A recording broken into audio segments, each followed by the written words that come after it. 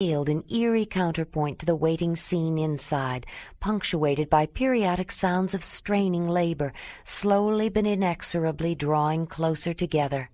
He awoke to the sound of excited voices amidst a flurry of activity. Light was coming through the cracks around the smoke hole. He got up, stretched, and rubbed his eyes. Ignored by the three women, he went outside to pass his morning water. He was glad to see the storm had abated, though a few dry flakes were swirling in the wind. As he started into the lodge, he heard the unmistakable squall of a newborn. He smiled, but waited outside, not sure if it was an appropriate moment to go back in.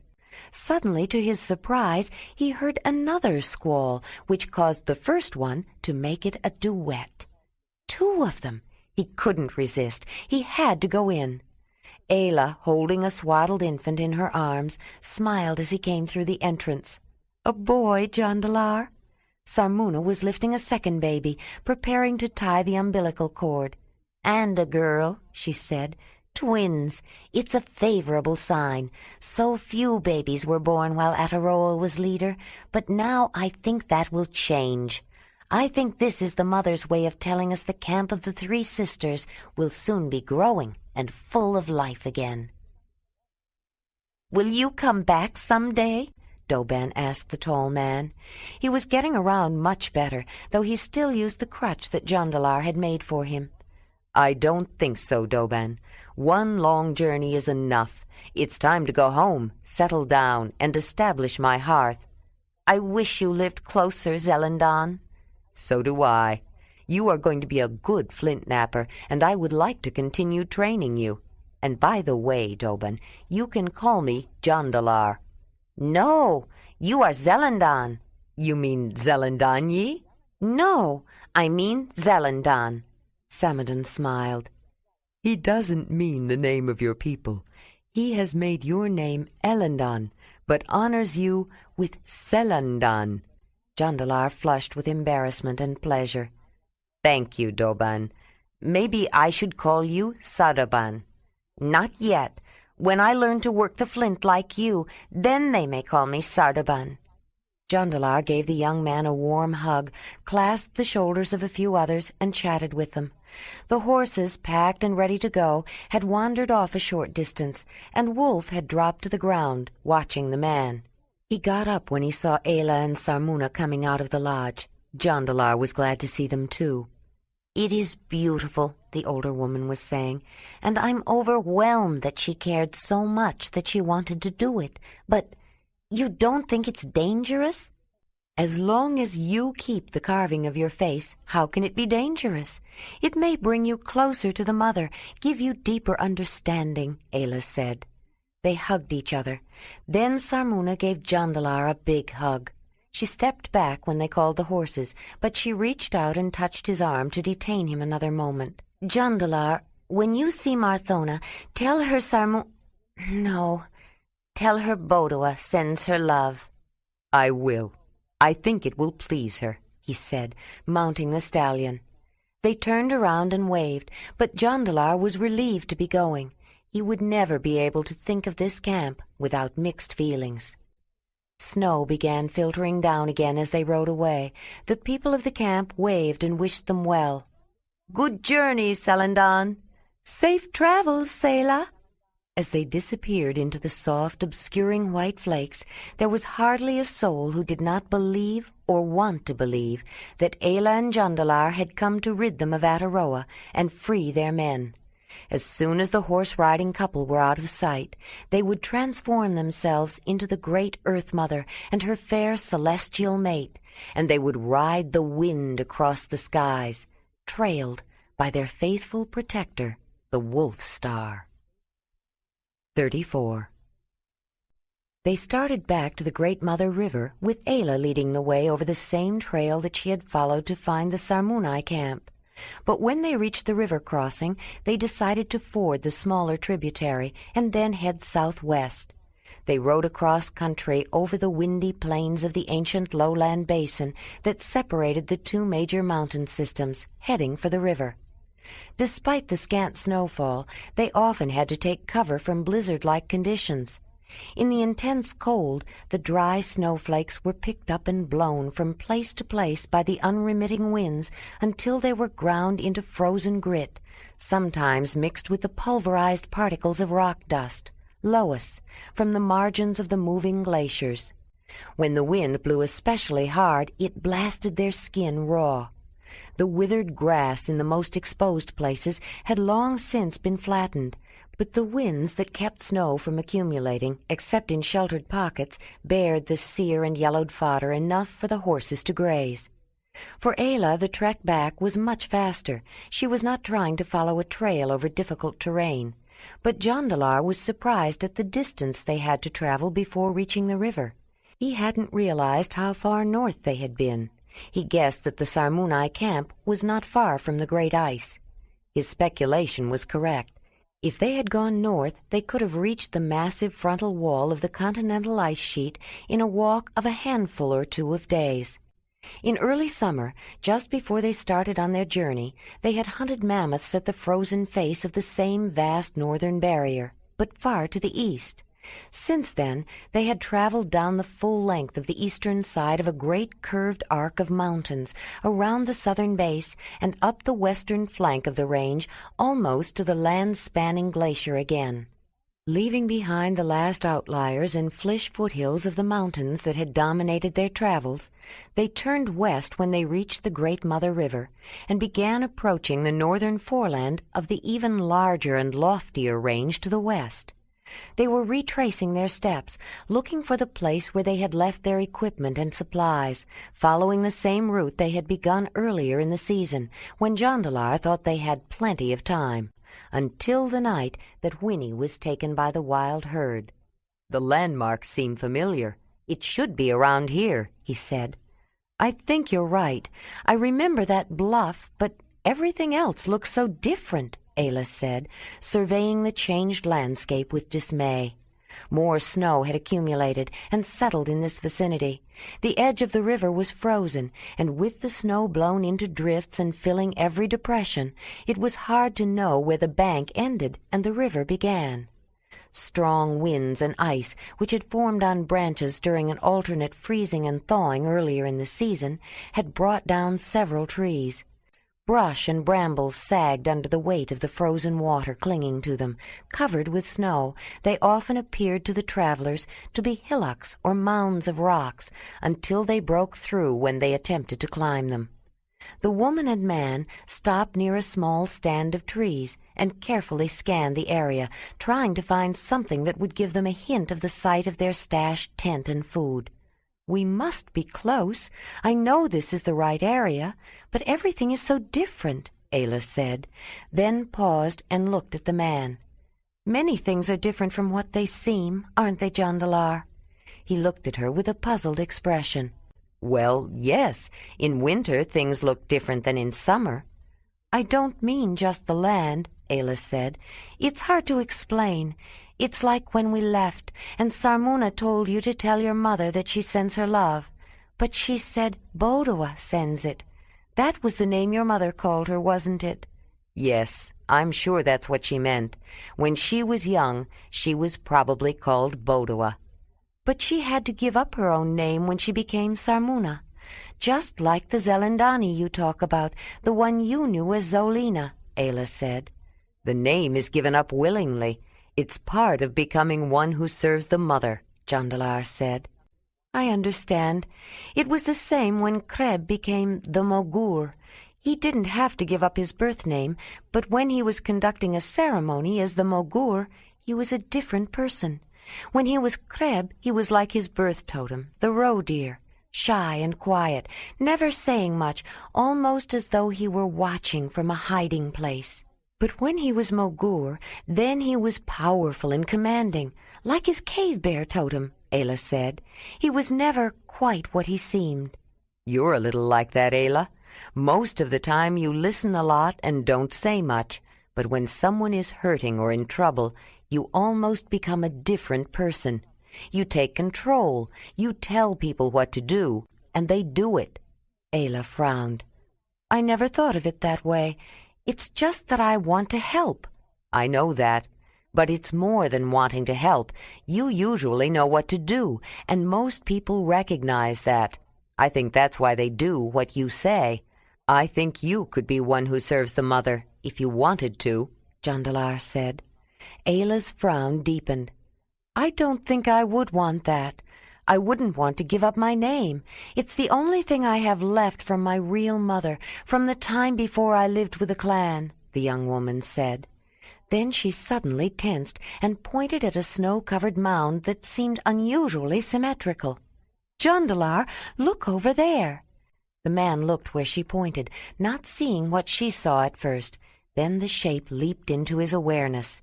"Could that be?" he said, urging Racer forward. The mound was in the middle of a tangle of briars, which increased their excitement. They dismounted. Jondalar found a sturdy branch and beat their way through the thicket of canes.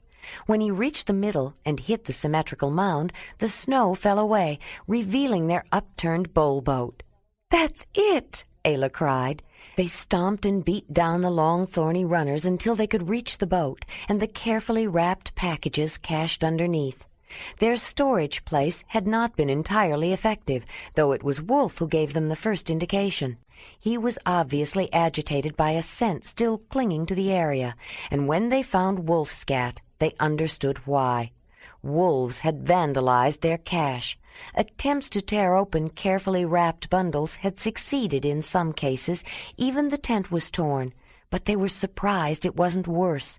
Wolves usually couldn't stay away from leather, and once they got hold of it, they loved to chew it up. "The repellent! That must have been what kept them from doing more damage," Jondalar said, pleased that Ayla's mixture had kept not just their canine traveling companion away from their things, but had later kept away the other wolves as well. "And all the while I thought that Wolf was making our journey more difficult. Instead, if it hadn't been for him, we probably wouldn't even have a tent. Come here, boy," Jondalar said, patting his chest and inviting the animal to jump up and put his paws on it. "You did it again. Saved our lives, or at least our tent." Ayla watched him grab the thick fur of the wolf's neck and smiled. She was pleased to see his change in attitude toward the animal. It wasn't that Jondalar had ever been unkind to him, or even that he disliked him. It was just that he'd never been so openly friendly and affectionate before. It was obvious that Wolf enjoyed the attention, too.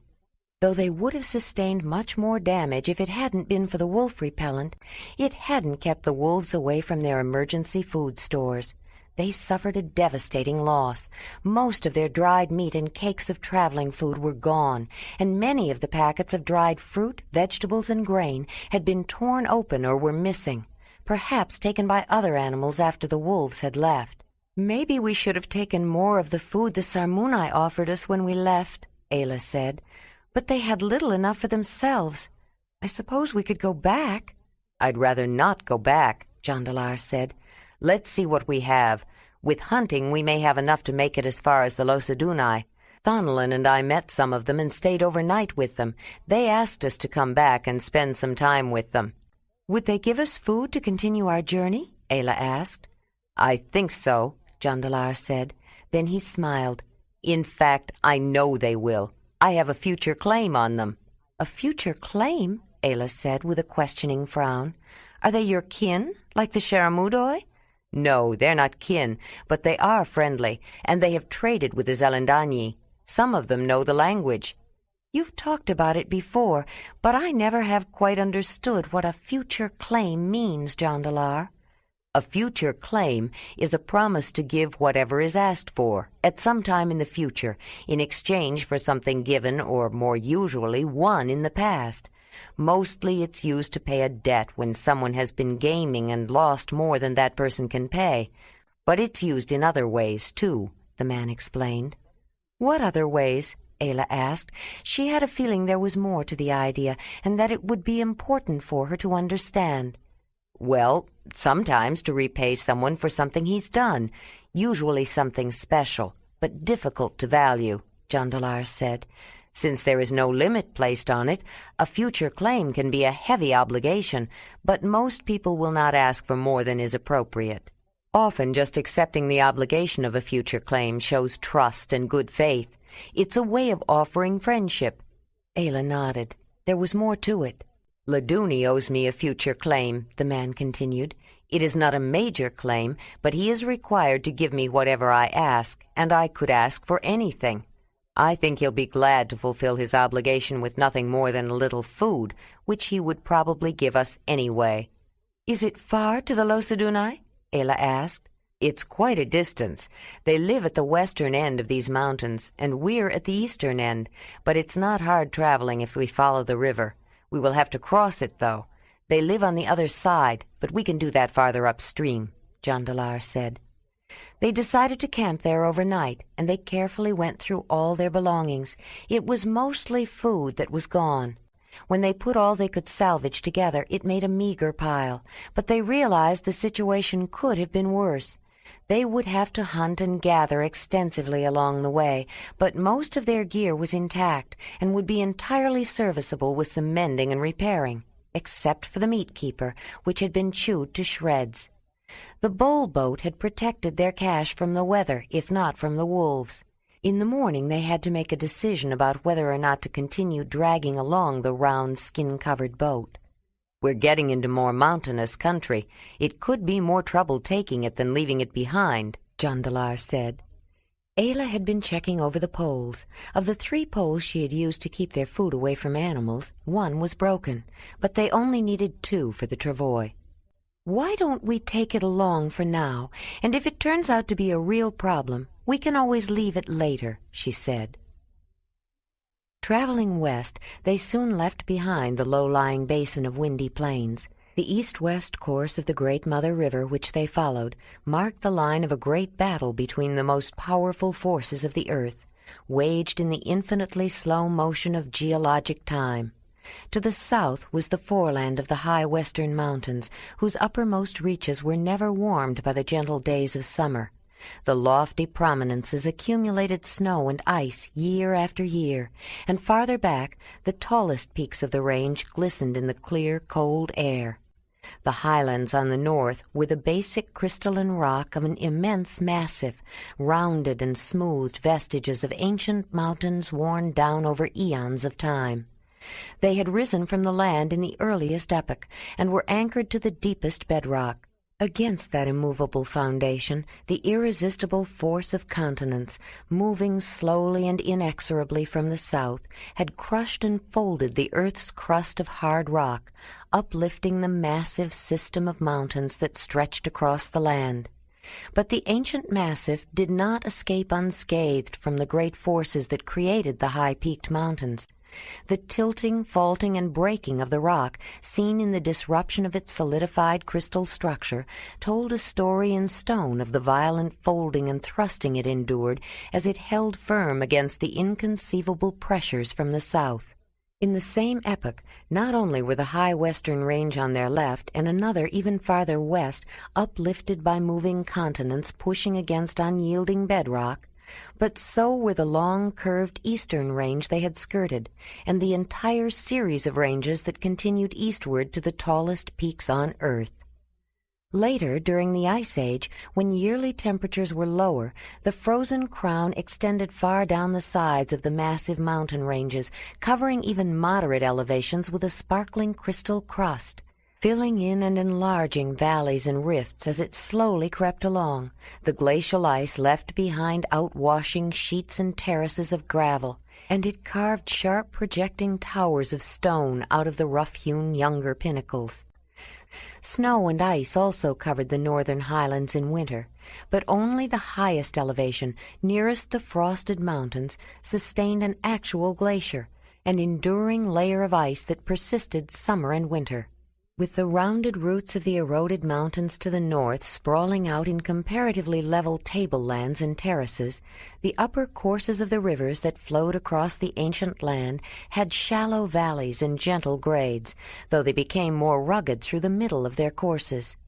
Except for those that fell directly off the face of the massif, rivers coming down the steeper slopes of the southern side flowed faster. The demarcation between the gentle northern highland and the mountainous south was the fertile land of rich loess through which the great Mother River flowed. Ayla and Jondalar were heading almost due west as they continued their journey, traveling along the northern bank of the waterway through the open plains of the river valley. While no longer the huge, voluminous mother of rivers that she had been downstream, the great mother river was still substantial, and after a few days, true to character, she separated once again into several channels.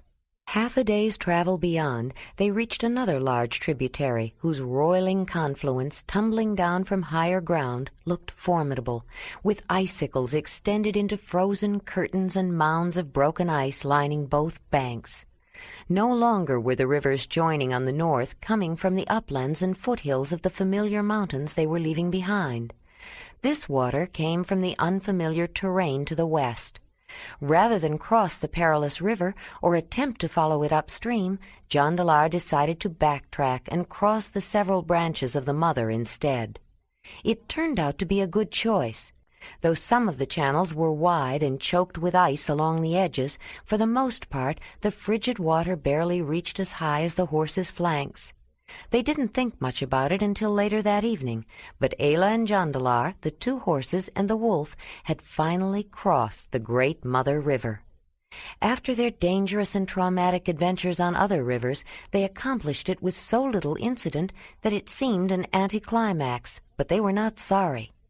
In the deep cold of winter, simply traveling was dangerous enough. Most people were snugly settled in warm lodges, and friends and kin would come looking if anyone was outside for too long. Ayla and Jondalar were entirely on their own. If anything happened, they had only each other and their animal companions to depend on. The land gradually sloped upward, and they began to notice a subtle shift in the vegetation. Fir and larch appeared among the spruce and pine near the river.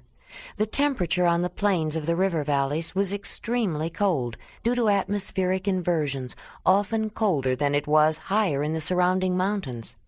Although snow and ice whitened the highlands that flanked them, snow seldom fell on the river valley. The few light, dry siftings that did produced little build-up on the frozen ground, except in hollows and depressions, and sometimes not even there. When snow was lacking, the only way they could get drinking water for themselves and the animals was to use their stone axes to chop ice from the frozen river and then melt it. It made Ayla more aware of the animals that roamed the plains along the valley of the mother.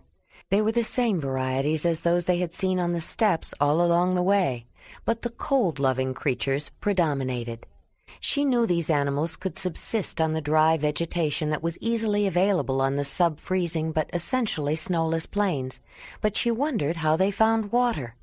She thought that wolves and other carnivores probably derived some of their liquid requirement from the blood of those they hunted for food, and they ranged over a large territory and could find pockets of snow or loose ice to chew. But what about horses and the other grazing and browsing animals? How did they find water in a land that in winter was a frozen desert? There was enough snow in some areas, but others were barren regions of rock and ice.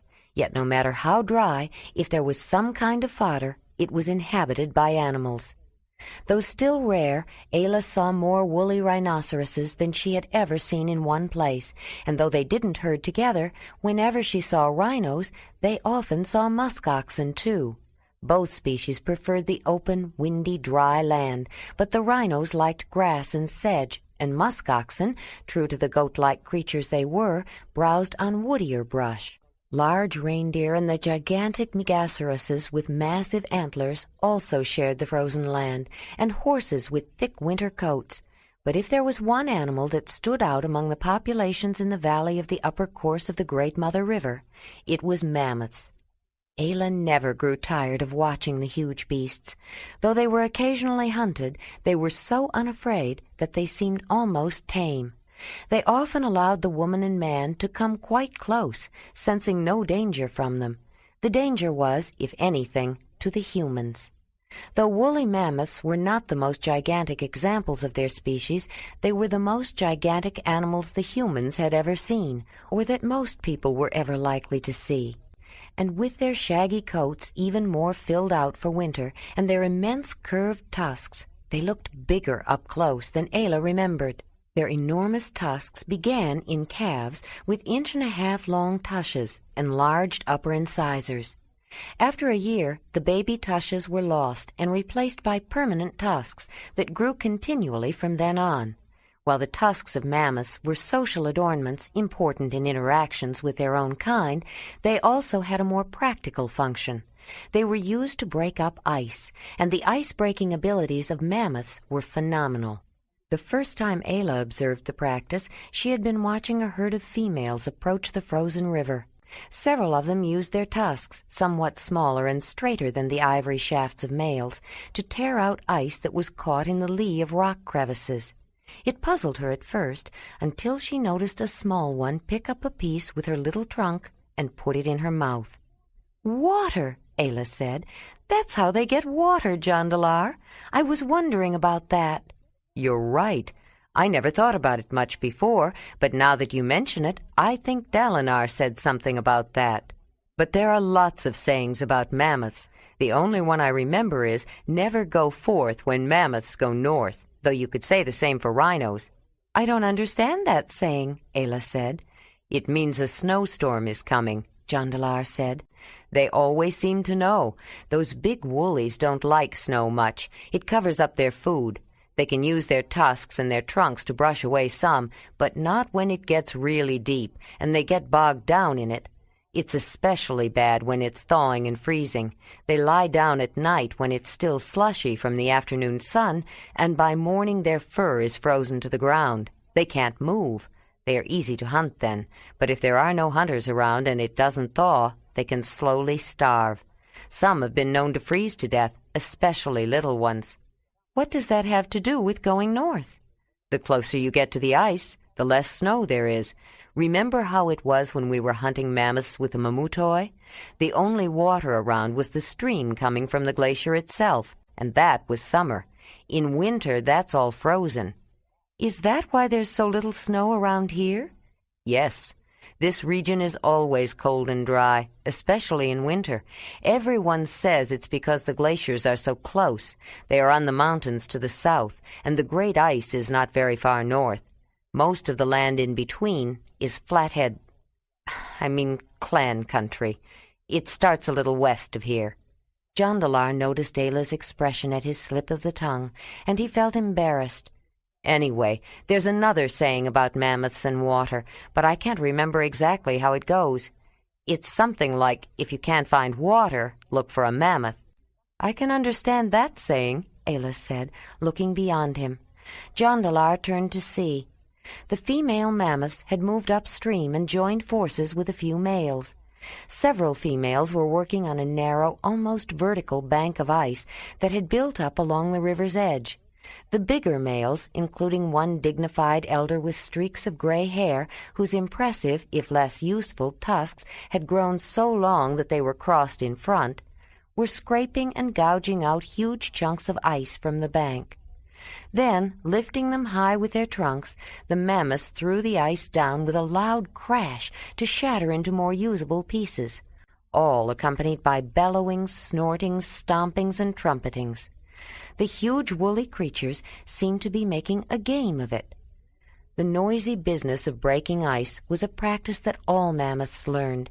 Even young ones only 2 or 3 years old, who had barely lost their baby tushes, showed wear on the outside edges at the ends of their tiny 2-inch tusks from scraping ice, and the tips of the 20-inch prongs of 10-year-olds were worn smooth from moving their heads up and down against the vertical surfaces. By the time the young mammoths reached 25, their tusks were beginning to grow forward, upward, and inward, and the way they used them changed. The lower surfaces began to show some of the wear of scraping ice and brushing aside what snow did fall on the dry grass and plants of the steppes. Ice-breaking, though, could be a dangerous business, since tusks often broke along with the ice. But even broken ends were often worn smooth again by later scraping and gouging of ice.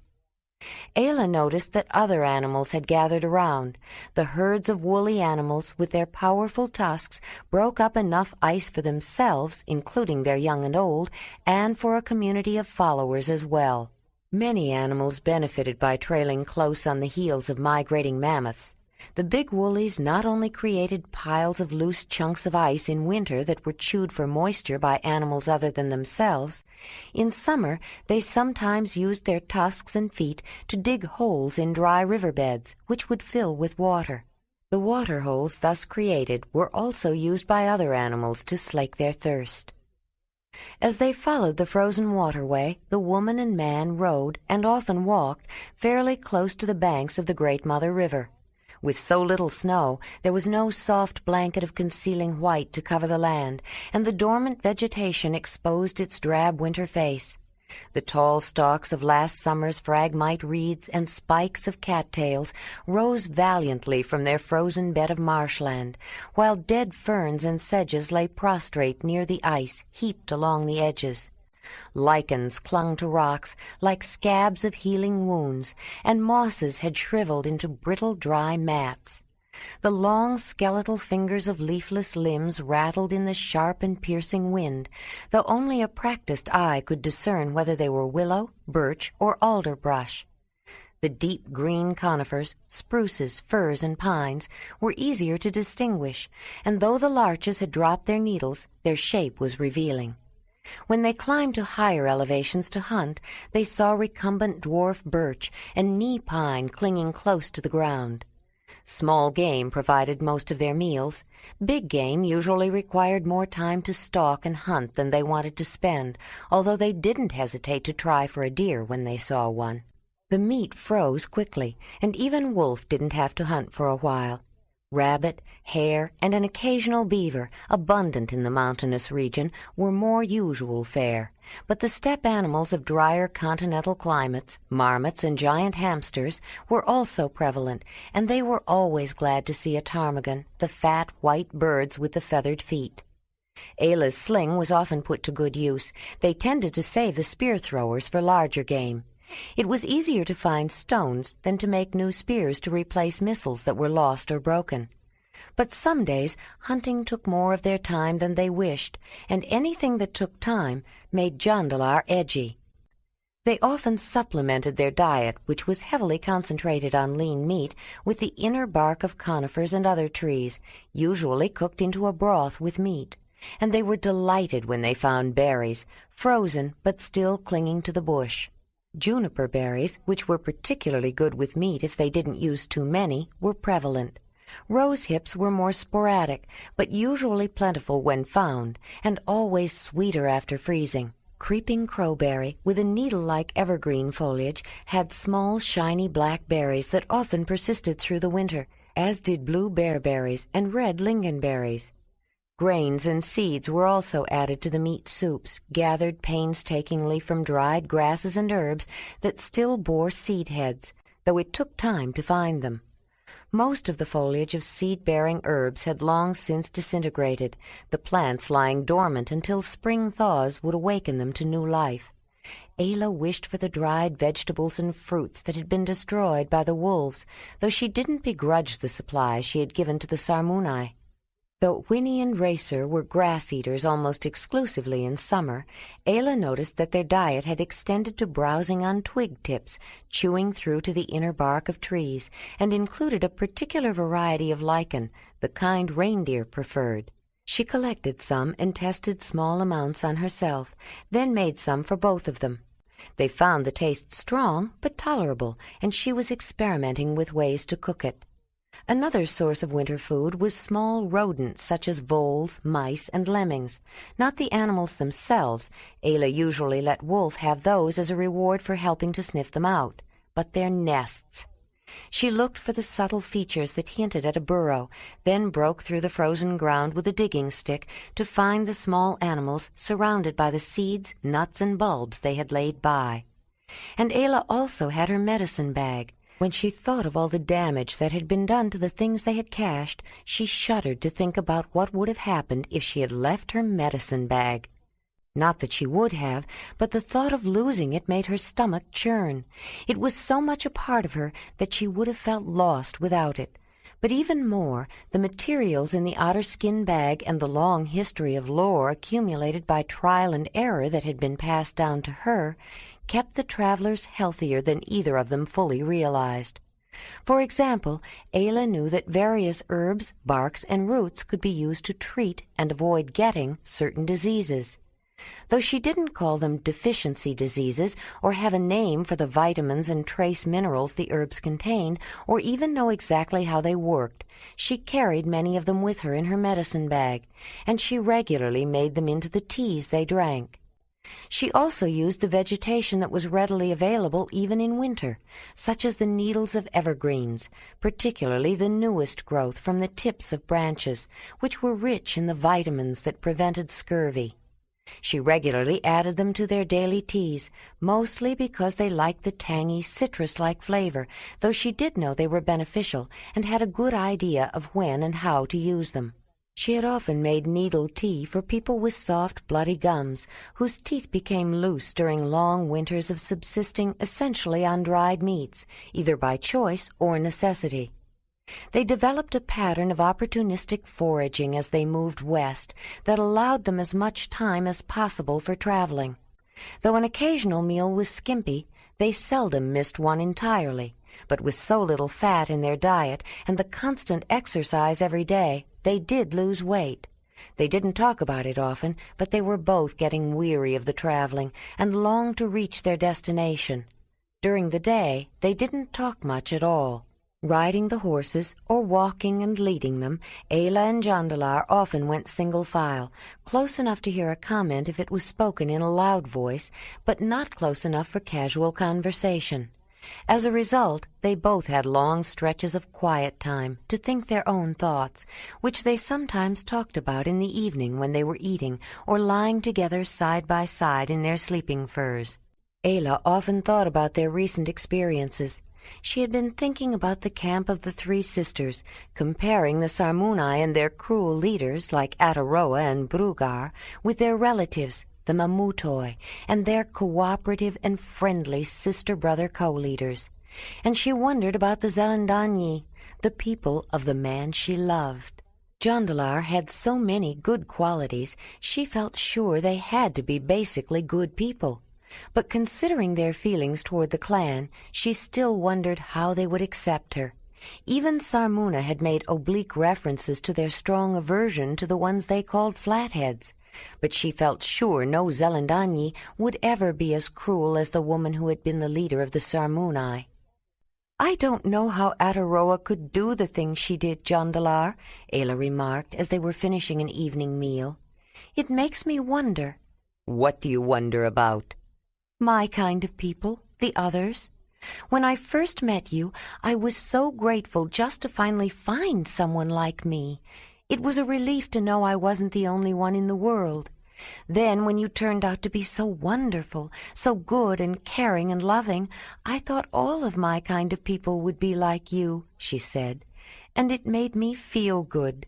She was going to add, until he reacted with such disgust when she told him about her life with the clan. But she changed her mind when she saw Jondalar smiling, flushed with embarrassed delight, obviously pleased. He had felt a rush of warmth at her words, thinking that she was pretty wonderful, too. "Then, when we met the Mamutoi, Talut, and the lion camp," Ayla continued, "I was sure the others were all good people. They helped each other, and everyone had a voice in the decisions. They were friendly and laughed a lot, and they didn't reject an idea just because they hadn't heard about it before. There was Freebeck, of course, but he turned out to be not so bad either. Even those at the summer meeting who sided against me for a while because of the clan, and even some of the Sharamudoi, did it out of misplaced fear, not evil intentions. But Ataroa was as vicious as a hyena." "Ataroa was only one person," Jondalar reminded her. "Yes, but look how many she influenced. Sarmuna used her sacred knowledge to help Ataroa kill and hurt people, even if she did feel sorry about it later. And Epidoa was willing to do anything Ataroa said," Ayla said. "They had reasons for it. The women had been badly treated," Jondalar said. "I know the reasons.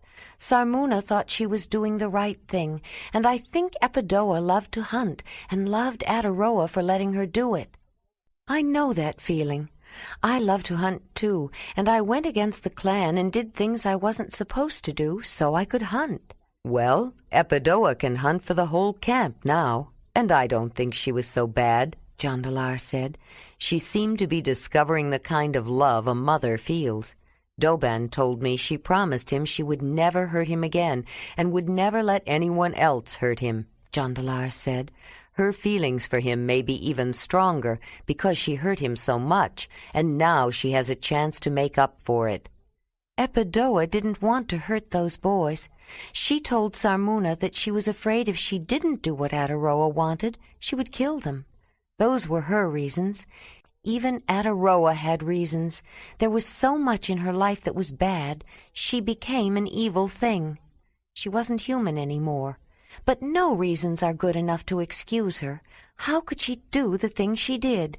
Even Braud, as bad as he was not as bad, and he hated me.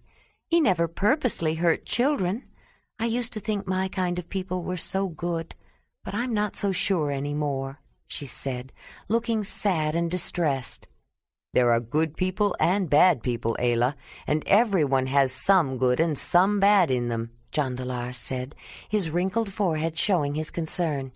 He sensed that she was trying to fit the new sensibility she had gathered from her latest unpleasant experience into her personal scheme of things, and he knew it was important. "But those people are decent, and try to help each other. They know it's necessary. After all, you never know when you may need help, and most people would rather be friendly." "But there are some who are twisted, like Ataroa," Ayla said. "That's true." The man nodded, having to agree. "And there are some who only give what they must, and would rather not give at all, but that doesn't make them bad." "But one bad person can bring out the worst in good people, like Ataroa did to Sarmuna and Epidoa." "I suppose the best we can do is try to keep the evil and cruel ones from causing too much harm. Maybe we should count ourselves lucky there aren't more like her. But Ayla, don't let one bad person spoil the way you feel about people." "Ataroa can't make me feel any different about the people I know, and I'm sure you are right about most people, Jondalar, but she has made me more wary and more cautious." "It doesn't hurt to be a little cautious at first, but give people a chance to show their good side before you judge them bad." The highland on the north side of the river paced along with them as they continued their westward trek. Wind-sculptured evergreens on the rounded tops and level plateaus of the massif were silhouetted against the sky. The river split out again into several channels across a lowland basin that formed an embayment. The southern and northern boundaries of the valley maintained their characteristic differences, but the base rock was cracked and downfaulted to great depths between the river and the limestone foreland of the high southern mountain. Toward the west was the steep limestone edge of a fault line. The course of the river turned northwest. The east end of the lowland basin was also bordered by a fault ridge, caused not so much by uplifting of the limestone as by the depression of the land of the embayment. Toward the south, the land spread out on a level grade for some distance before it rose up toward the mountains, but the granite plateau in the north drew closer to the river until it was rising steeply just across the water. They camped within the low embayment. In the valley near the river, the smooth gray bark and the bare branches of beech made an appearance among the spruce, fir, pine, and larch. The area was protected enough to shelter the growth of a few large-leafed deciduous trees. Milling around near the trees in seeming confusion was a small herd of mammoths, both females and males. Ayla edged closer to see what was going on. One mammoth was down, a giant of an elder with enormous tusks that crossed in front. She wondered if it was the same group they had seen earlier breaking ice. Could there be two mammoths who were so old in the same region? Jondalar walked up beside her. "I'm afraid he's dying. I wish there was something I could do for him," Ayla said. "His teeth are probably gone. Once that happens, there is nothing anyone can do except what they are doing, staying with him, keeping him company," Jondalar said. "Perhaps none of us can ask for more," Ayla said. In spite of their relatively compact size, each adult mammoth consumed large quantities of food every day, primarily woody-stemmed tall grass and occasional small trees. With such a rough diet, their teeth were essential. They were so important that a mammoth's lifespan was determined by its teeth. A woolly mammoth developed several sets of large grinding molars throughout its span of some 70 years, usually 6 to a side, both upper and lower. Each tooth weighed about 8 pounds and was especially adapted to grinding coarse grasses. The surface was made up of many extremely hard, thin, parallel ridges, plates of dentine covered with enamel, and had higher crowns and more ridges than the teeth of any other of its species before or since. Mammoths were primarily grass-eaters. The shreds of bark that they tore from trees, particularly in winter, the spring forbs, and the occasional leaves, branches, and small trees, were only incidental to their main diet of tough, fibrous grass. The earliest and smallest grinders were formed near the front of each jaw, and the rest grew in behind and moved forward in a steady progression during the animal's life, with only 1 or 2 teeth in use at any one time. As hard as it was, the important grinding surface wore down as it moved toward the front, and the roots dissolved. Finally, the last thin, useless fragments of tooth were dropped as the new ones moved into place. The final teeth were in use by age 50, and when they were nearly gone, the old gray hair could not chew the tough grass any more. Softer leaves and plants could still be eaten, spring plants, but in other seasons they were not available. In desperation, the undernourished elder often left the herd, searching for greener pastures, but found only death. The herd knew when the end was close, and it wasn't uncommon to see them sharing the elder's last days. The other mammoths were as protective of the dying as they were of newborns, and they gathered around trying to make the fallen one get up. When all was over, they buried the dead ancestor under piles of dirt, grass, leaves, or snow. Mammoths were even known to bury other dead animals, including humans. Ayla and Jondalar and their 4-legged traveling companions found their way getting steeper and more difficult when they left behind the lowland and the mammoths. They were approaching a gorge. A foot of the ancient massif of the north had stretched too far south and was split by the dividing waters of the river. They climbed higher as the river rushed through the narrow defile, moving too fast to freeze, but carrying with it ice flows from quieter sections farther west. It was strange to see moving water after so much ice. In front of the high-peaked ramparts to the south were mesas, massif-like hills topped with extensive plateaus, carrying thick stands of conifers, their branches sprinkled with snow. The thin limbs of deciduous trees and brush were etched in white from a coating of freezing rain, which accentuated each twig and branch, captivating Ayla with their winter beauty. The altitude continued to increase, the lowlands between the ridges never dipping quite as low as the preceding ones. The air was cold, crisp, and clear, and even when it was cloudy, no snow fell. Precipitation decreased as winter deepened. The only moisture in the air was the warm breath expelled by humans and animals. The river of ice became smaller each time they passed a frozen tributary valley. At the west end of the lowland was another gorge. They climbed the rocky ridge, and when they reached the highest place, they looked ahead and stopped, awed by the sight. Ahead, the river had split again. The travelers didn't know it was the last time that it would divide into the branches and channels that had characterized its progress across the flat plains over which it had flowed for so much of its length. The gorge just before the lowlands curved sharply as it gathered the separate channels into one, causing a furious whirlpool that carried ice and floating debris into its depths before disgorging it in a gush farther downstream, where it rapidly refroze. They stopped at the highest place, looked down, and watched a small log whirling around and around, going deeper and deeper with each spiraling turn. "I would not want to fall into that," Ayla said, shuddering at the thought. "Nor would I," Jondalar responded. Ayla's gaze was drawn to another sight in the distance. "Where are those clouds of steam coming from, Jondalar?" she asked. "It's freezing, and the hills are covered with snow." There are pools of hot water over there, water warmed by the hot breath of Dani herself. Some people are afraid to go near such places, but the people I want to visit live near such a deep hot well, or so they told me. The hot wells are sacred to them, even though some smell very bad. It's said they use the water to cure illness. How long before we reach those people you know, the ones who use water to cure illness? She asked. Anything that might add to her wealth of medical knowledge always piqued her interest. Besides, food was getting scarcer, or they didn't want to take the time to look for it, but they had gone to bed hungry a couple of days. The slope of the land increased noticeably beyond the last flat basin. They were hemmed in by highlands on both sides as the mountains pressed in.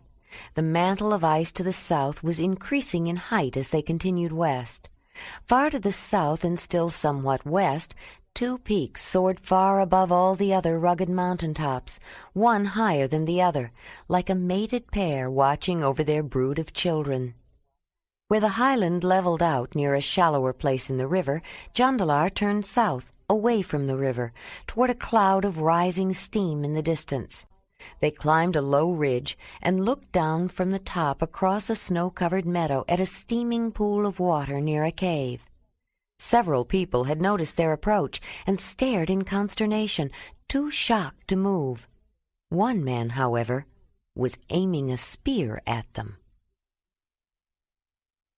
35.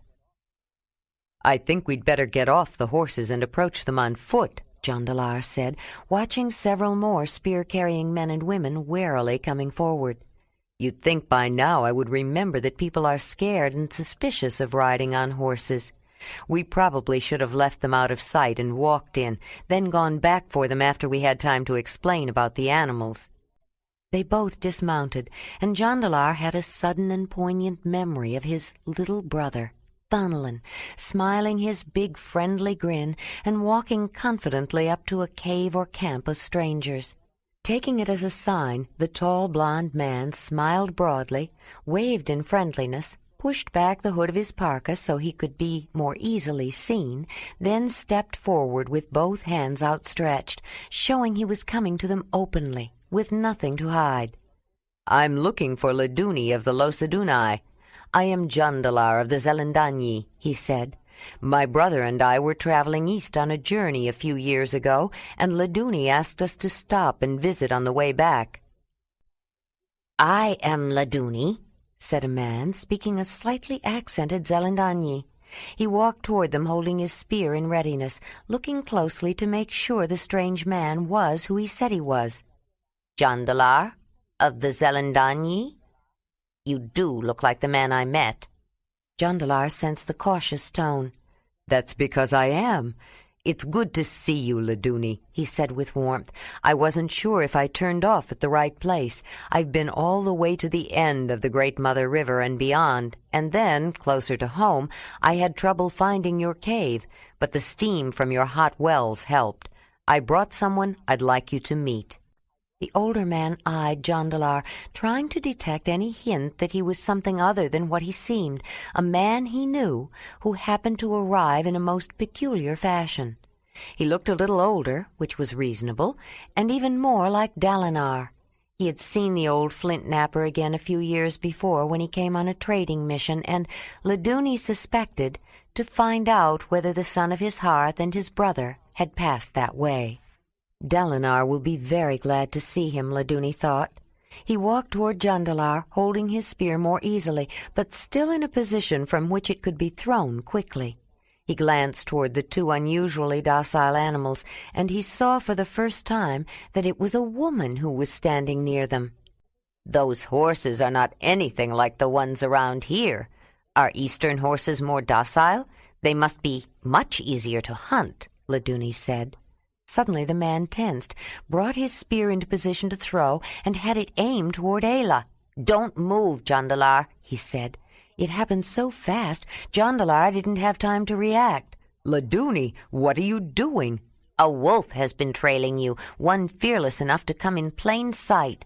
"No!" Ayla shouted, throwing herself between the wolf and the man with the spear. "This wolf travels with us. Don't kill him," Jondalar said, rushing to interpose himself between Laduni and Ayla. She dropped down and wrapped her arms around the wolf, holding him firmly, partly to protect him and partly to protect the man with the spear. Wolf's hair was bristling, his lips were pulled back to show his fangs, and a savage snarl issued from his throat. Laduni was taken aback. He had moved to protect the visitors, but they were acting as if he meant to harm them. He gave Jondalar a questioning look. "Put down your spear, Laduni, please," Jondalar said. "The wolf is our companion, just as the horses are. He saved our lives. I promise he won't hurt anyone as long as no one threatens him or the woman. I know it must seem strange, but if you'll give me a chance, I'll explain." Laduni slowly lowered his spear, eyeing the large wolf warily. Once the threat was removed, Ayla calmed the animal, then stood up and walked toward Jondalar and Laduni, signaling Wolf to stay close to her side. "Please excuse Wolf for raising his hackles," Ayla said. "He really likes people once he gets to know them, but we had a bad experience with some people east of here. It has made him more nervous around strangers, and he has become more protective." Laduni noticed that she spoke Zelendanyi quite well, but her strange accent branded her as a foreigner immediately. He also noticed something else. He wasn't sure. It was nothing he could specifically define. He'd seen many blonde, blue-eyed women before, but the set of her cheekbones, the shape of her features or face, something gave her a foreign look as well.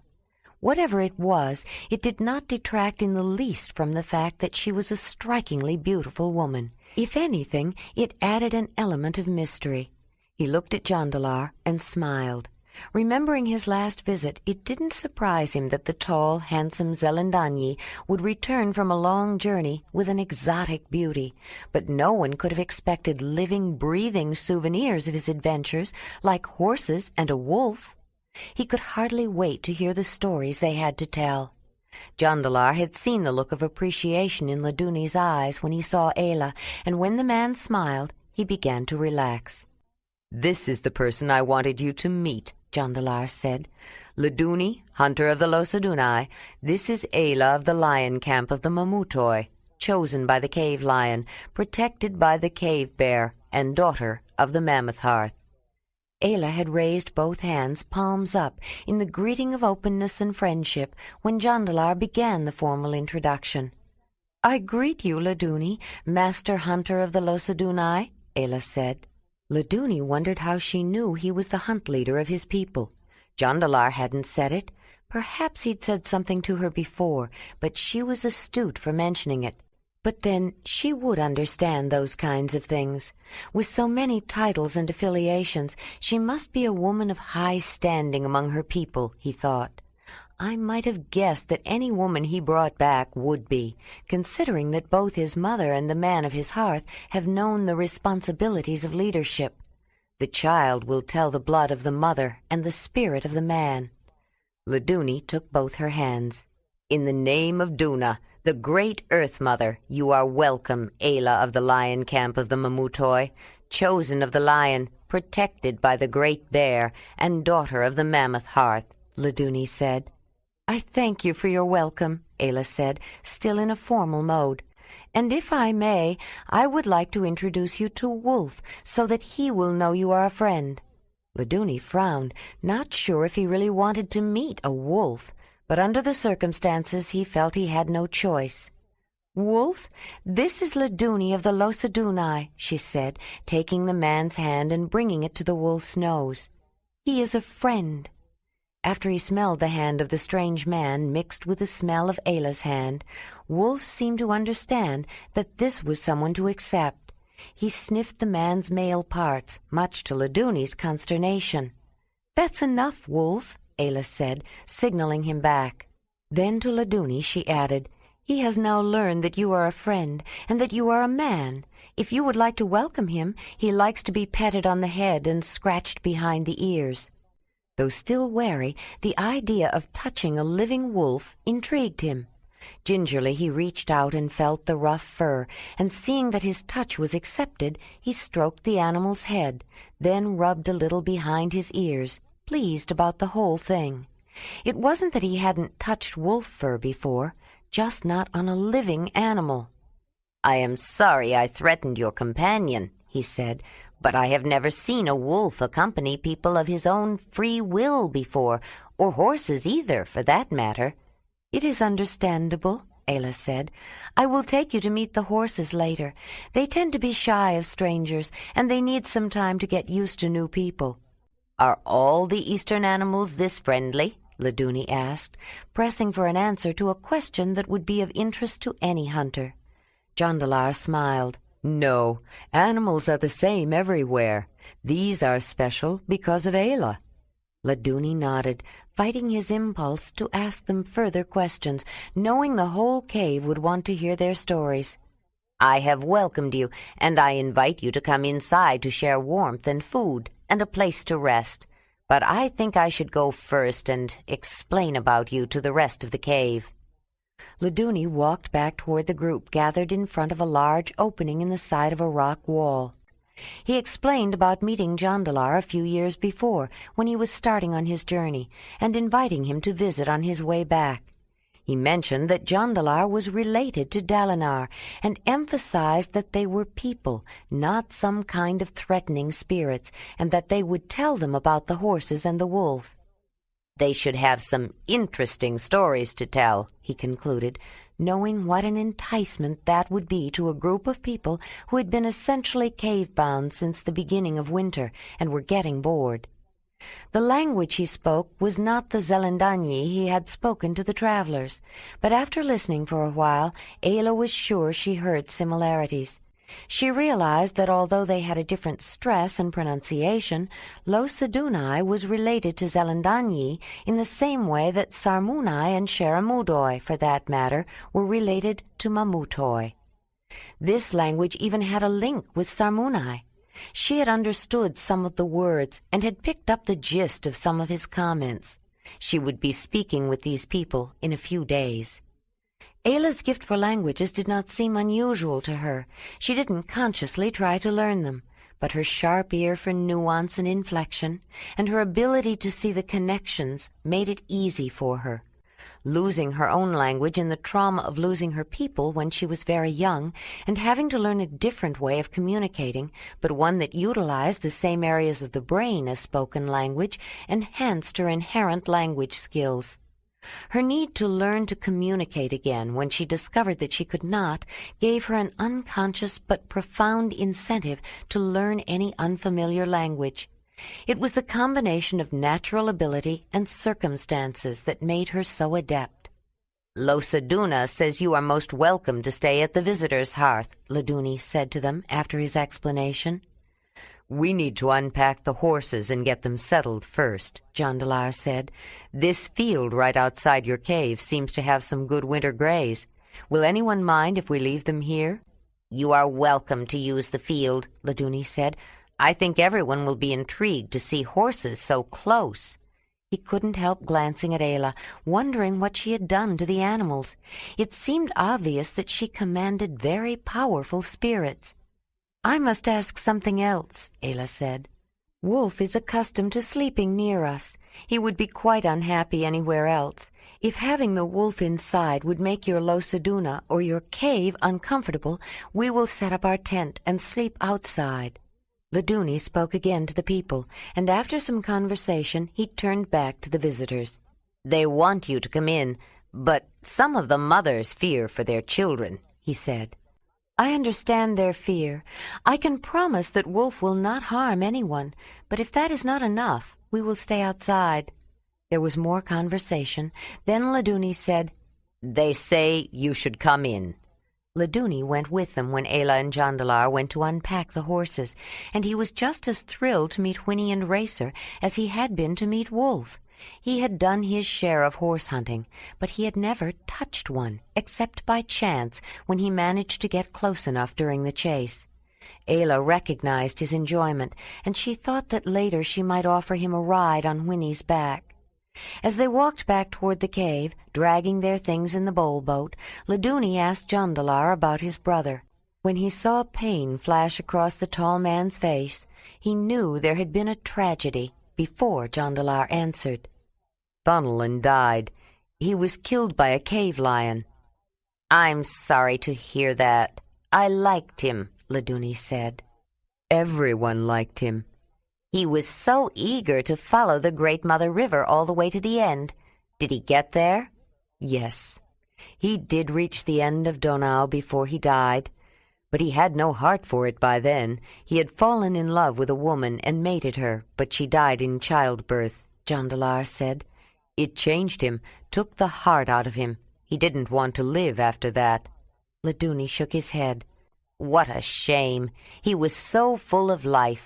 Felonia thought about him for a long time after you left. She kept hoping he would come back."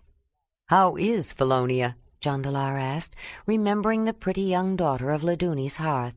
The older man grinned. "She's mated now, and Duna smiles on her. She has 2 children. Shortly after you and Thonolin left, she discovered she had been blessed. When the word got around that she was pregnant, I think every eligible Losadunai man found a reason to visit our cave." "I can imagine. As I recall, she was a lovely young woman. She made a journey, didn't she?" "Yes, with an older cousin." "And she has 2 children?" Jondalar said. Laduni's eyes sparkled with pleasure. "A daughter from the first blessing, Thenolia. Felonia was sure she was a child of your brother's spirit. And not long ago, she had a son. She is living with her mate's cave. They had more room, but it's not too far away, and we see her and the children regularly." There was satisfaction and joy in Laduni's voice. "I hope Thenolia is a child of Thonolin's spirit. I'd like to think that there is still a piece of his spirit in this world," Jondalar said. Could it happen so fast, Jondalar wondered? He only spent 1 night with her. Was his spirit so potent? Or if Ayla is right, could Thonolin have started a baby growing inside Felonia with the essence of his manhood that night we stayed with them? He remembered the woman he had been with. "How is Linelia?" he asked. "She is fine. She is visiting kin at another cave. They are trying to arrange a mating for her. A man lost his mate and is left with 3 young children at his hearth. Linelia never had any children, though she always wanted some. If she finds him compatible, they will mate, and she will adopt the children. It could be a very happy arrangement, and she is very excited about it." "I'm pleased for her, and I wish her much happiness," Jondalar said, covering up his disappointment. He was hoping that she might have become pregnant after sharing pleasures with him. Whatever it is, a man's spirit or the essence of his manhood, Thonolin has proved the strength of his. But what about me? Is my essence or spirit potent enough? Jondalar wondered. As they entered the cave, Ayla looked around with interest. She had seen many dwellings of the others, lightweight or portable shelters that were used in summer, and sturdier permanent structures able to withstand the rigors of winter. Some were constructed out of mammoth bones and covered with sod and clay. Some out of wood and tucked away under an overhang or on a floating platform. But she had not seen a cave like this since she left the clan. It had a large mouth that faced southeast, and it was nice and roomy inside. Brun would have liked this cave, she thought. Once her eyes became accustomed to the dim light and she saw the interior, she was surprised. She had expected to see several fireplaces in various locations, the hearths of each family. There were family fireplaces within the cave, but they were inside or near the openings of structures made of hides fastened to poles. They were similar to tents, but not conical in shape, and open at the top. They needed no protection from the weather inside the cave. As far as she could tell, they were used as panels to screen the interior space from casual sight. Ayla recalled the clan's prohibition against looking directly into the living space, as defined by boundary stones, of another man's hearth. It was a matter of tradition and self-control. But the purpose, she realized, was the same: privacy. Laduni was leading them toward one of the screened-off dwelling spaces. "Your bad experience didn't involve a band of rowdies, did it?" he asked. "No. Has there been trouble?" Jondalar asked. "When we met before, you spoke about some young man who had gathered together several followers. They were making sport of the Flatheads." He glanced at Ayla, but he knew Laduni would never understand clan.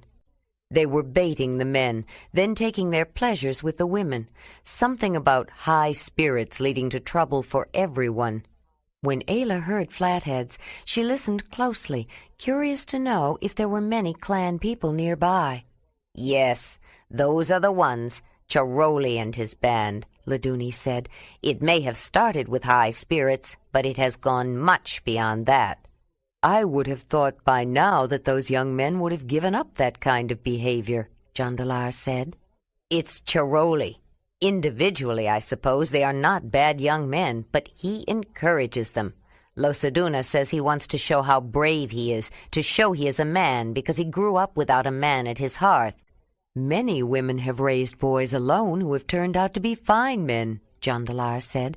They had become so involved in the conversation that they had stopped walking and were standing in the middle of the cave. People were gathering around. "Yes, of course, but his mother's mate disappeared when he was just a baby, and she never took another. Instead, she lavished all her attention on him, indulging him long beyond his early years, when he should have been learning a craft and the duties of an adult. Now it's up to everyone to put a stop to him." "What happened?" Jondalar asked. "A girl of our cave was near the river setting snares. She had just become a young woman a few moons before, and she hadn't yet had her rites of first pleasures. She was looking forward to the ceremony at the next gathering. Charoli and his band happened to see her alone, and they all took her." "All of them? Took her? By force?" Jondalar said, appalled. "A girl, not yet a woman? I can't believe it." "All of them," Laduni said, with a cold anger that was worse than any heat of the moment. "And we will not put up with it. I don't know if they got tired of Flathead females or what excuse they gave themselves, but that was too much. They caused her pain and bleeding. She says she wants nothing more to do with men, ever again. She has refused to go through with her womanhood rites." "That's terrible, but it's hard to blame her. It's not the way for a young woman to learn of Donnie's gift," Jondalar said. "Her mother is afraid that if she forgoes honoring the mother with the ceremony, she will never have children." "She could be right, but what can be done?" Jondalar asked. "Her mother wants Charoli dead, and she wants us to declare a blood feud against his cave," Laduni said. "Revenge is her right, but a blood feud can destroy everyone. Besides, it's not Charoli's cave that has caused the trouble. It's that band of his, and some of them aren't even from the cave of Charoli's birth. I've sent a message to Tomasi, the hunt leader there, and put an idea to him." "An idea? What's your plan?" "I think it's up to all of the Losadunai to stop Charoli and his band. I'm hoping that Tomasi will join with me in trying to convince everyone to bring those young men back under the supervision of the caves. I've even suggested that he allow Medinia's mother her revenge, rather than suffer the bloodshed of a feud over them. But Tomasi is related to Charoli's mother." "That would be a hard decision," Jondalar said. He noticed that Ayla had been listening closely. "Does anyone know where Charoli's band stays? They can't be with any of your people. I can't believe any cave of Losadunai would shelter such ruffians in their midst." "South of here is a barren area, with underground rivers and many caves. It is rumored that they are hiding in one of the caves near the edge of that region." "They could be hard to find if there are many caves." "But they can't stay there all the time. They have to get food, and they can be trailed and followed. A good tracker could trail them easier than he could an animal, but we need all the caves to cooperate. Then it wouldn't take long to find them." "What will you do with them after you find them?" This time it was Ayla who asked the question. I think that once all those young ruffians are separated, it wouldn't take long to break their ties to each other. Each cave can handle one or two of their own, in their own way. I doubt if most of them really want to live outside the Losadunai and not be part of a cave. They will want mates some day, and not many women would choose to live the way they do." "I think you are right," Jondalar said. "I'm very sorry to hear about this young woman," Ayla said. "What was her name? Medinia?" Her expression showed how troubled she was. "I am too," Jondalar added. "I wish we could stay and help, but if we don't cross the glacier soon, we may have to stay until next winter." "It may already be too late to make it across this winter," Laduni said. "Too late," Jondalar said. "But it's cold, winter. Everything is frozen solid. All the crevasses should be filled with snow." "Yes, it is winter now, but this late in the season you never know. You could still make it, but if the fen winds come early, and they could, then all the snow will melt fast. The glacier can be treacherous during the first spring melt, and under the circumstances, I don't think it's safe to go around through the Flathead country to the north. They are not too friendly these days. Chiroli's band has antagonized them. Even animals have some feeling of protection for their females and will fight to protect their own." "They are not animals," Ayla said, springing to their defense. "They are people, just a different kind of people." Laduni held his tongue. He did not want to offend a visitor and a guest. With her closeness to animals, she might think of all animals as people. If a wolf protects her and she treats it like a human, is it any wonder that she thinks of flatheads as people too, he thought. I know they can be clever, but they are not human. Several people had gathered around while they were talking. One of them, a small, thin, rather rumpled, middle-aged man with a shy smile, spoke up. "Don't you think you should let them get settled, Laduni? I'm beginning to wonder if you are going to keep them here talking all day." The woman standing beside him added. She was a plump woman, just a shade shorter than the man, with a friendly face. "I'm sorry. You are right, of course. Let me introduce you," Laduni said. He looked at Ayla first, then turned toward the man. "Losaduna, the one who serves the mother for Hotwell Cave of the Losadunai. This is Ayla of the lion camp of the Mamutoi, chosen of the lion, protected by the great bear, and daughter of the Mammoth Hearth." "The Mammoth Hearth? Then you are one who serves the mother too," the man said with a surprised smile before he even greeted her. "No, I am a daughter of the Mammoth Hearth. Mamut was training me, but I have never been initiated," Ayla explained. "But born to it. You must be chosen of the mother, too, along with all the rest," the man said, obviously delighted. "Losaduna, you have not greeted her yet," the plump woman chided. The man looked befuddled for a moment.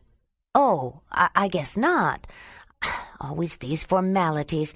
In the name of Duna, the great Earth Mother, may I welcome you, Ayla of the Mamutoi, chosen by the lion camp and daughter of the Mammoth Hearth." The woman beside him sighed and shook her head. "He got it mixed up. But if it was some little-known ceremony or legend about the mother, he wouldn't forget a bit of it," she said. Ayla couldn't help smiling. She had never met one who served the mother who seemed more unlikely to function in that capacity. Those she had met before were each self-possessed, easily recognized individuals with a powerful presence, not at all like this absent-minded, diffident man, unmindful of his appearance, with a pleasant, rather shy demeanor. But the woman seemed to know where his strengths were, and Laduni showed no lack of respect. Losaduna was obviously more than he seemed. "That's all right," Ayla said to the woman. "He didn't really get it wrong." She was, after all, chosen by the lion camp, too. Adopted, not born to them, Ayla thought. Then she addressed the man who had taken both her hands and was still holding them. "I greet the one who serves the Great Mother of all, and thank you for your welcome, Losaduna."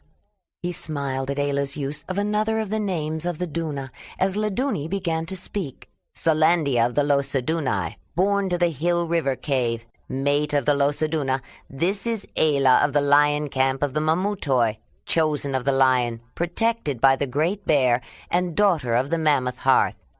"I greet you, Ayla of the Mamutoi, and invite you to our lodgings," Solandia said. The full titles and affiliations had been said enough times. She didn't think they needed to be repeated again. "Thank you, Solandia," she said. Laduni then looked at Jondalar. Losaduna, one who serves the mother for the hot well cave of the Losadunai. This is Jondalar, master flint-knapper of the 9th cave of the Zelendanyi, son of Marthona, former leader of the 9th cave, brother of Joharan, leader of the 9th cave, born to the hearth of Dalinar, leader and founder of the Lanzadanyi. Ayla had never heard all of Jondalar's titles and ties before, and she was surprised. Though she didn't fully understand the significance, it sounded impressive. After Jondalar repeated the litany and was formally introduced, they were finally led to the large living and ceremonial space allocated to Losaduna. Wolf, who had been sitting quietly close to Ayla's leg, gave a little yip when they reached the entrance to the dwelling place. He had seen a child inside, but his reaction frightened Solandia. She ran in and snatched the baby up off the floor. "I have 4 children. I don't know if that wolf should be in here," she said, fear raising the pitch of her voice. "Mashari can't even walk. How can I be sure he won't go after my little boy?" "Wolf will not harm the little one," Ayla said. "He grew up with children and loves them. He is more gentle with them than with adults. He wasn't going after the baby. He was just so happy to see him." Ayla had signaled Wolf to stay down, but he couldn't hide his eager anticipation in seeing the children. Solandia eyed the carnivore warily.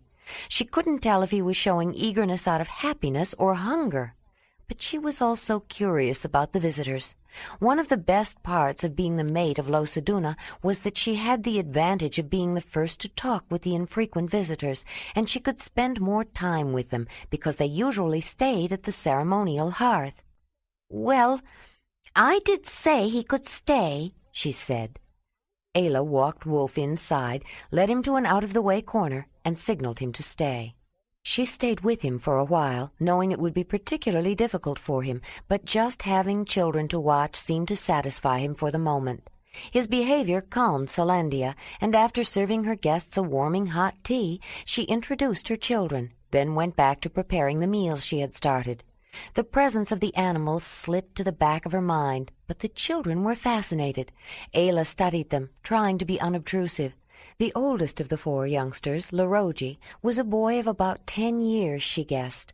There was a girl of perhaps 7 years, Dosalia, and another of 4 or so, Naladia. Though the baby was not yet walking, that did not limit his mobility. He was at the crawling stage and was fast and efficient on all 4s. The older children were wary of Wolf, and the elder of the girls picked up the baby and held him while they watched the animal. But after a while, when nothing happened, she put him down. While Jondalar spoke with Losaduna, Ayla began to set out their things. There was spare bedding for guests, and she hoped she would have time to clean their sleeping furs while they were here. Suddenly there was a peal of babyish laughter. Ayla caught her breath and looked in the corner where she had left Wolf. There was absolute silence in the rest of the dwelling space as everyone stared in wonder and awe at the baby, who had crawled to the corner and was sitting beside the large wolf, pulling on his fur. Ayla glanced at Solandia and saw her staring transfixed as her precious baby boy proceeded to poke and prod and pull at the wolf, who simply wagged his tail and looked pleased. Finally Ayla walked over, picked up the child, and brought him to his mother. "You're right," Solandia said with amazement. "That wolf loves children. If I hadn't seen it myself, I would never have believed it."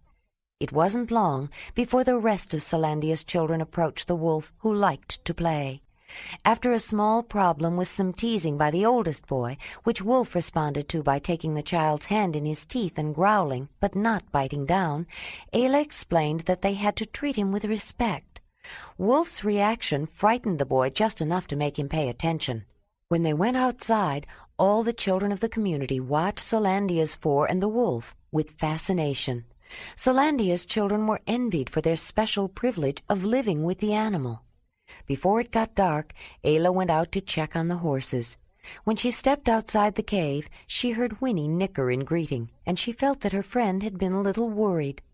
When she nickered back, causing several heads to turn in her direction and stare in surprise, Racer responded with a somewhat louder neigh. She walked across the field, heavy with snow, nearer the cave, to give the horses some attention and make sure they were both all right. Winnie watched her coming with her tail raised, looking alert and responsive. As the woman neared, she dropped her head, then flipped it high and described a circle in the air with her nose. Racer, just as happy to see her, pranced and reared up on his hind legs.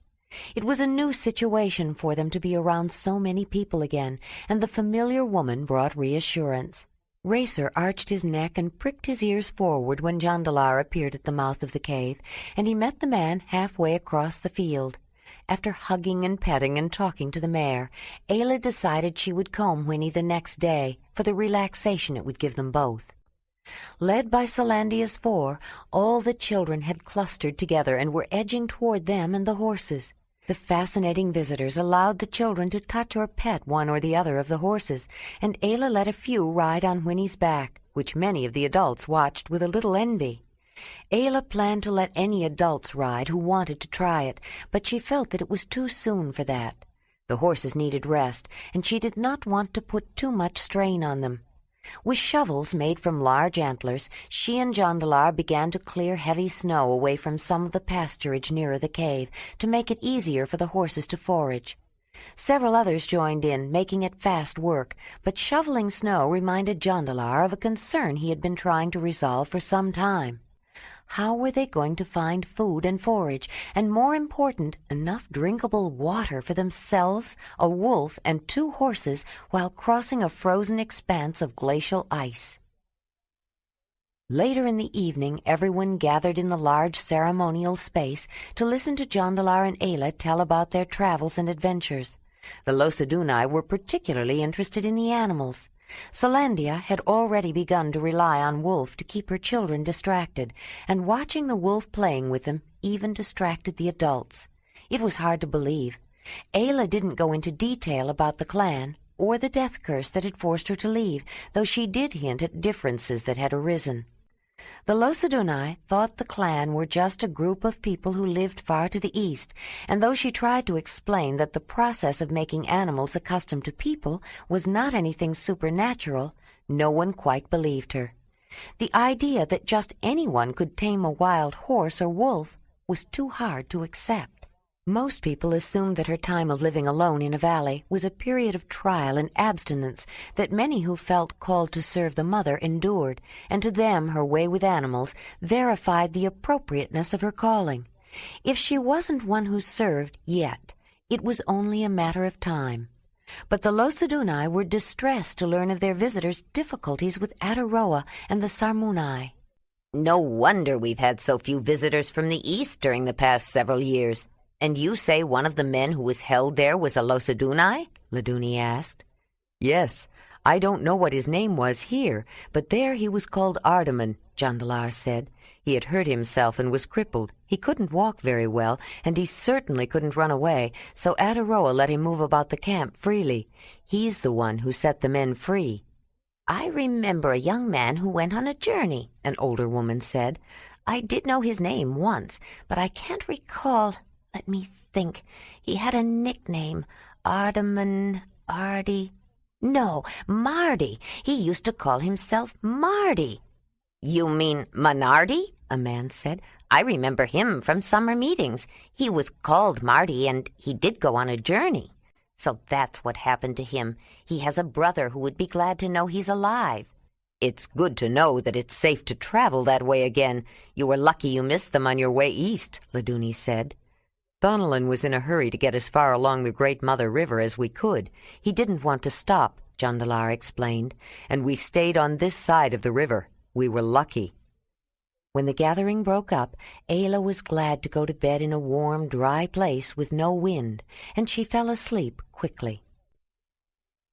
Ayla smiled at Solandia, who was sitting beside the fireplace nursing Misheri.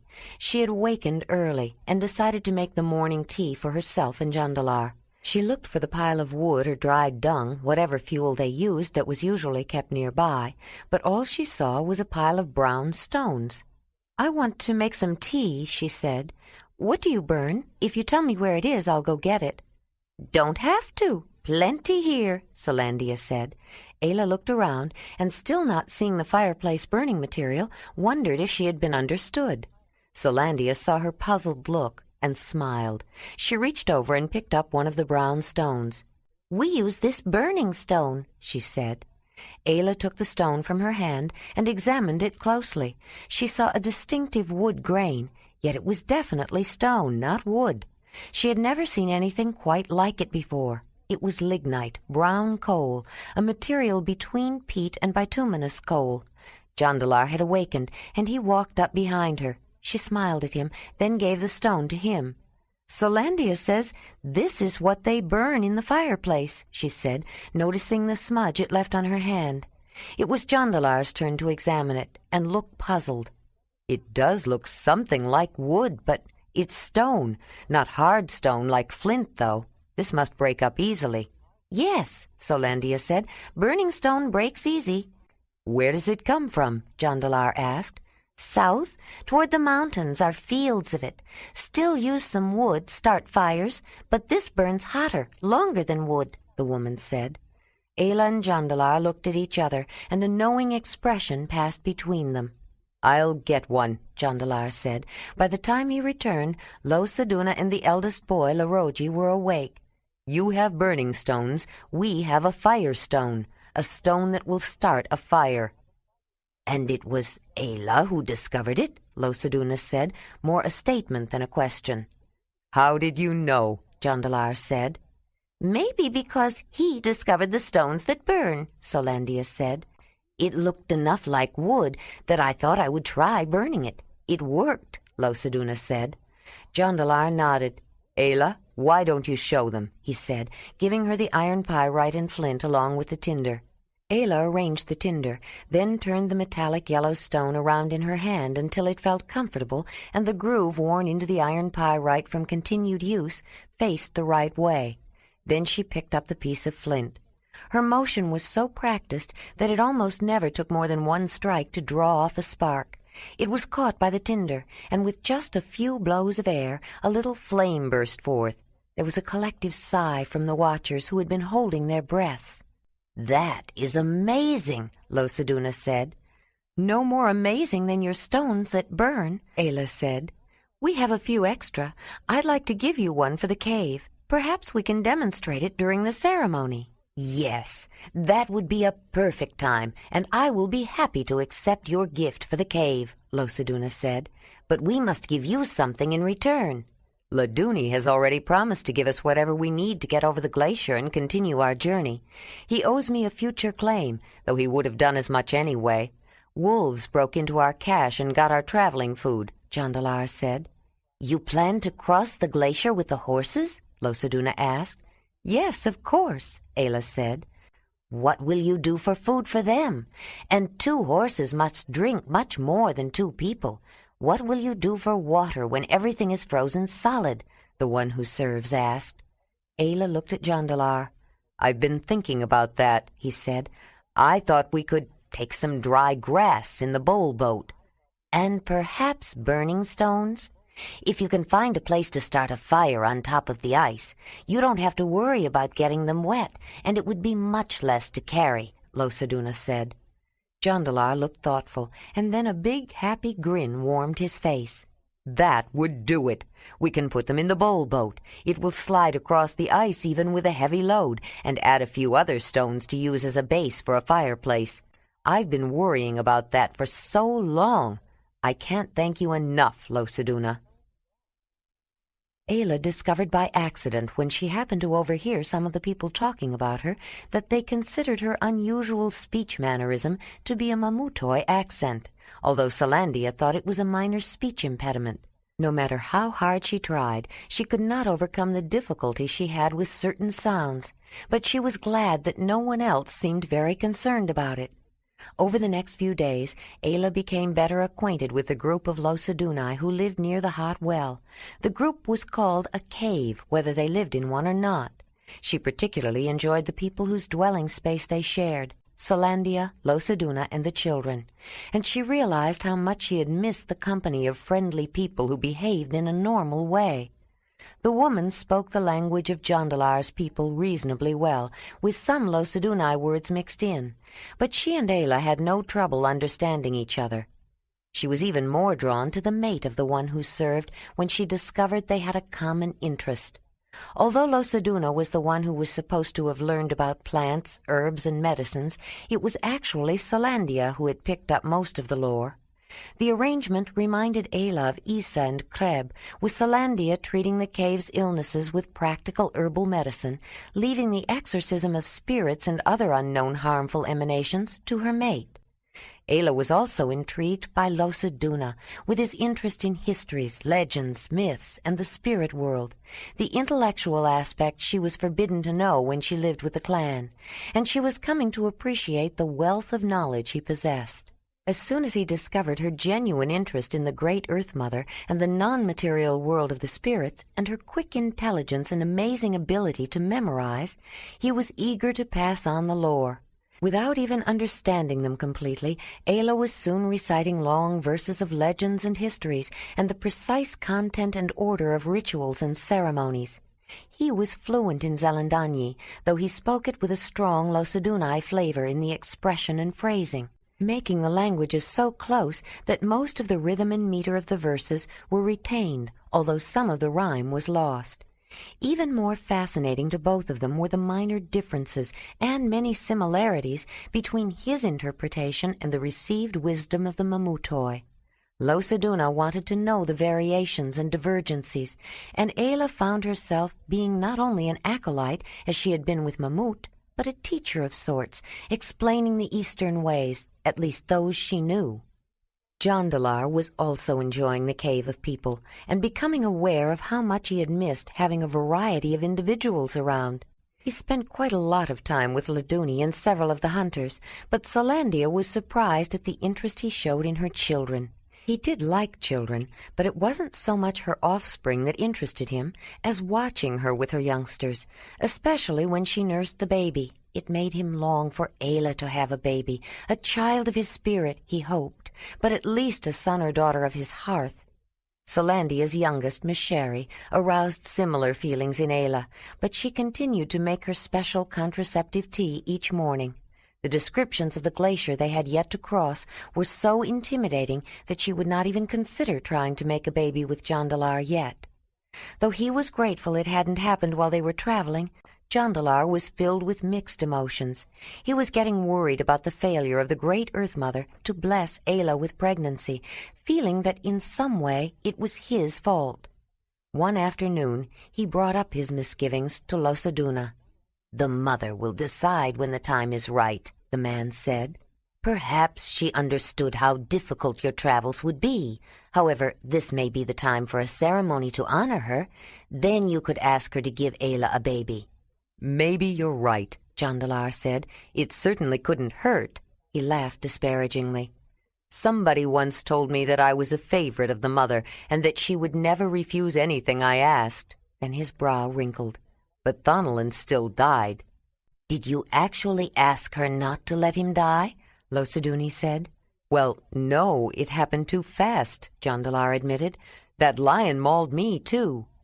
"Think about it sometime. Try to remember if you have ever directly asked her for anything, and if she complied or refused your request. Anyway, I will talk to Laduni and the council about a ceremony to honor the mother," Losaduna said. "I want to do something to try to help Medinia, and an honoring ceremony might be exactly the right thing. She won't get out of bed. She wouldn't even get up to hear your stories, and Medinia used to love stories about traveling." "What a terrible ordeal it must have been for her," Jondalar said, shuddering at the thought. "Yes, I was hoping she would be recovering from it by now. I wonder if a cleansing ritual at the hot well would help," he said. But it was obvious he didn't expect an answer from Jondalar. His mind was already lost in thought as he began to consider the ritual. Suddenly he looked up. "Do you know where Ayla is? I think I'll ask her to join us. She could be a help." "Losaduna has been explaining it, and I'm very interested in this ritual we are planning," Ayla said, "but I'm not so sure about the ceremony to honor the mother." "It's an important one," Jondalar said, frowning. "Most people look forward to it." If she were not happy about it, he wondered whether it would work. Perhaps if I knew more about it, I would too. I have so much to learn, and Losaduna is willing to teach me. I'd like to stay a while. We have to leave soon. If we wait much longer, it will be spring. We'll stay for the ceremony to honor the mother, and then we have to go, Jondalar said. I almost wish we could stay here until next winter. I'm so tired of traveling, Ayla said. She didn't voice her next thought, though it had been bothering her.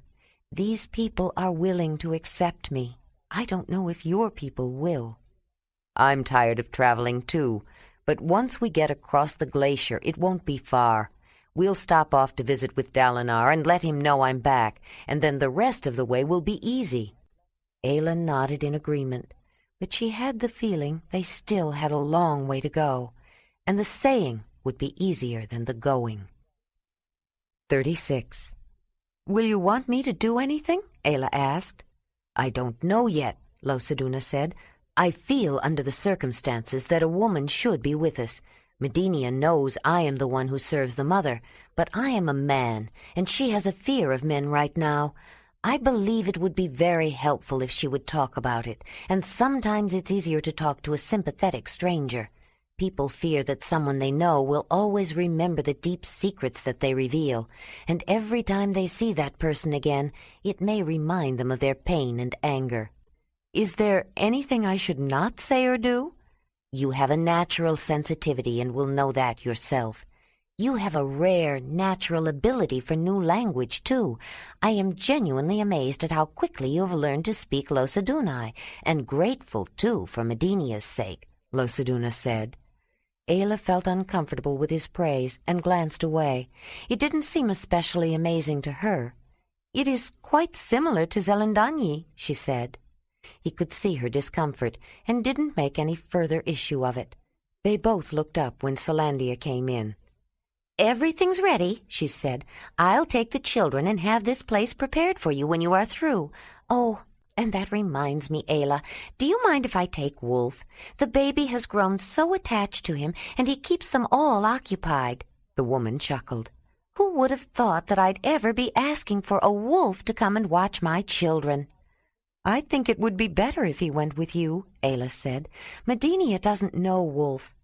Shall we go and get her then? Losaduna said. As they walked together toward the dwelling space of Medenia and her mother, Ayla noticed she was taller than the man, and she recalled that her first impression of him had been that he was small and shy. She was surprised at how much her perception of him had changed. Although he was short in height and reserved in demeanor, his sure intellect lent stature, and his quiet dignity cloaked a deep sensitivity and a strong presence. Losaduna scratched at the stiff rawhide leather stretched between a rectangle of slender poles.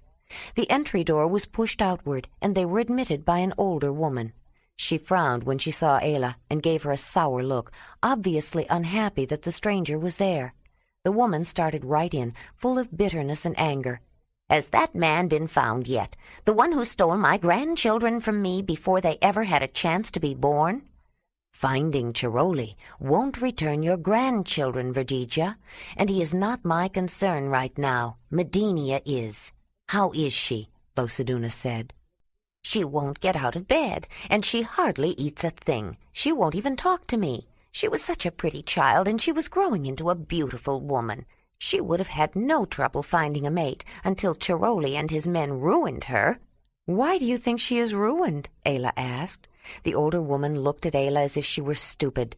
Doesn't this woman know anything? Verdija said to Losaduna, then turned to Ayla.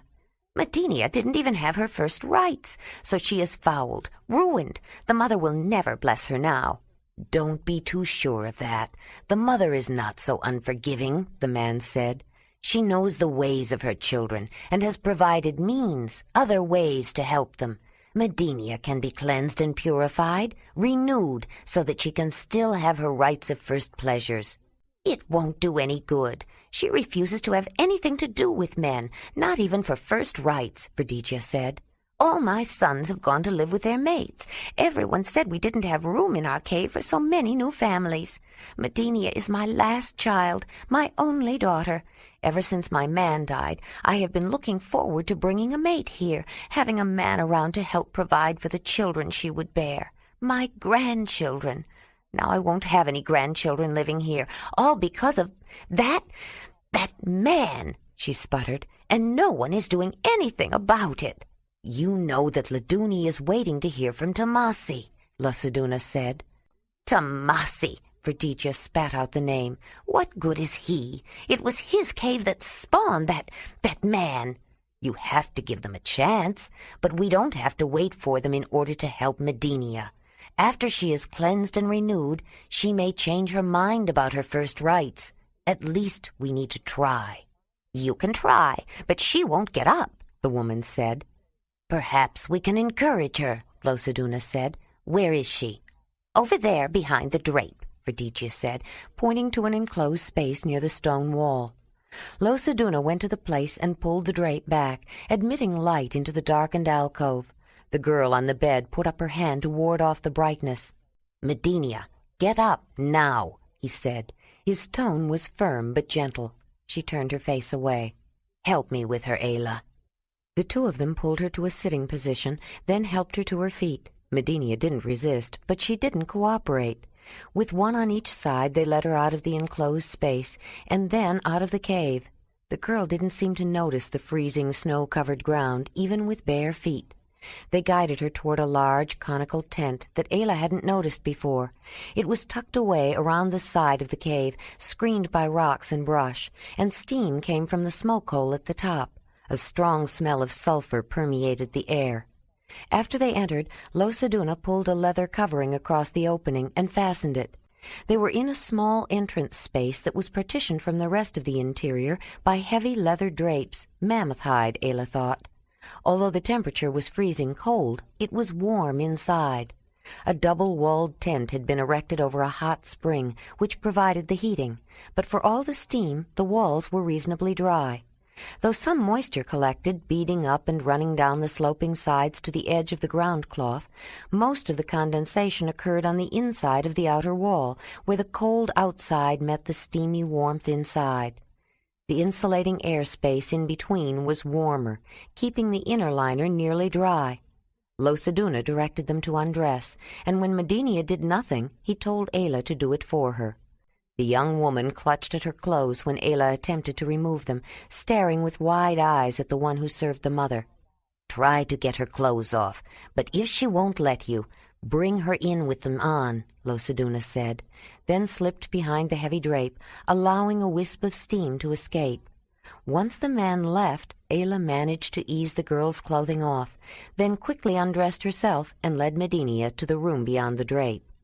Clouds of steam obscured the space inside with a warm fog that blurred outlines and concealed details, but Ayla could make out a pool lined with stones beside a steaming natural hot spring. A hole connecting the two was plugged with a carved wooden stopper. On the other side of the pool, a hollowed-out log which brought in cold water from a nearby stream had been lifted and made to slope the wrong way, stopping the flow from entering the pool. When the billowing steam cleared for a moment, she saw that the inside of the tent was painted with animals, many of them pregnant, most of them faded from water condensation, along with enigmatic triangles, circles, trapezoids, and other geometric shapes. Around the pools, extending not quite all the way to the wall of the tent, thick pads of felted mouflon wool had been placed on top of the ground cloth, wonderfully soft and warm under bare feet. They were marked with shapes and lines that led to the more shallow left side of the pool. Stone benches could be seen under the water, against the wall of the deeper right side. Near the back was a raised dais of earth, supporting 3 flickering stone lamps, saucer-shaped bowls filled with melted fat with a wick of something aromatic floating in the center, that surrounded a small statue of an amply endowed woman. Ayla recognized it as a figure representing the Great Earth Mother. A carefully laid hearth within a nearly perfect circle of round stones, almost identical in shape and size, was in front of the earthen altar. Lusaduna appeared out of the steaming mist and picked up a small stick beside one of the lamps. It had a blob of dark material at one end, which he held to the flame. It caught quickly, and from the smell, Ayla knew it had been dipped in pitch. Lusaduna carried the small brand, cupping the flame with his hand, to the prepared fireplace, and by lighting the tinder, started the fire. It gave off a strongly aromatic but pleasant smell that masked the odor of sulfur. "Follow me," he said. Then, placing his left foot on one of the wool pads between the two parallel lines, he started walking around the pool along a precisely laid-out path. Medinia shuffled along behind him, neither knowing nor caring where she put her feet. But Ayla, watching him, followed in his footsteps. They made a complete circuit of the pool and the hot spring, stepping over the cold water inlet and across a deep outlet trench. As he started around a second time, Losaduna began chanting in a sing-song voice, invoking the mother with names and titles. "O Duna, great Earth Mother, great and beneficent provider, great Mother of all, original one, First Mother, she who blesses all women, most compassionate Mother, hear our plea." The man repeated the invocation over and over as they circled the water for the second time. As he placed his left foot between the parallel lines of the starting mat to begin the third circle, he had reached "Most compassionate Mother, hear our plea." But instead of repeating, he continued with, "O Duna, great Earth Mother, one of your own has been harmed. One of your own has been violated. One of your own must be cleansed and purified to receive your blessing. Great and beneficent provider, one of your own needs your help. She must be healed. She must be mended. Renew her, great Mother of all, and help her to know the joy of your gifts. Help her, Original One, to know your rights of first pleasures. Help her, First Mother, to receive your blessing. Most compassionate Mother, help Medinia, daughter of Verdija, child of the Losadunai, the Earth's children, who live near the high mountains." Ayla was moved and fascinated by the words and the ceremony, and she thought she noticed signs of interest in Medinia, which pleased her. After completing the third circuit, Losaduna led them, again with carefully placed steps as he continued his plea, to the earthen altar where the 3 lamps burned around the small mother figure, the Dunai. Beside another lamp was a knife-like object carved out of bone. It was fairly wide, double-edged, with a somewhat rounded tip. He picked it up, then led them to the fireplace. They sat down around the fire facing the pool, close together, with Medinia in the middle. The man added brown burning stones to the flames from a nearby pile. Then, from an alcove at the side of the raised platform of earth, Losaduna took a bowl. It was made of stone, and probably originally had a natural bowl shape, but it had been deepened by pecking at it with a hard hammerstone. The bottom of it was blackened. He filled the bowl with water from a small water bag that was also in the niche, added dried leaves from a small basket, and put the stone bowl directly on top of the hot coals. Then, in a flat area of fine dry soil surrounded by wool pads, he made a mark with the bone knife. Suddenly Ayla understood what the bone implement was. The Mamutoi had used a similar tool to make marks in the dirt, to keep track of scores and gambling counts, to plan hunting strategies, and as a storytelling knife, drawing pictures as illustrations. As Losaduna continued making marks, Ayla realized he was using the knife to help tell a story, but not one meant simply to entertain. He told it in the chanting sing-song that he had used to make his plea, drawing birds to emphasize and reinforce the points he wanted to stress. Ayla soon realized that the story was an allegorical retelling of the attack on Medinia, using birds as the characters. The young woman was definitely responding now, identifying with the young female bird he was telling about, and suddenly, with a loud sob, she began to cry. With the flat side of the drawing knife, the one who served the mother wiped out the whole scene. "It is gone. It never happened," he said, then drew only a picture of the young bird. "She is whole again, just as she was in the beginning. With the help of the mother, that's what will happen to you, Medinia. It will be gone, as though it never happened." A minty aroma with a familiar pungency that Ayla couldn't quite place began to fill the steamy tent. Losaduna checked the steaming water on the coal, then dipped out a cupful. "Drink this," he said. Medinia was caught off guard, and before she could think or object, she downed the liquid. He scooped out another cup for Ayla, and took one for himself. Then he got up and led them to the pool. Losaduna moved into the steaming water slowly, but without hesitation. Medinia followed him, and without thinking, Ayla followed her. But when she put her foot in the water, she yanked it out again. It was hot. This water is nearly hot enough to cook with, she thought. Only by great concentration of will did she force herself to put her foot back in the water, but she stood there for some time before she could make herself take another step. Ayla had often bathed or swum in the cold waters of rivers, streams, and pools, even water so cold she broke through a film of ice, and she had washed with water warmed by a fire, but she had never stepped into hot water before. Though Losaduna led them into the pool slowly to allow them to get used to the heat, it took Ayla much longer to reach the stone seats. But as she went in deeper, she felt a soothing warmth penetrate. When she sat down and the water reached her chin, she began to relax. It wasn't so bad once you got used to it, she thought. The heat felt good, in fact. Once they were settled and accustomed to the water, Losaduna instructed Ayla to hold her breath and dip her head under the water. When she came up, smiling, he told Medinia to do the same. Then he submerged himself and led them out of the pool. He walked to the draped entrance and picked up a wooden bowl that was just inside. Mounded in the bowl was a thick, pale yellowish material that resembled heavy foam. Losaduna put the bowl down in an area that was paved with close-fitting flat stones. He dipped in, took a handful of the foam, and smoothed it over his body, telling Ayla to do the same to Medinia and then herself, and not to forget their hair. The man chanted without words while he rubbed himself with the soft, slippery stuff, but Ayla had the feeling that his chanting was not so much ritual as an expression of enjoyment. She was feeling a little light-headed, and she wondered if it might be from the decoction they had drunk.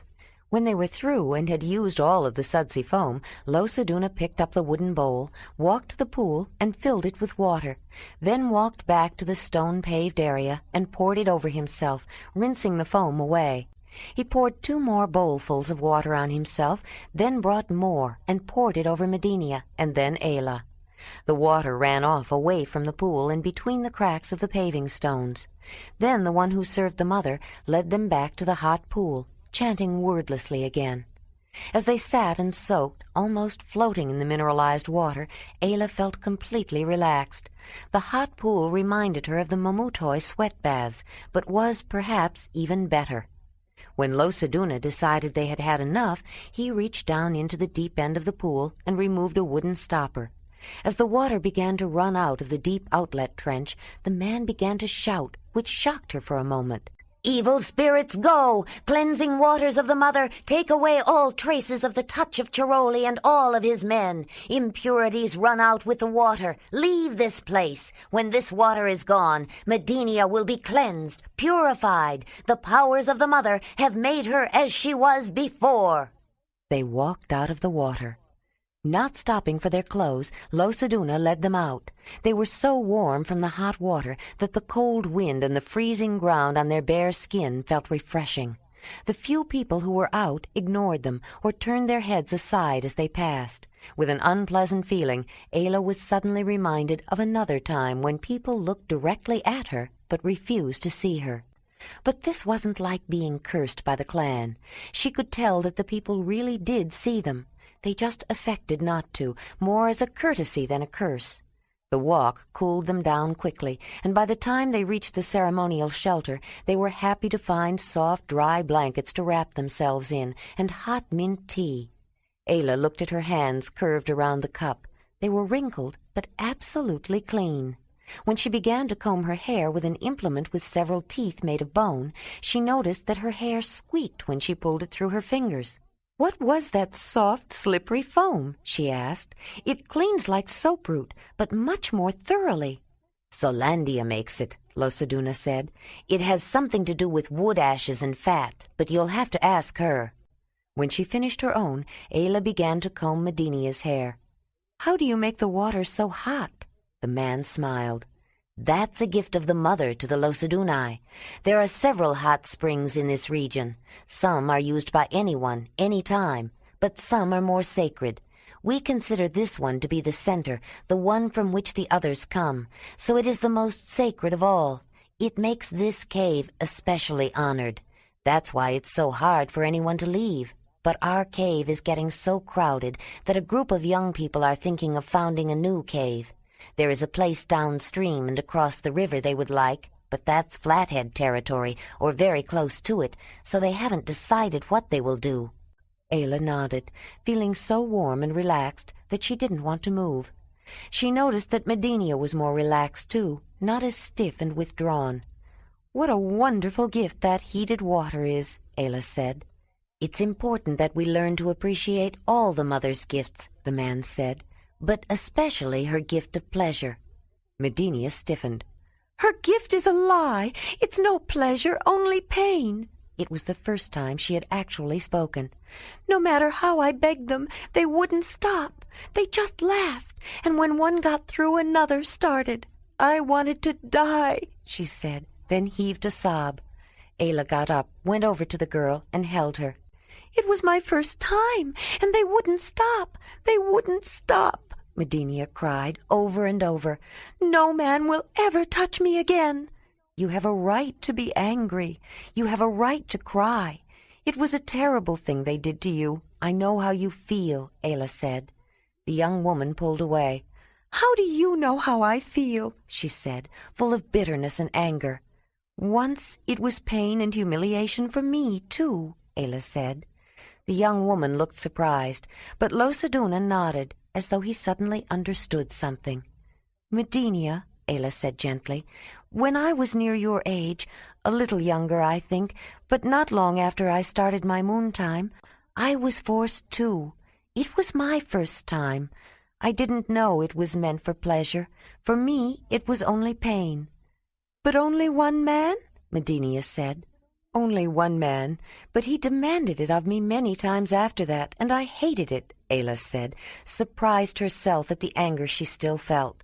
"Many times? Even after being forced the first time? Why didn't someone stop him?" Medenia said. "They believed it was his right. They thought I was wrong for feeling such anger and hatred, and they didn't understand why I should feel pain. I began to wonder if there was something wrong with me. After a while I felt no pain, but no pleasure either. It was not done for pleasure. It was done to humiliate me, and I never stopped hating it. But I stopped caring.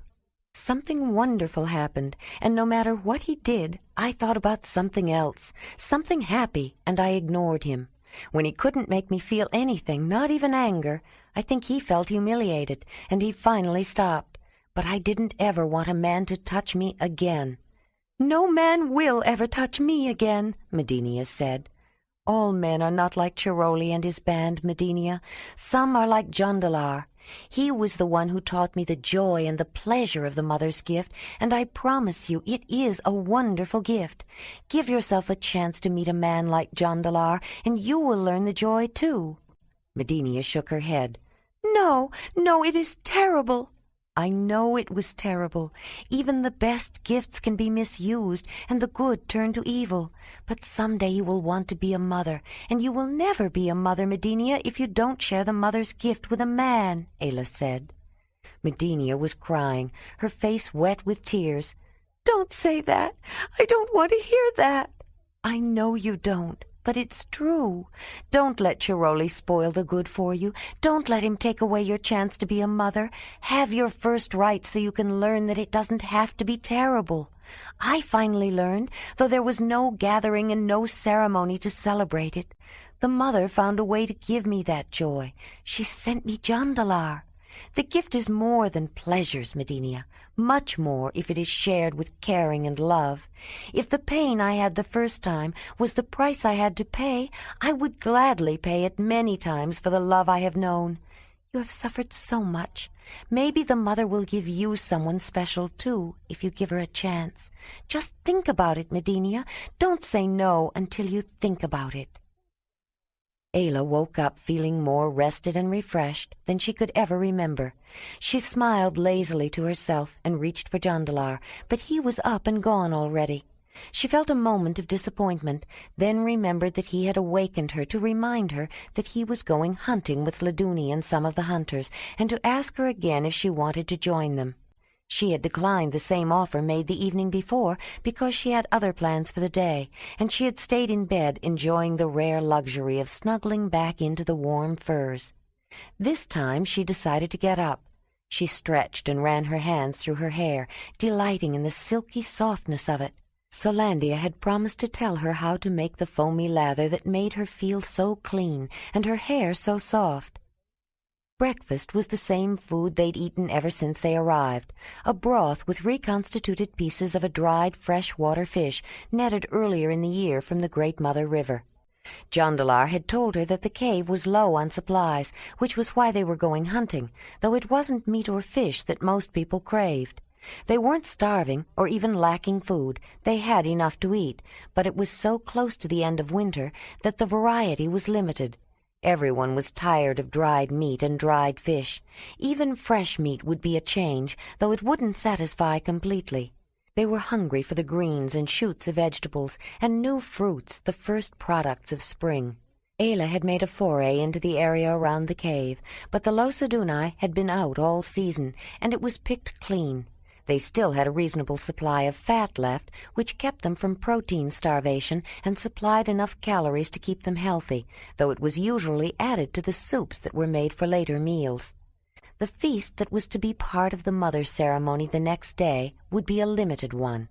Ayla had already decided to contribute the last of her salt and some other herbs to season and add flavor as well as valuable nutrients, the vitamins and minerals their bodies needed, which was the primary cause of the cravings.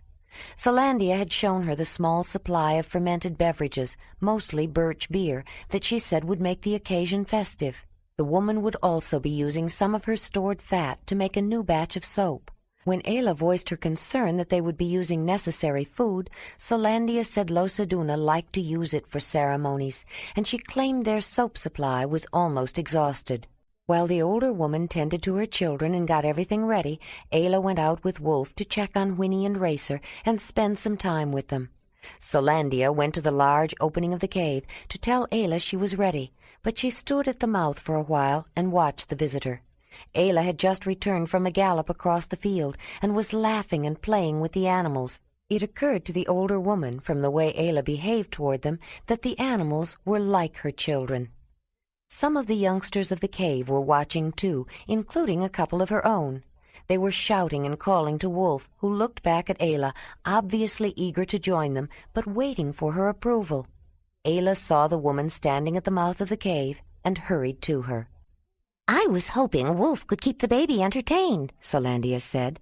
"Verdija and Medinia are coming over to help, but the process takes concentration."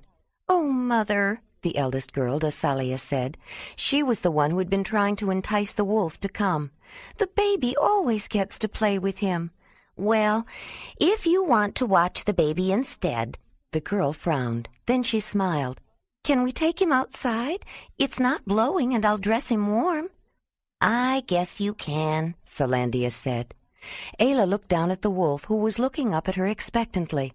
"Watch the baby, Wolf," she said. He yipped, seemingly in response. "I've got some good mammoth fat that I rendered out last fall," Solandia said, as they walked to the area of her enclosed dwelling space. "We had good luck hunting mammoth last year. That's why we still have so much fat. And a good thing, too. It would have been a hard winter without it. I've started the fat melting." They reached the entranceway just as the children were running out, carrying the youngest. "Don't lose Miss Sherry's mitts," Solandia called out after them. Verdija and Medinia were already inside. "I brought some ashes," Verdija said. Medinia just smiled, a bit hesitantly. Solandia was pleased to see her willing to get up out of bed and be around people again. Whatever they did at the hot spring, it seemed to have helped. "I put some cooking stones in the fire for tea. Medinia, would you make some for us?" she asked. "Then I'll use the rest to reheat the water melting the fat." "Where do you want these ashes?" Verdija asked. "You can mix them with mine. I started them leaching, but not long ago." "Losaduna said you use fat and ashes," Ayla commented. "And water," Solandia added. "That seems to be a strange combination." "Yes, it is." "What made you decide to mix those things together? I mean, how did you come to make it, the first time?" Solandia smiled. It was really an accident. We had been hunting. I had a fire going outside in a fireplace with a deep pit and some fat mammoth meat roasting over it. It started to rain hard. I grabbed the meat, spit and all, and ran for cover. As soon as it let up, we headed back here to the cave, but I forgot a good wooden cooking bowl and went back for it the next day. The fireplace was full of water with something that looked like thick foamy scum floating on it. I would never have bothered with it, except I dropped a ladle in it and had to reach in and fish it out. I went to the stream to rinse it off. It felt smooth and slippery, like good soap root, but more. And my hands got so clean, and the ladle, too. All the grease washed off. I went back and put the foam in the bowl and brought it back. "Is it that easy to make?" Ayla asked. "No, it really isn't. Not that it's hard to make, but it does take some practice," Solandia said. "The first time I was lucky. Everything must have been just right. I've been working with it ever since, but it still fails sometimes." "How do you make it? You must have developed some ways that work most of the time." "It's not hard to explain. I melt clean rendered fat. Any kind will work, but each one makes it a little different. I like mammoth fat best. Then I take wood ashes, mix them with warm water, and let them soak for a little while. Then strain it through a mesh or a basket with holes in the bottom. The mixture that leaches out is strong. It can sting or burn your skin, I found out. You need to rinse it off right away. Anyway, you stir the strong mixture into the fat. If you're lucky, you get a soft foam that will clean anything, even leather." "But you're not always lucky," Verdigia said. "No, lots of things can go wrong. Sometimes you can stir and stir and stir and it won't mix. If that happens, heating it a little will sometimes help. Sometimes it separates and you get a layer that's too strong and a layer that's too greasy. Sometimes it curdles into lumps that are not quite mixed. Sometimes it comes out harder than others, but that's not bad. It tends to harden as it ages anyway." "But sometimes it does work like the first time," Ayla said. "One thing I've learned is that both the fat and the liquid from the ashes have to be about the same warmth as the skin of your wrist," Solandia said. "When you sprinkle a little on, it shouldn't feel either cool or warm. The ash liquid is harder to tell because it's strong and can burn a little. Then you have to wash it off right away with cool water. If it burns too much, you know you need to add more water. It doesn't burn too bad usually, but I wouldn't want to get it in my eyes. It can sting if you just get too close to the fumes." "And it can stink," Medinia said. "That's true," Solandia said. "It can stink. That's why I usually go out into the middle of the cave to mix it, even though I get everything ready to mix here." Mother, come quick!" Solandia's second daughter, Naladia, came dashing in, then ran out. "What's wrong? Did something happen to the baby?" the woman said, rushing out after her. Everyone else followed behind and ran to the mouth of the cave. "Look," Dasalia said. They all looked outside. "The baby is walking." There was Miss Sherry, standing up beside the wolf, hanging onto his fur with a big self-satisfied smile, taking unsteady steps as Wolf carefully and slowly moved forward. Everyone smiled with relief and then delight. "Is that Wolf smiling?" Solandia asked. "It looks to me as though he is. He seems to be so pleased with himself that he's smiling." "I think he is too," Ayla said. "I have often thought he could smile." "It's not only for ceremony, Ayla," Losaduna was saying. "We often use the hot waters just to soak. If you want to take Jondalar in just to relax, we have no objections. The sacred waters of the mother are like her other gifts to her children. They are meant to be used and enjoyed and appreciated, just as this tea you made should be appreciated," he added, holding up the cup. Nearly the whole cave, those that had not gone hunting, were sitting around a fireplace in the open central area of the cave. Most meals were very unstructured, except for special occasions. The people sometimes ate separately in family groups, and sometimes with others. This time, those who had stayed at the cave had stopped for a midday meal and eaten together, largely because they were all interested in the visitors.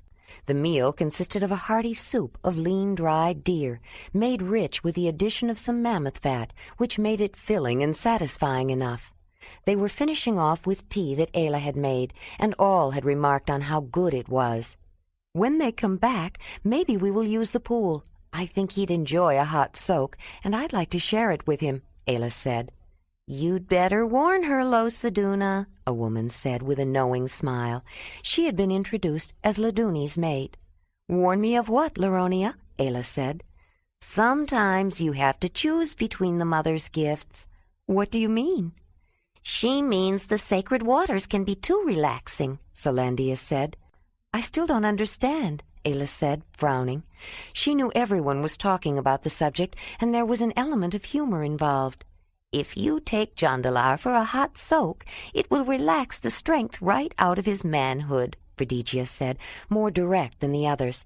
And it may take a couple of hours before it can stand up again.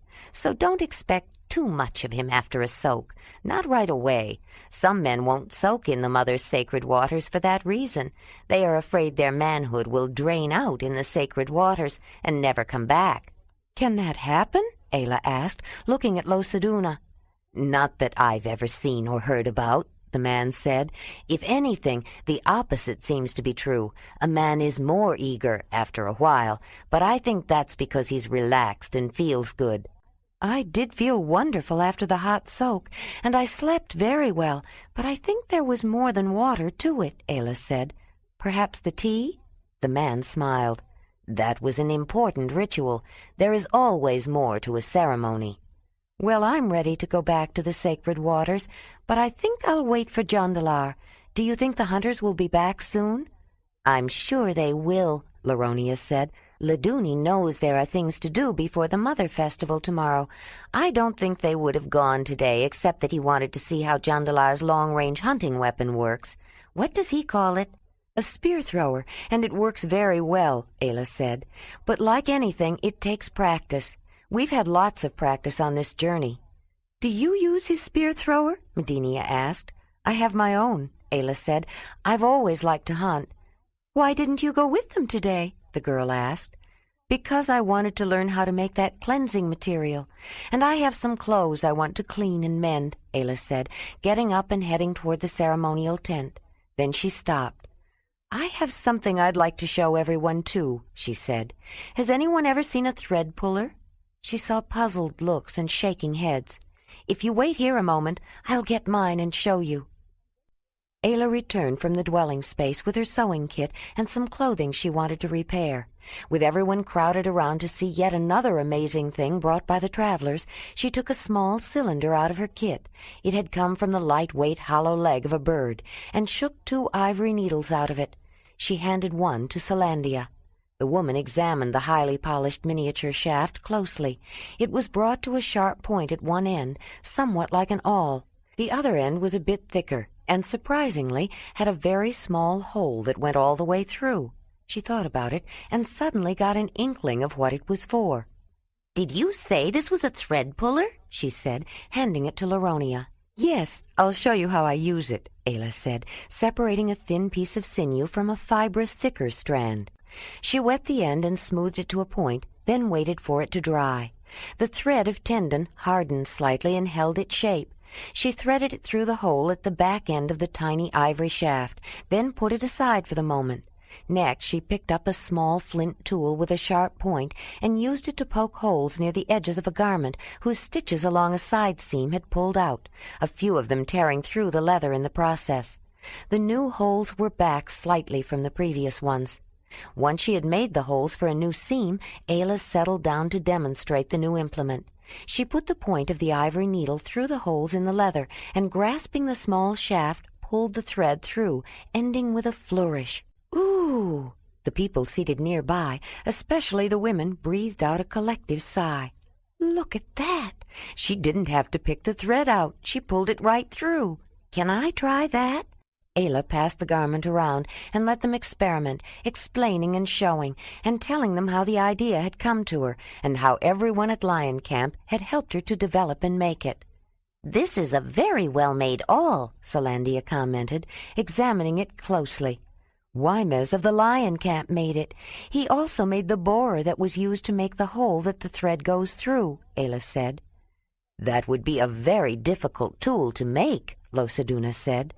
"Jondalar says Wymes is the only flint napper he's ever met who is as good as Dalinar, and possibly a little better." "That's high praise from him," Losaduna said. "Everyone acknowledges Dalinar as the master stoneworker. His skill is known even on this side of the glacier among the Losadunai." "But Wymez is also a master." They all turned in surprise at the sound of the voice that had just spoken, and saw Jondalar, Laduni, and several others coming into the cave, bringing with them an ibex they had killed. "You had luck," Verdigia said, "and if no one minds, I'd like to have the skin. I've been wanting some ibex wool to make bedding for Medinia's matrimonial." She wanted to get her bid in before anyone else. "Mother," Medinia said, embarrassed, "how can you talk about a matrimonial?" "Medinia must have first rights before any matrimonial can be considered," Losaduna said. "As far as I'm concerned, she can have the hide," Laronia said, "whatever she wants to use it for." She knew there was a touch of avarice in Verdigia's request. They didn't often hunt the elusive wild goat, and its wool was rare and therefore valuable, particularly in late winter after a whole season of growing thick and dense. But before the shedding of spring gave it a tattered look. "I don't care either. Verdigia can have it," Solandia said. "Fresh ibex meat will be a welcome change, no matter who gets the hide, and especially nice for the Mother Festival." Several others acquiesced, and no one objected. Verdigia smiled and tried not to look smug. By laying claim first, she had secured the valuable hide just as she had hoped. "Fresh ibex will be good with the dried onion I brought, and I have blueberries, too." Again everyone looked toward the mouth of the cave. Ayla saw a young woman she hadn't met before, carrying a baby and leading a little girl by the hand, followed by a young man. "Felonia," several people chorused. Laronia and Laduni rushed toward her, joined by all the rest of the cave. The young woman was obviously not a stranger here. After happy hugs of greeting, Laronia took the baby, and Laduni picked up the little girl who had run toward him and put her up on his shoulders. She looked down at everyone with a pleased grin. Jondalar was standing beside Ayla, smiling at the happy scene. "That girl could be my sister," he said. "Felonia, look who's here," Laduni said, leading the young woman toward them. "Jondalar, is it you?" she said, looking at him with shocked surprise. "I didn't think you'd ever come back. Where's Thanalan? There is someone I want him to meet." "I'm sorry, Felonia. He walks the next world now," Jondalar said. "Oh, I'm sorry to hear that. I wanted him to meet Thanalia. I'm sure she's the child of his spirit." "I am sure, too. She looks just like my sister, and they were both born to the same hearth. I wish my mother could see her, but I think it will please her to know that there is something left of him in this world, a child of his spirit," Jondalar said. The young woman noticed Ayla. "But you didn't return alone," she said. "No, he didn't," Laduni said, "and wait until you see some of his other traveling companions. You won't believe it. And you came just at the right time. We're having a Mother Festival tomorrow," Laronia said. 37. The people of the Cave of the Sacred Hot Springs were anticipating the festival to honor the Mother with great enthusiasm. In the deep of winter, when life was usually most dull and boring, Ayla and Jondalar had arrived and provoked enough excitement to keep the cave stimulated for a long time. And with the inevitable storytelling that would result, the interest would last for years.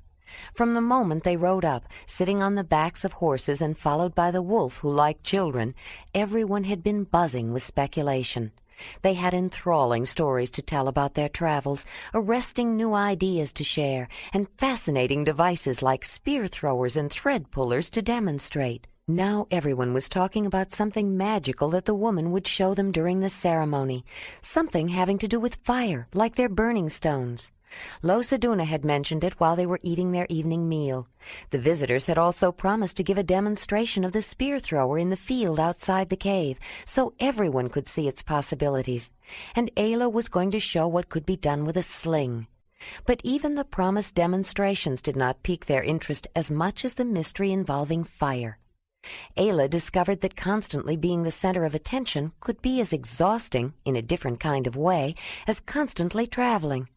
All evening people had plied her with eager questions and sought her opinion and ideas on subjects about which she had no knowledge. By the time the sun was setting, she was tired and didn't feel like talking any more. Soon after dark she left the gathering around the fire in the central part of the cave to go to bed. Wolf went with her, and Jondalar followed shortly afterward, leaving the cave free to gossip and speculate in their absence. In the sleeping area allocated to them within the ceremonial and dwelling space of Losaduna, they puttered around with preparations for the next day, then crawled into their furs. Jondalar held her and considered making the initial overtures that Ayla considered his signal to couple. But she seemed nervous and distracted, and he wanted to save himself.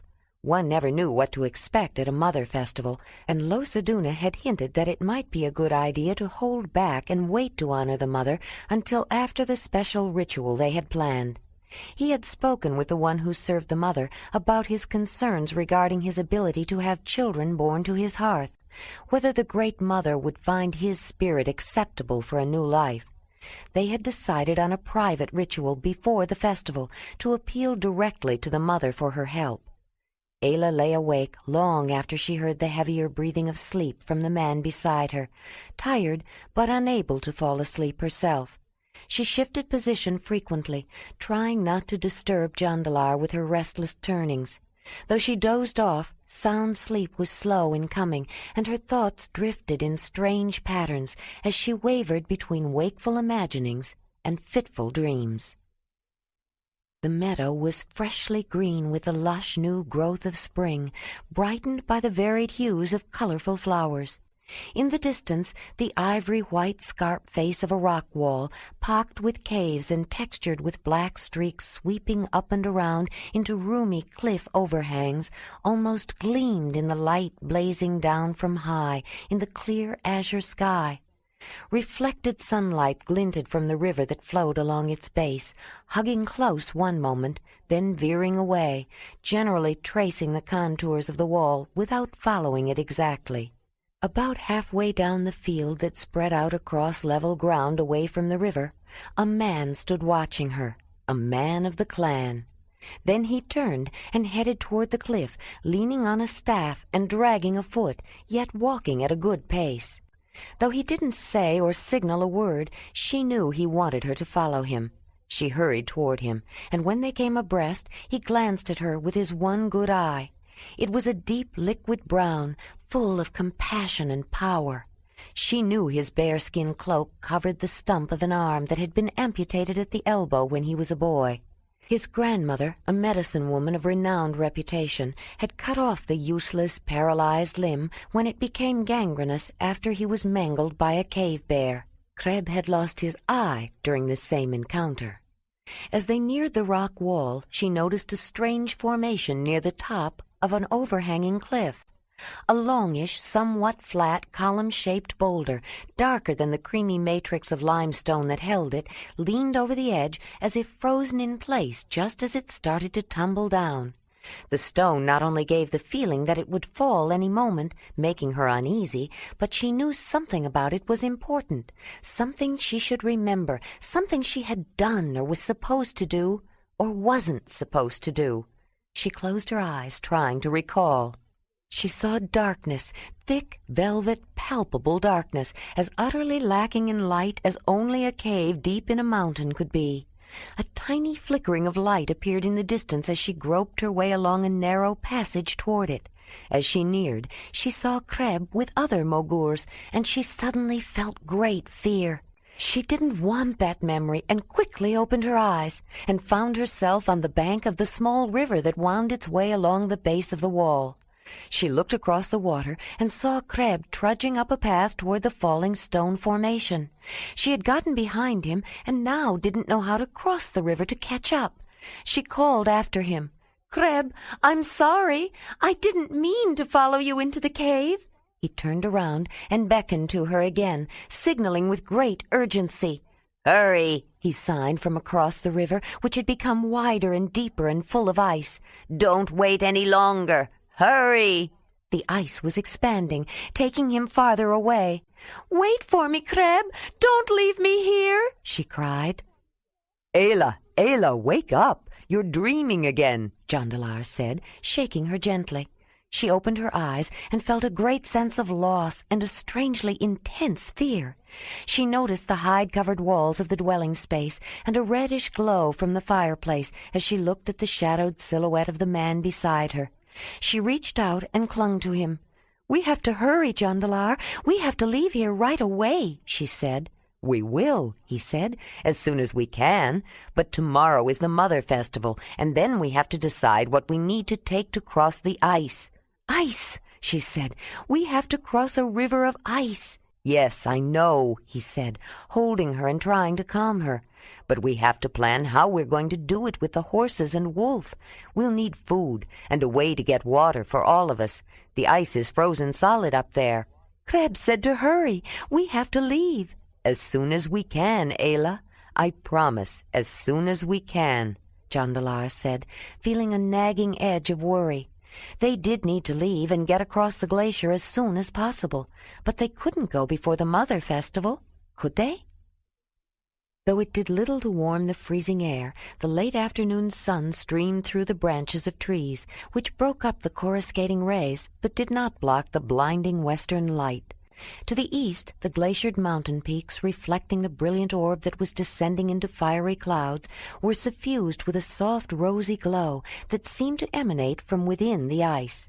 The light would soon be failing, but Jondalar and Ayla were still in the field outside the cave, although he was watching along with everyone else. Ayla took a deep breath, then held it, not wanting to obstruct her view with the steamy fog of her breath, while she took careful aim. She shifted the 2 stones in her hand, then placed one in the pocket of the sling, whirled it around, and flung it, letting go of one end. Then, starting at the end she still held, she quickly ran it through her hand to retrieve the loose end, dropped the 2nd stone in the cup, whirled, and cast it. She could cast 2 stones faster than anyone had ever imagined. "Ooh, look at that!" People who had been standing at the large mouth of the cave during the demonstrations of spear-throwing and rock-slinging let out the breaths they, too, had been holding, and made comments of surprise and appreciation. "She broke up both snowballs from all the way across the field." I thought she was good with a spear thrower, but she's even better with that sling. "She said it would take practice to learn to throw spears with accuracy, but how much practice did it take to throw rocks like that?" Laroji said. "I think it would be easier to learn to use the spear thrower." The demonstration was over, and as night was closing in, Laduni stepped in front of the people and announced that the feast was almost ready. It will be served at the central hearth, but first Losaduna will dedicate the festival to the Mother at the ceremonial hearth, and Ayla is going to give another demonstration. What she is going to show you is remarkable." As the people excitedly began making their way back to the cave away from the large open mouth, Ayla noticed Medinia talking with some friends and was glad to see that she was smiling. Many had commented on how pleased they were to see her joining in the group's activities, though she was still shy and withdrawn. Ayla could not help thinking what a difference it made when people cared. Unlike her experience, where everyone felt Braud had the right to force her any time he wanted, and thought she was odd for resisting and hating him, Medinia had the support of her people. They took her side. They were angry at those who had forced her, understood what an ordeal it had been, and wanted to correct the wrong that had been done to her. Once everyone was settled inside the enclosed space of the ceremonial hearth, the one who served the Mother came out of the shadows and stood behind a lighted fireplace surrounded by a circle of almost perfectly matched round stones. He picked up a small stick with a pitch-dipped end, held it to the fire until it caught, then turned around and walked to the stone wall of the cave. With his body blocking the view, Ayla could not see what he was doing, but when a glowing light spread out around him, she knew he had lit a fire of some kind, probably a lamp. He made some motions and began chanting a familiar litany, the same repetition of the various names of the Mother that he had chanted during Medinia's cleansing ritual. He was invoking the spirit of the Mother. When he backed away and turned to face the gathering, Ayla saw that the glow came from a stone lamp he had lit in a niche in the cave wall. The fire cast dancing shadows, larger than life, of a small Dunai, and highlighted the exquisitely carved figure of a woman with substantial motherly attributes, large breasts and rounded stomach, not pregnant, but well endowed with reserves of stored fat. Great Earth Mother, original ancestor and creator of all life, your children have come to show appreciation, to thank you for all your gifts, great and small, to honor you, Losaduna intoned, and the people of the cave joined in. For the rocks and stones, the bones of the land that give of their spirit to nourish the soil, we have come to honor you.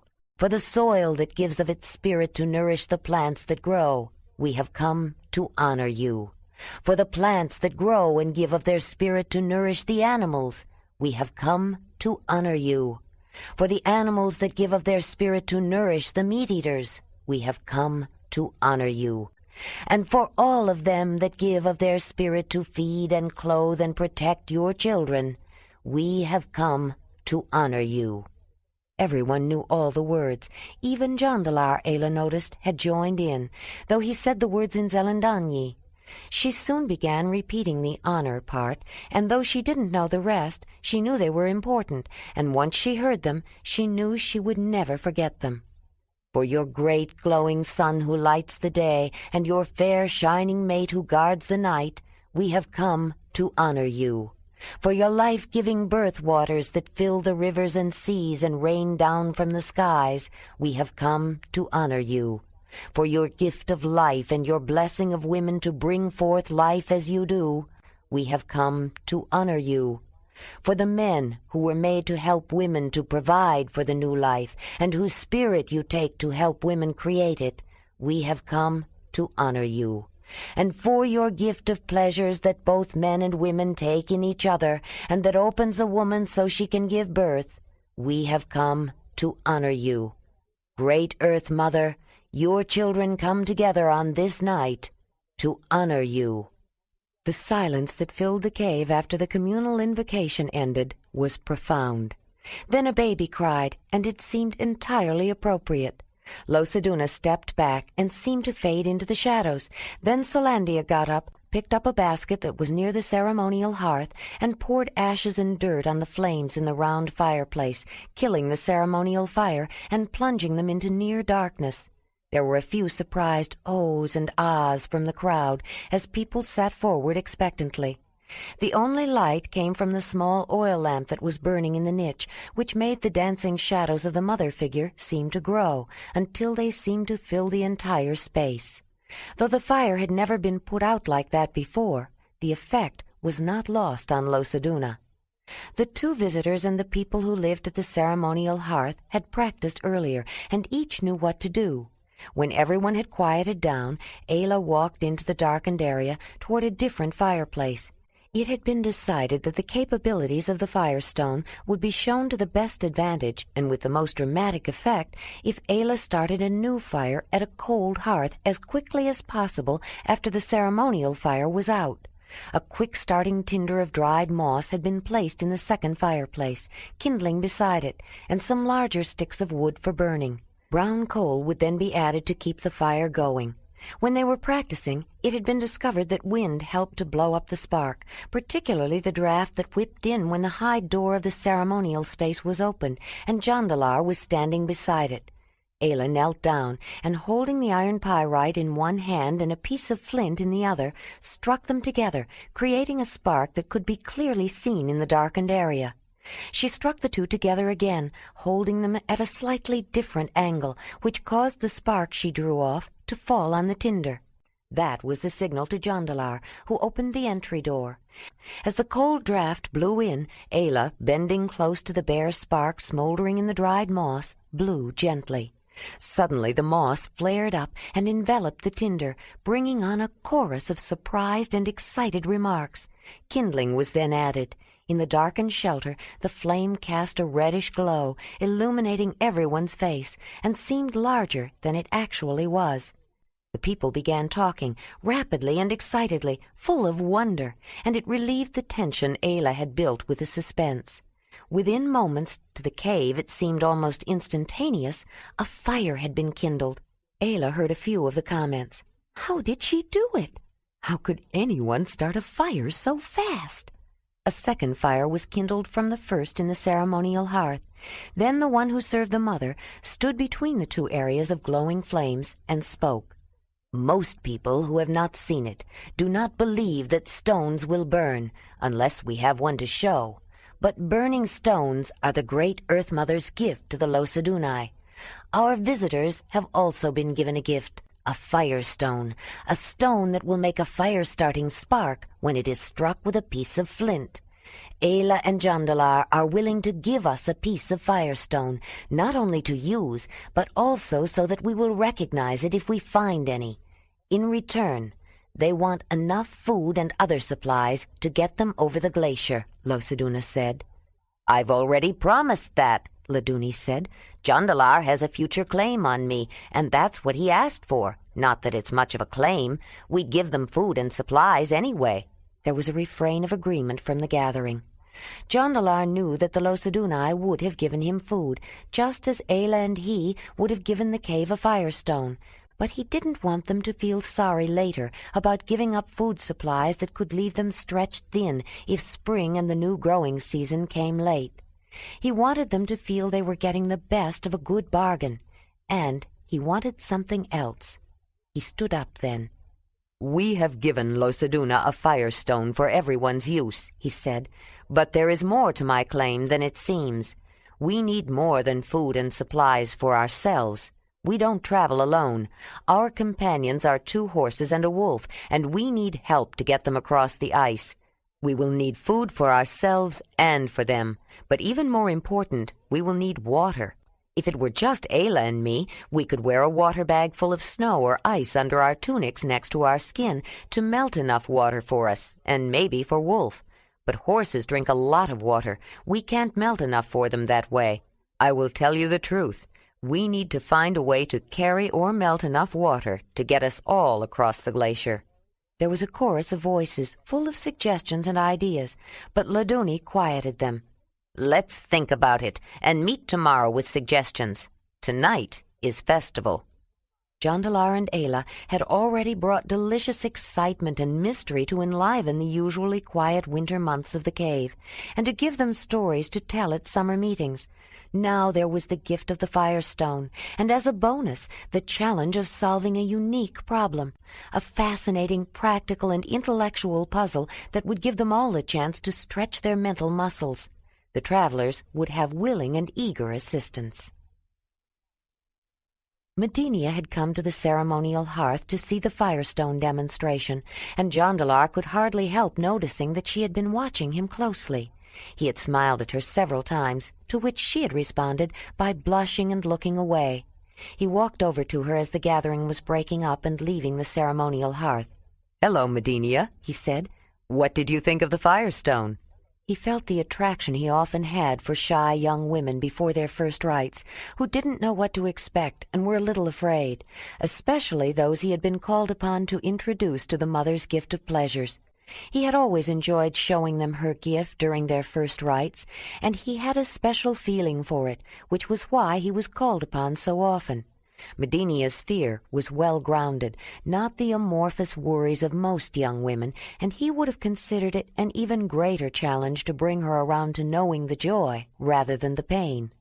Jondalar looked at her with his amazingly vivid blue eyes, and he wished they were staying long enough to participate in the Losadunai summer rituals. He genuinely wanted to help her to overcome her fears, and was truly attracted to her, which brought out the full power of his charm, his sheer male magnetism.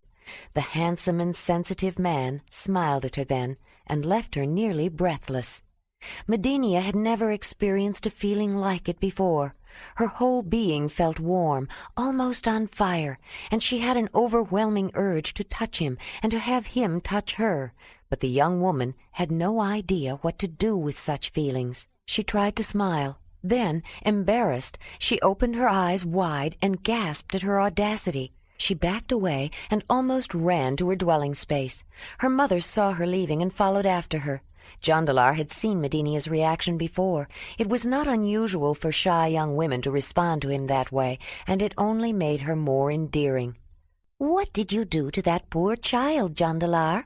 He looked at the woman who had spoken and turned his smile on her. Or need I ask?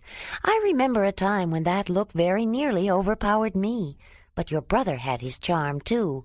And left you blessed, Jondalar said. You are looking well, Felonia. Happy. Yes, Thonolin did leave a piece of his spirit with me, and I am happy. You seem happy, too. Where did you meet this Ayla? It's a long story, but she saved my life. It was too late for Thonolin. I heard a cave lion got him. I'm sorry. Jondalar nodded and closed his eyes with the inevitable frown of pain. Mother, a girl said. It was Thenolia, holding hands with Solandia's eldest daughter. Can I eat at Sally's hearth and play with the wolf? He likes children, you know.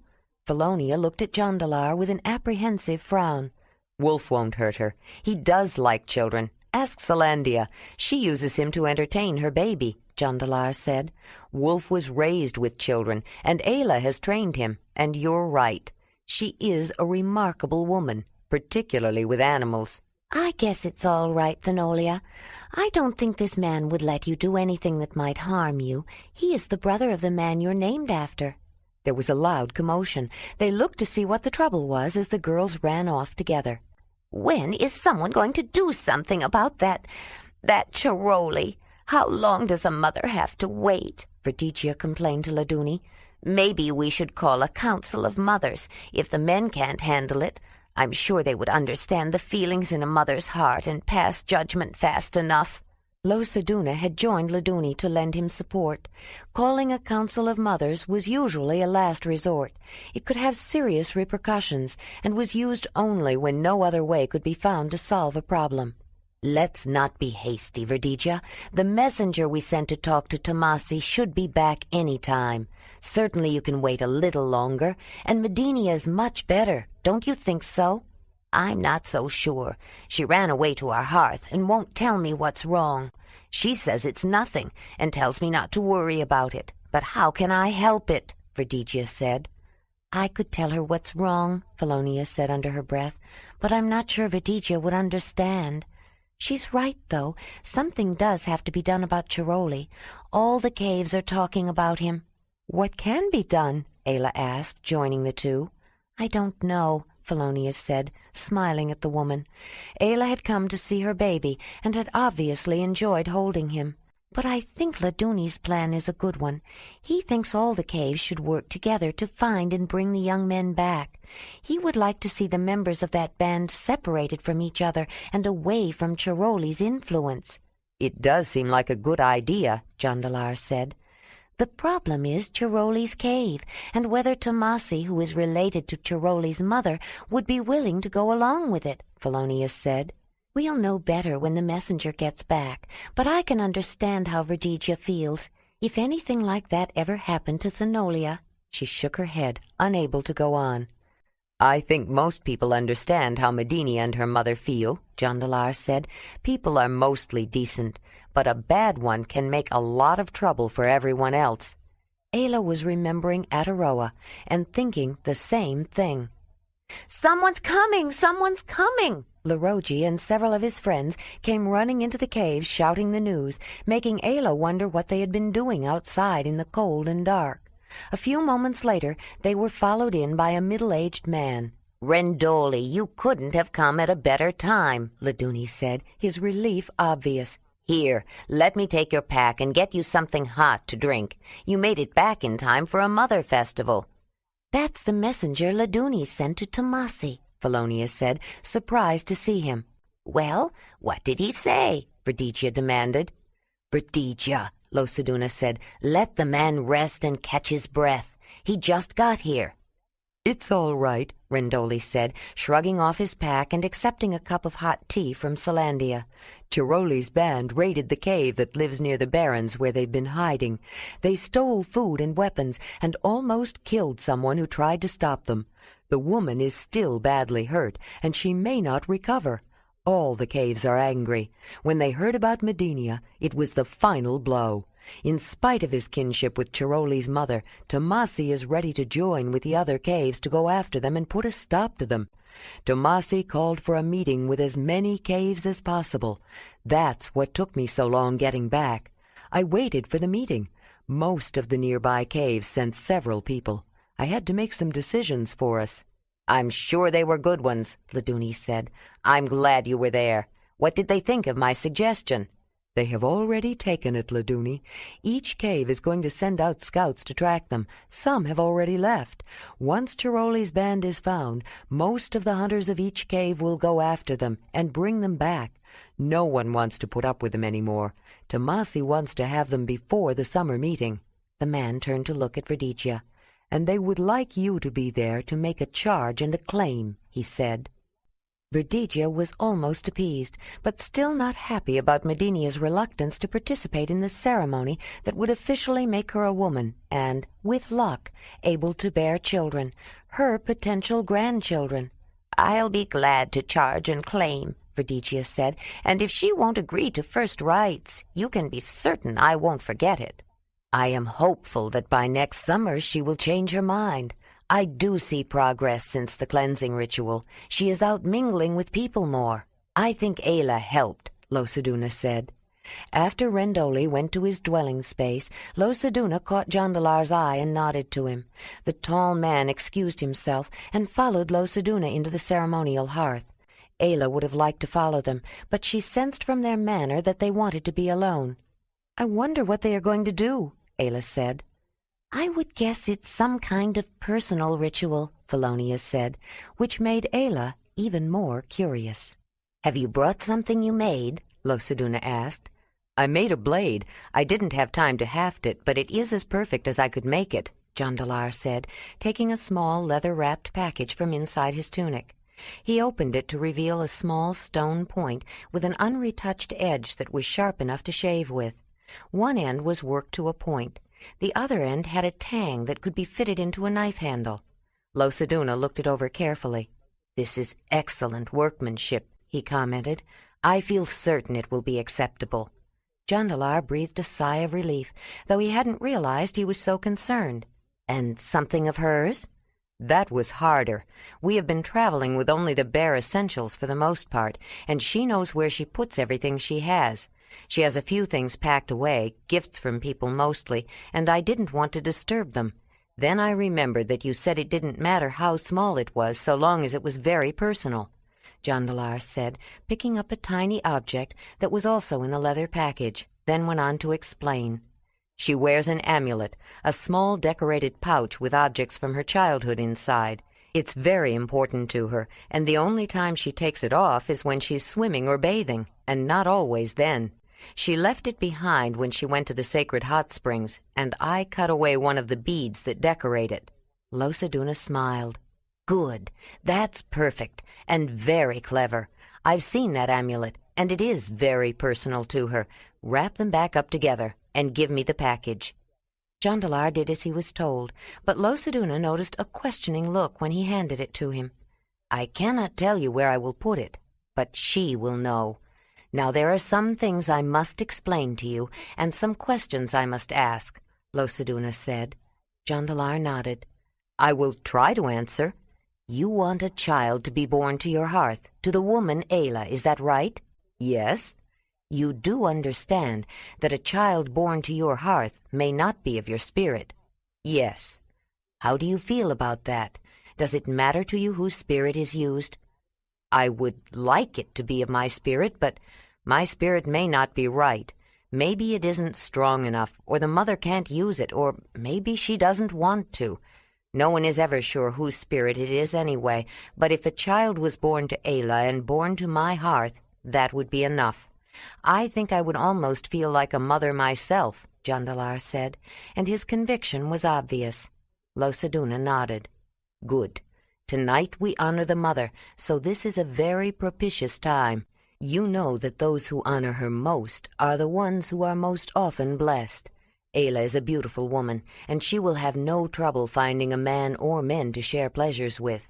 When the one who served the mother saw the tall man's frown, he realized that Jondalar was one of those who found it difficult to see the woman he chose choose someone else, even though it was only for ceremony. "You must encourage her, Jondalar. It honors the mother, and is most important if you are sincere in wanting Ayla to have a child born to your hearth. I have seen it work before. Many women become pregnant almost immediately. The mother may be so pleased with you, she might even use your spirit, especially if you also honor her well." Jondalar closed his eyes and nodded, but Losaduna saw his jaw clench and grind. It was not going to be easy for the man. "She has never taken part in a festival to honor the mother. What if she doesn't want anyone else?" Jondalar asked. "Should I refuse her?" "You must encourage her to share with others, but the choice is, of course, hers. You must never refuse any woman if you can help it at her festival, but especially not the one you have chosen to be your mate. I wouldn't worry about it, Jondalar. Most women get into the spirit of it and have no trouble enjoying the mother festival," Losaduna said. "But it is strange that Ayla wasn't raised to know the mother. I didn't know there were any people who don't acknowledge her." "The people who raised her were unusual in many ways," Jondalar said. "I'm sure that's true," Losaduna said. "Now, let's go ask the mother." Ask the mother. Ask the mother. The phrase went through Jondalar's thoughts as they walked toward the back of the ceremonial space. He suddenly remembered being told that he was favored by the mother, so favored that no woman could refuse him, not even Dani herself. So favored that if he ever asked the mother for anything, she would grant his request. He had also been warned to be wary of such favor. He might get what he asked for. At that moment, he fervently hoped it was true. They stopped at the niche where the lamp still burned.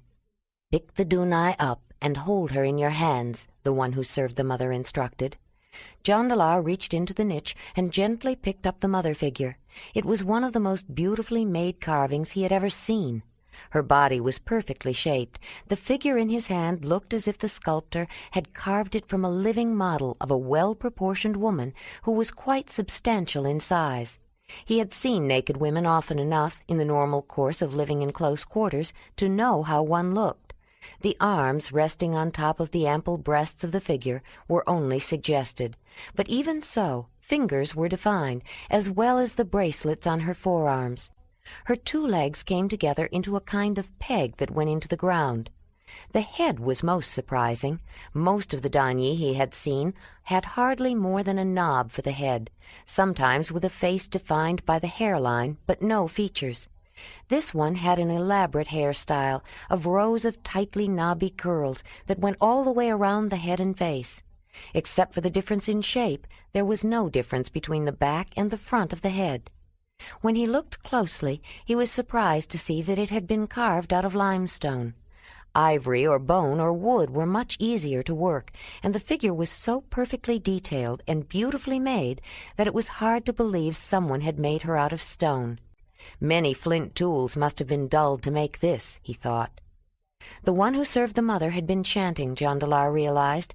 He had been so involved in studying the Danyi that he hadn't noticed it at first, but he had learned enough Losadunai that when he listened carefully, he understood some of the names of the mother, and he knew that Losaduna had started the ritual. He waited, hoping his appreciation of the material aesthetic qualities of the carving would not distract from the greater spiritual essence of the ceremony. Although the Danyi was a symbol for the mother, and, it was thought, offered a resting place for one of her many spirit forms, he knew the carved figure was not the great Earth Mother. "Now, think about it clearly, and in your own words, from your heart, ask the mother for what you want," Losaduna said.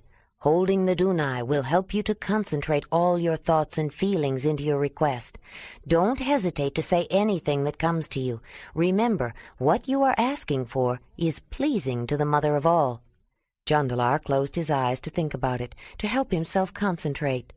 "Oh, Dani, great Earth Mother," he began, "there have been times in my life when I thought some things I did may have displeased you. I did not mean to displease you, but things happened. There was a time when I thought I would never find a woman I could really love, and I wondered if it was because you were angry about those things." Something very bad must have happened in this man's life. He is such a good man, and he seems so confident, it is hard to believe that he could suffer from so much shame and worry, Losaduna thought. Then, after traveling beyond the end of your river and losing my brother, whom I loved more than anyone, you brought Ayla into my life, and finally I knew what it meant to fall in love. I am grateful for Ayla. If there was no one else in my life, no family, no friends, I would be content as long as Ayla was there. But if it would please you, Great Mother, I would wish for one thing more. I would ask for a child born to Ayla, born to my hearth, and, if it is possible, born of my spirit, or born of my essence as Ayla believes.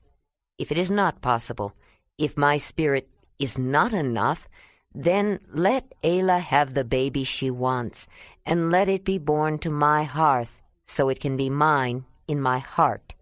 Jondalar started to put the Danyi back, but he wasn't quite through.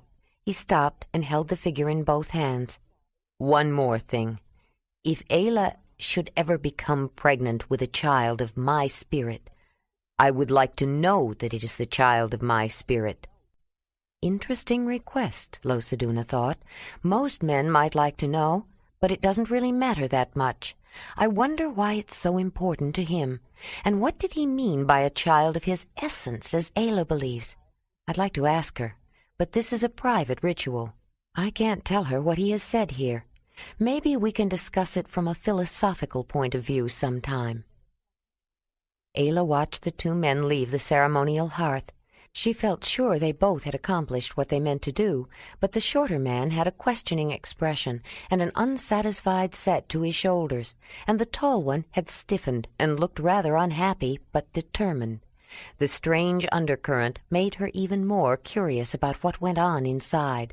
"I hope she will change her mind," Losaduna was saying as they drew near.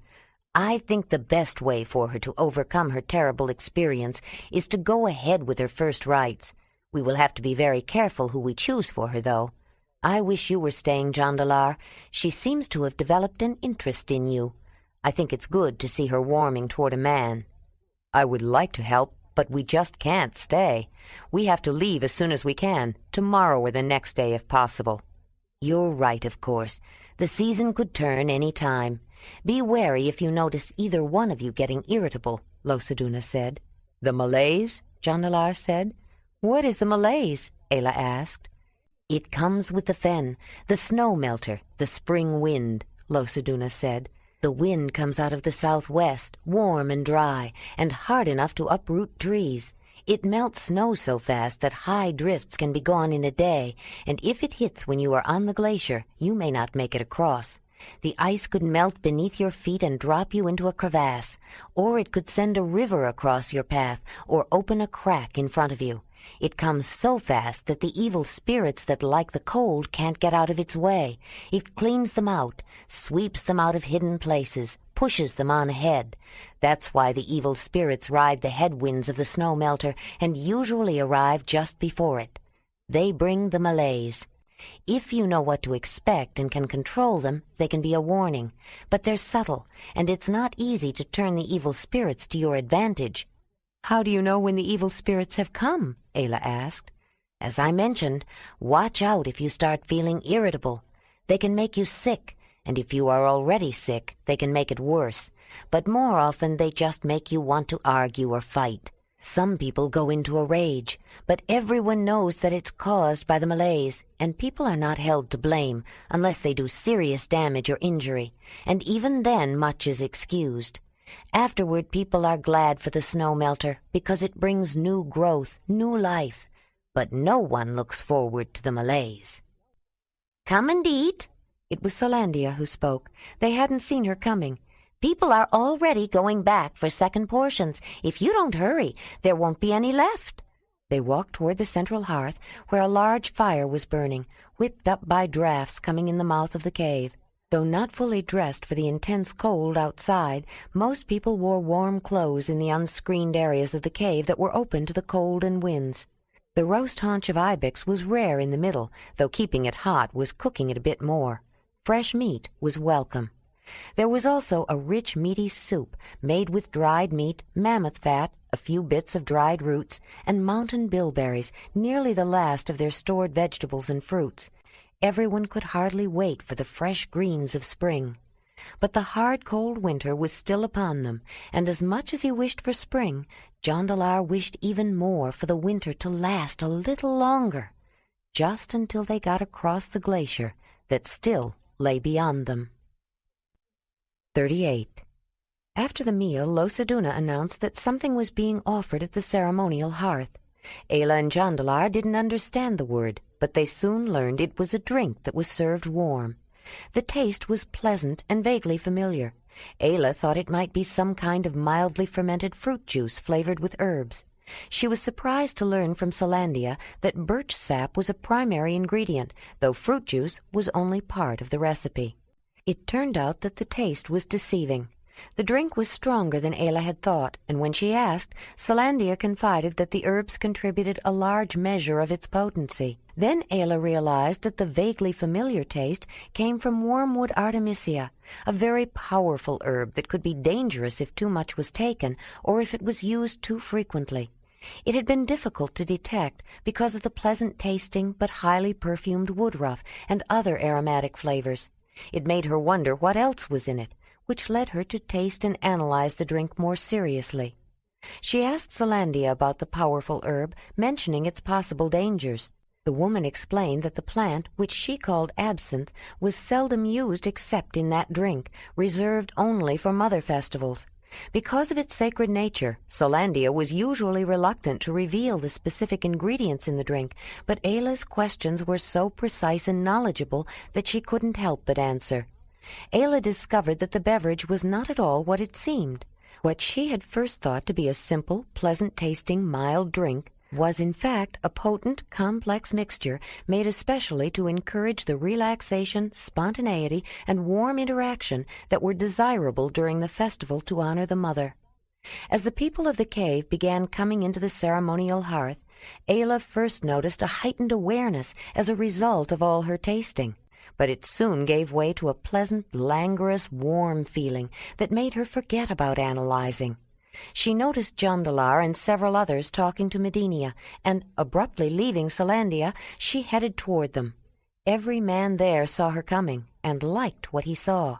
She smiled as she approached the group, and Jondalar felt the powerful love her smile always evoked. It was not going to be easy to follow Losaduna's instructions and encourage her to experience the Mother Festival fully, even with the relaxing drink that the one who served the mother had urged on him. He took a deep breath, then downed the balance of the liquid in his cup. Felonia, and especially her mate Doraldi, whom she had met earlier, were among those who greeted Ayla warmly. "Your cup is empty," he said, dipping out a ladleful from a wooden bowl and filling Ayla's cup. "You can pour a little more for me, too," Jondalar said in an overly hearty voice. Losaduna noticed the man's forced friendliness, but he didn't think the others would pay much attention. There was one who did, however.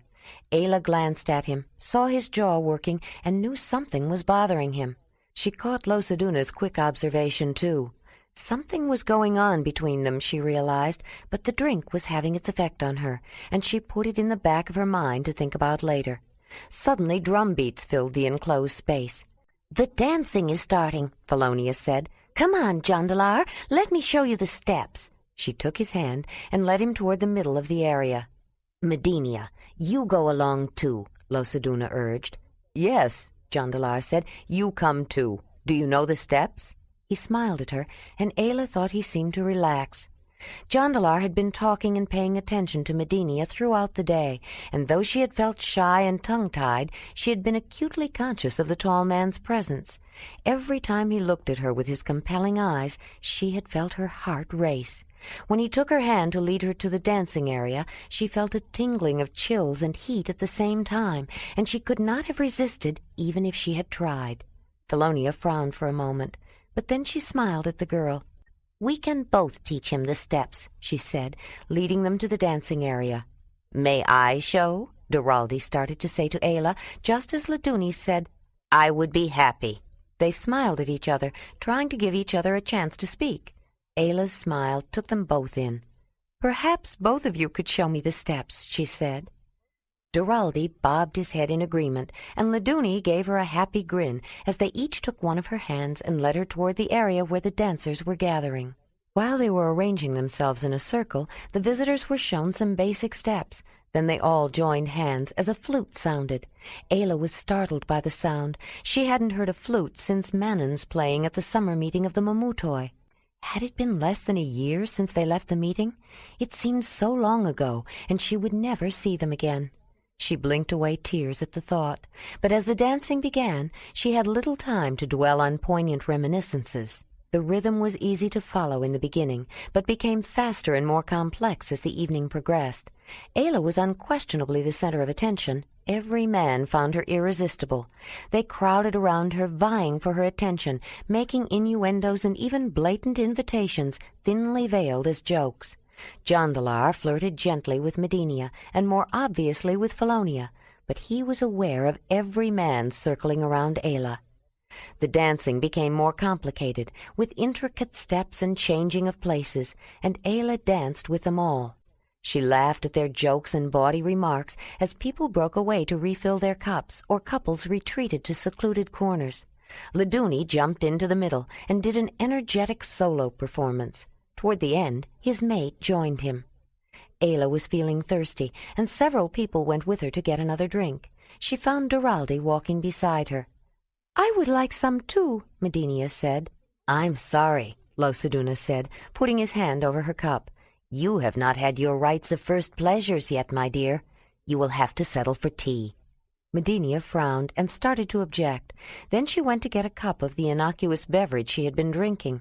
He did not intend to allow her any of the privileges of womanhood until she went through the ceremony that bestowed womanhood, and he was doing everything he could to encourage her to agree to the important ritual.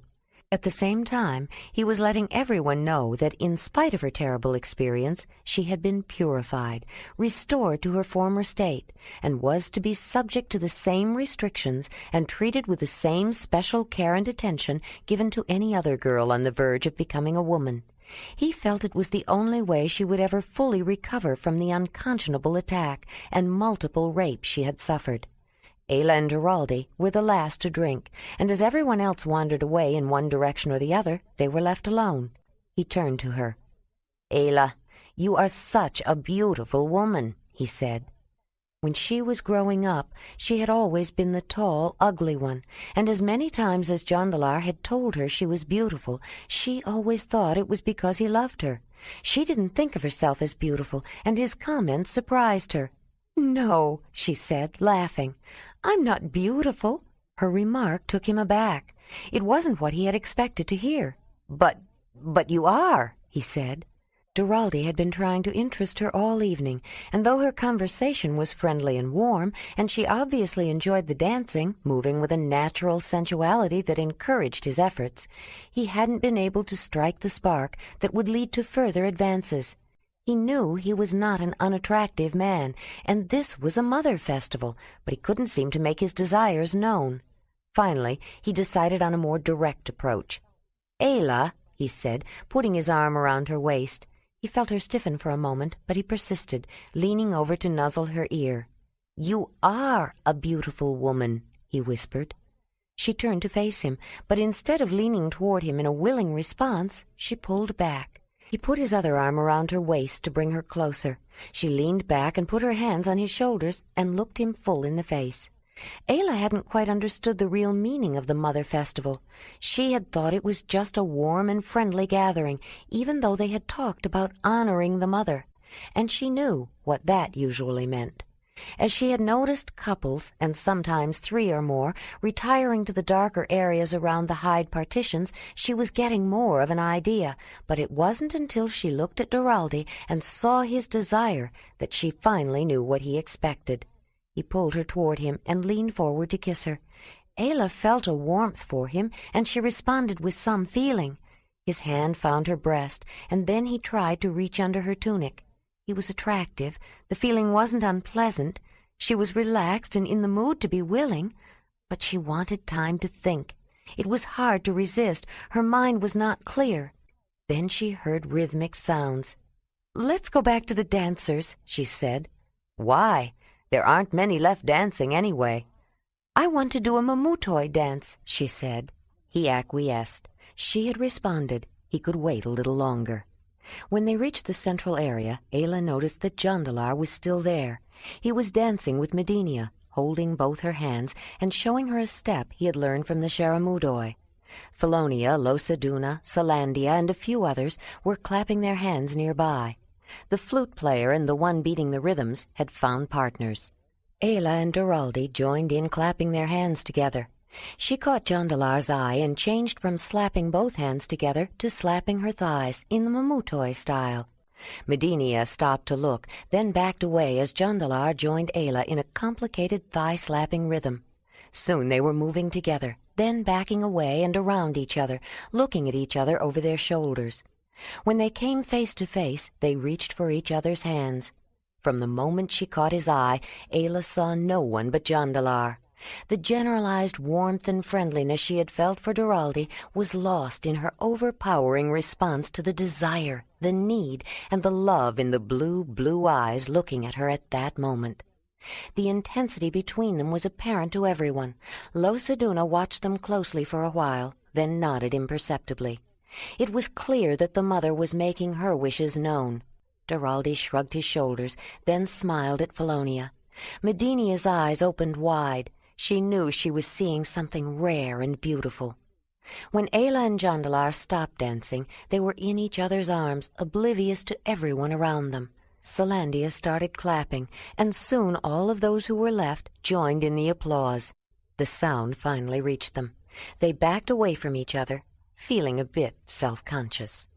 "I think there is still a drink or two left," Salandia said. "Shall we finish it off?" "That's a good idea," Jondalar said, his arm around Ayla. He wasn't about to let her go now. Duraldi picked up the large wooden bowl to pour out the last of the special drink, then looked at Felonia.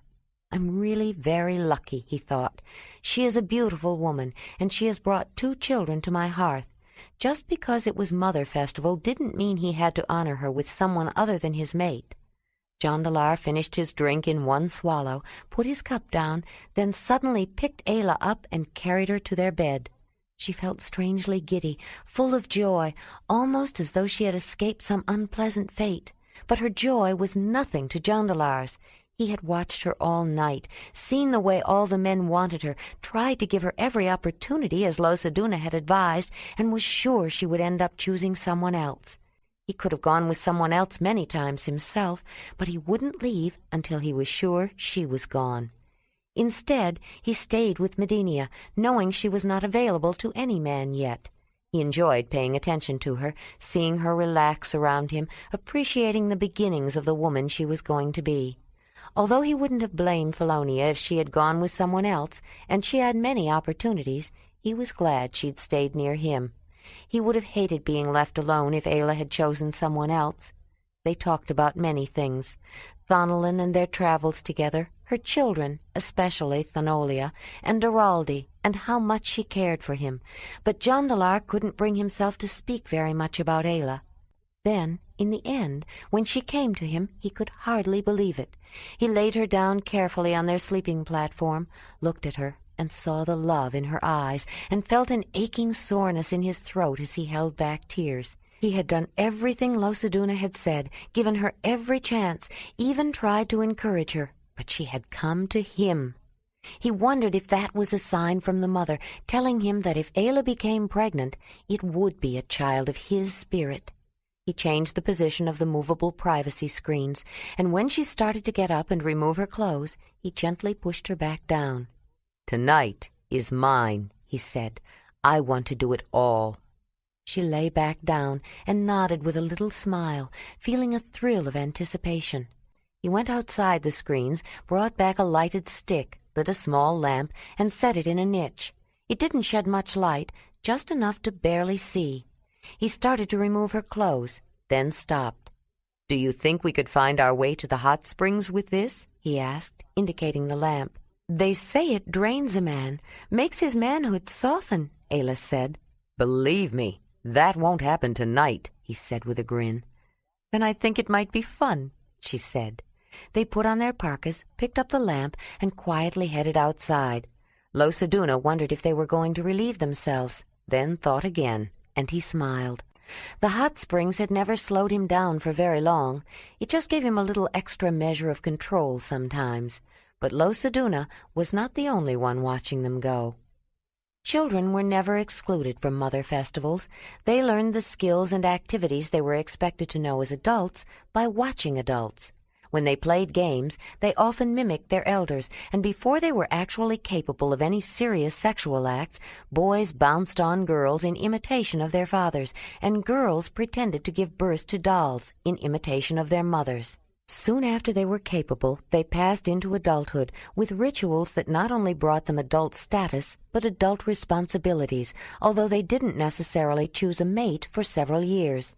Babies were born in their own time, when the mother chose to bless a woman, but surprisingly were seldom born to very young women. All babies were welcomed, supported, and cared for by the extended family and close friends that made up a cave. Medenia had observed mother festivals as long as she could remember, but this time it took on new meaning. She had watched several of the couples. It did not seem to hurt anyone, not the way she had been hurt, even when some of the women chose several men. But she was particularly interested in Ayla and Jondalar. As soon as they left the cave, she put on her parka and followed them. They found their way to the double-walled tent and went into the second enclosure, welcoming the steamy warmth. They stood just inside, looked around, then put the lamp down on the raised earth altar. They took off their outer parkas and sat down on the felted wool pads that covered the ground. Jondalar began by taking off Ayla's boots. Then he removed his own.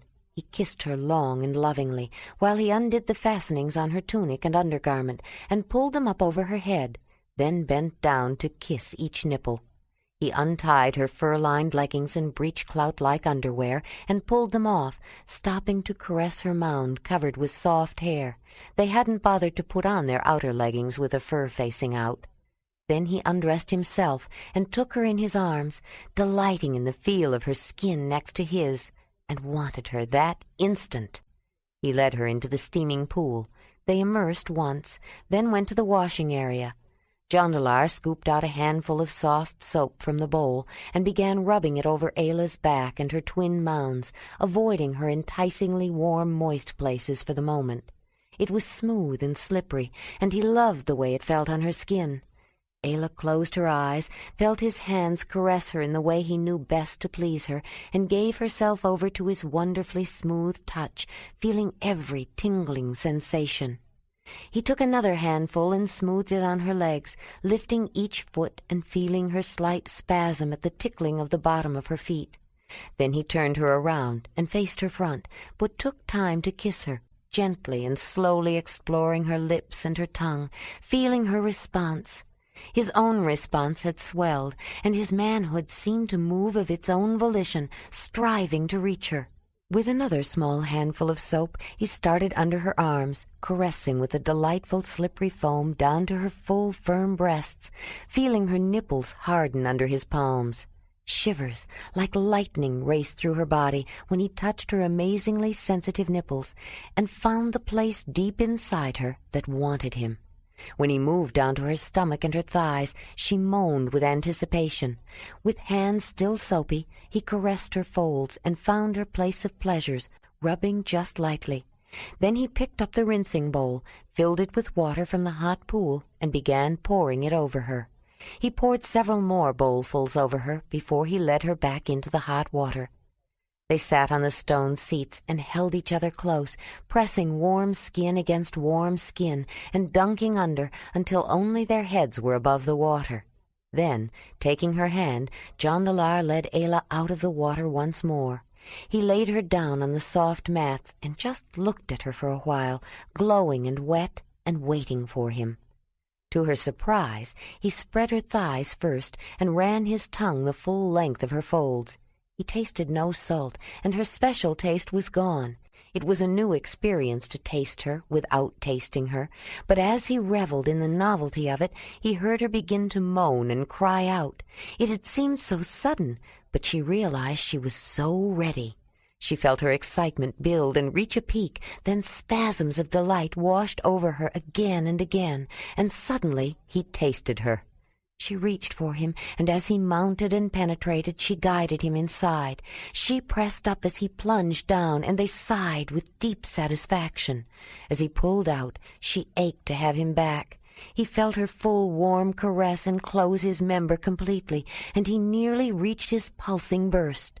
When he pulled back again, he knew he was ready, as a high-pitched moan escaped his lips. She pulled up to him, and he was ready as the bursting momentum escaped and filled her deep well and mixed with her own warm wetness, and he cried out the fullness of her joy. He rested on her for a time, because he knew she loved his weight on her then. When he finally rolled over, he looked down at her and saw her languid smile and had to kiss it. Their tongues explored, softly, gently, without prodding, and she began to feel a touch of excitement again.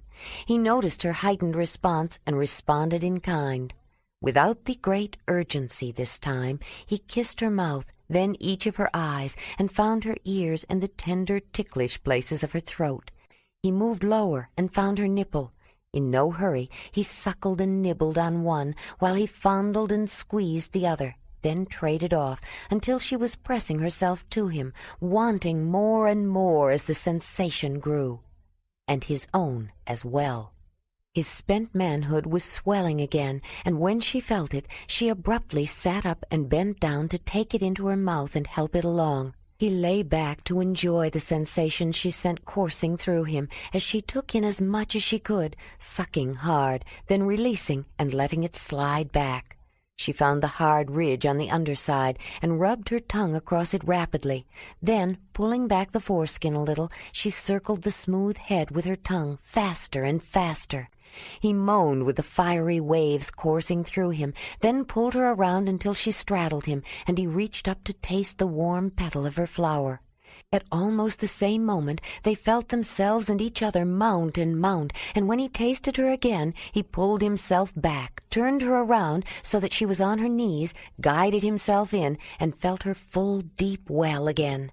She pushed back with each stroke, rocking, moving, plunging in and pulling back, feeling every push, every pull, and then it came again. First she, and at the next stroke he, felt the marvelous surge of the mother's great gift of pleasure. They both collapsed, exhausted, pleasurably, wonderfully, languorously exhausted. They felt a draught for a moment, but didn't move, and they even dozed off for a time. When they woke, they got up and washed again, then soaked in the hot waters. To their surprise, when they got out, they found clean, dry, velvety soft leather blankets to dry themselves with beside the entrance. Medenia walked back to the cave, experiencing feelings she had never known before. She had been moved by Jondalar's intense but controlled passion and his caring tenderness, and by Ayla's eager response and unreserved willingness to abandon herself to him, to trust him completely. Their experience was not at all like the one she had endured. Their pleasures had been fiery and physical, but not brutal. It was not taking from one to serve the other's lust, but giving and sharing to please and gratify each other. Ayla had told her the truth. The mother's pleasures could be an exciting, sensual delight, a joyful and pleasurable celebration of their love, and though she didn't quite know what to do about it, she was aroused, physically and emotionally. She had tears in her eyes. At that moment, she wanted Jondalar. She wished he could be the one to share her womanhood rights, though she knew that wasn't possible. But she decided at that moment that if she could have someone like him, she would agree to go through with the ceremony and have her rights of first pleasures at the next summer meeting. No one was feeling particularly lively the next morning. Ayla made the morning after drink she had developed for the after-celebration headaches at the lion camp, though she only had enough ingredients for the people at the ceremonial hearth.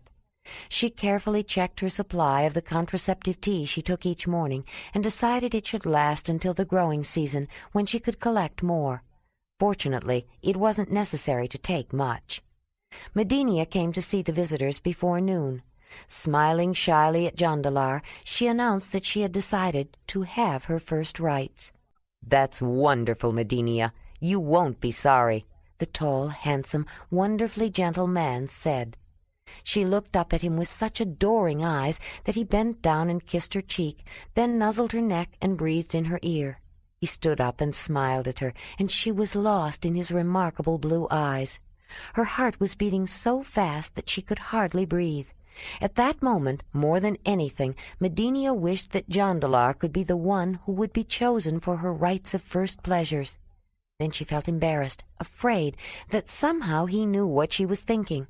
Suddenly she ran out of the hearth area. "Too bad we don't live closer to the Losadunai," he said, watching her go. "I would like to help that young woman, but I'm sure they'll find someone." "Yes, I'm sure they will, but I hope she hasn't built up her expectations too high. I told her that someday she might find someone like you, Jondalar, that she had suffered enough and deserved it. I hope so for her sake," Ayla said. "But there aren't many like you." "All young women have high hopes and expectations," Jondalar said, "but it's all imagination before the first time." "But she has something to base her imagination on." "Of course, they all know more or less what to expect. It's not like they haven't been around men and women," he said. "It's more than that, Jondalar. Who do you think left us those dry blankets last night?" "I thought it was Losaduna, or maybe Solandia." "They went to their bed before we did. They had their own honoring to do. I asked them. They didn't even know we had gone to the sacred waters, although Losaduna did seem particularly pleased about it." "If they didn't, then who? Medinia?" "I'm almost certain it was."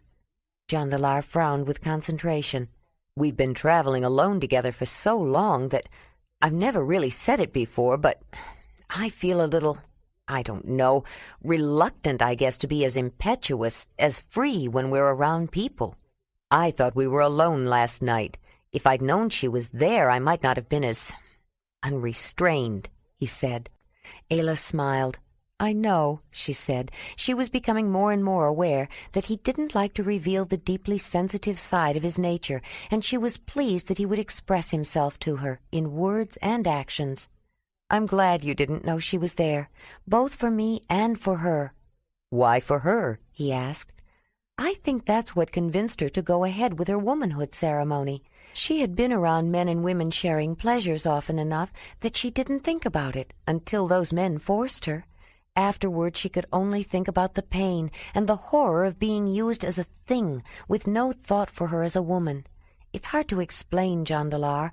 Something like that makes you feel so terrible."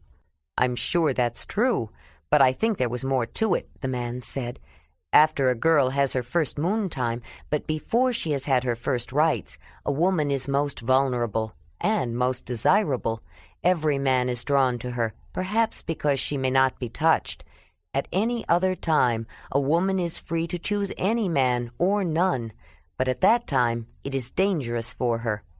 "Like Lati wasn't even supposed to look at her brothers," Ayla said. "Mahmut explained about that." "Maybe not entirely," Jondalar said. "It's up to the girl-woman to show restraint then, and it's not always easy. She is the center of attention. Every man wants her, particularly the younger ones, and it can be hard for her to resist. They follow her around, trying every way they can to get her to give in to them. Some girls do, especially those who have a long wait before the summer meeting, but if she allows herself to be opened without the proper rituals, she is not well thought of. If it's found out, and sometimes the mother blesses her before she is a woman, making sure everyone knows that she was opened, people can be cruel. They blame her and make fun of her." "But why should they blame her? They should blame the men who won't let her alone," Ayla said, irked at the unfairness. "People say if she can't show restraint, she lacks the qualities to assume the responsibilities of motherhood and leadership. She will never be chosen to sit on the council of mothers or sisters, or whatever name her people give to their council of highest authority. So she loses status, which makes her less desirable as a mate. Not that she loses the status of her mother or her hearth. Nothing she is born with is taken away. But she will never be chosen by a man of high status, or even one who has the potential for it. I think Medenia feared that as much as anything, Jondalar said. No wonder Verdija said she was ruined. Ayla's brow creased with concern. Jondalar, will her people accept Losaduna's cleansing ritual? You know that once she is open, she can never really go back to the way she was. I think so. It wasn't that she didn't show restraint. She was forced, and people are angry enough about Chiroli to use that against him. There may be a few who will have reservations, but she will have a lot of defenders, too. Ayla was silent for a while. People are complicated, aren't they? Sometimes I wonder if anything is really what it seems. I think it will work, Laduni, Jondalar said. I do think it will work. Let me go through it again. We'll use the bowl boat to carry dried grass and enough burning stones to melt ice for water, plus extra rocks to build a fire on, and the heavy mammoth hide to put the rocks on so they won't sink into the ice when they get hot. We can carry food for us, and probably wolf in pack baskets and our back frames. It will be a heavy load, Laduni said, but you don't have to boil the water. That will save on burning stones. You just have to melt it enough so the horses can drink it. Both of you and the wolf, too. It doesn't have to be hot, but make sure it's not icy, and make sure you drink enough. Don't try to be sparing. If you have warm clothes, get enough rest and drink enough water. You can resist the cold. I think they should try it out in advance to see how much they will need, Laronia said. Ayla saw that Laduni's mate had made the suggestion. That's a good idea, she said. But Laduni's right. It will be a heavy load, Laronia added. Then we'll have to go through our things and get rid of everything we can, Jondalar said. We won't need much. Once we get across, we'll be close to Dalinar's camp. They were already down to bare necessities. How much more could they get rid of? Ayla thought as the meeting broke up. Medenia fell in beside her as she walked back to their sleeping place. The girl-woman had not only developed a strong crush on Jondalar, but a bit of hero worship toward Ayla, which made Ayla a little uncomfortable. But she liked Medenia and asked her if she would like to sit with her while she sorted through her things. As Ayla began unpacking and spreading out her belongings, she tried to remember how many times she had done this before on this journey. It would be difficult to make choices. Everything had some meaning to her. But if they were going to get across this formidable glacier that Jondalar had been worrying about from the beginning, with Winnie and Racer and Wolf, she had to eliminate as much as possible. The first package she opened contained the beautiful outfit made of soft chamois that Rosario had given to her. She held it up, then spread it out in front of her. "Ooh, how beautiful! The patterns that are sewn on and the way it's cut! I've never seen anything like it," Medenia said, unable to resist reaching out to touch it. "And so soft! I have never felt anything so soft." "It was given to me by a woman of the Sharamudoi, people who live far away from here, near the end of the Great Mother River, where she is truly a great river. You wouldn't believe how big the Mother River gets. The Sharamudoi are really two people. The Shamudoi live on the land and hunt chamois. Do you know that animal?" Ayla asked. Medenia shook her head. "It is a mountain animal, something like an ibex, but smaller." "Yes, I do know that, but we call it by a different name," Medenia said. "The Ramudoi are river people and hunt the great sturgeon. That's a huge fish. Together they have a special way of curing the hides of the chamois to make them soft and supple like this." Ayla picked up the embroidered tunic and thought about the Sharamudoi people she had met. It seemed so long ago. She could have lived with them. She still felt the same way, and she knew she would never see them again. She hated the thought of leaving the gift from Rosario behind. Then she looked into Medenia's shining eyes as she admired it, and Ayla made a decision. "Would you like to have this, Medenia?" Medenia jerked her hands back as though she had touched something hot. "I couldn't. It was a gift to you," she said. "We have to lighten our load. I think Rosario would be pleased if you would accept it, since you love it so. It was meant to be a matrimonial outfit, but I already have one." "Are you sure?" Medenia said. Ayla could see her eyes glistening, incredulous at the thought of such a beautiful, exotic outfit. "Yes, I'm sure. You might consider it for your matrimonial if it is appropriate. Think of it as a gift to remember me." "I don't need a gift to remember you," Medenia said, her eyes brimming with tears. "I will never forget you. Because of you, maybe someday I will have a matrimonial, and if I do, I will wear it then." She couldn't wait to show it to her mother and to all her friends and age-mates at the summer meeting. Ayla was glad she had decided to give it to her. "Would you like to see my matrimonial outfit?" "Oh, yes," Medenia said. Ayla unwrapped the tunic Nezzy had made for her when she had planned to mate with Rainik. It was an ochre yellow, the color of her hair. A carving of a horse had been wrapped inside it, and 2 almost perfectly matched pieces of honey-colored amber. Medenia couldn't believe Ayla could have 2 outfits that were so exotically beautiful, yet so different from each other. But she was afraid to say too much, for fear Ayla might feel required to give her this one, too. Ayla studied it, trying to decide what to do with it. Then she shook her head. No, she could not part with it. It was her matrimonial tunic. She would wear it when she mated with Jondalar. In a way, it had a part of Rainik in it, too. She picked up the small horse carved out of mammoth ivory and fondled it absent-mindedly. This, too, she would keep. She thought about Rainik, wondered how he was. No one had ever loved her more, and she would never forget him. She could have mated him and been happy with him if she hadn't loved Jondalar so much. Medenia had tried to restrain her curiosity, but finally she had to ask, "What are those stones?" "They're called amber. They were given to me by the head woman of the lion camp." "Is that a carving of your horse?" Ayla smiled at her. "Yes, it's a carving of Winnie. It was made for me by a man with laughing eyes and skin the color of Racer's coat. Even Jondalar said he had never known a better carver." "A man with brown skin?" Medenia asked, incredulous. Ayla smiled wryly. She couldn't blame her for doubting. "Yes, he was a Mamutoi, and his name was Rainik. The first time I saw him, I couldn't help staring at him. I'm afraid I was very impolite. I was told that his mother was as dark as a piece of that burning stone. She lived far to the south, across a great sea. A Mamutoi man named Wymez made a long journey. He mated her, and her son was born to his hearth. She died on their way back, so he returned with only the boy. The man's sister raised him." Medenia gave a little shiver of excitement. She thought the only thing south was the mountains, and that they went on forever.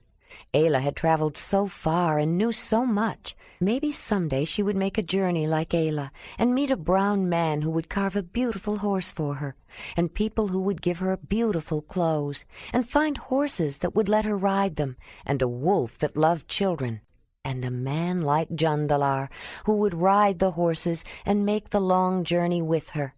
Medenia was lost in daydreams of great adventure. She had never met anyone like Ayla.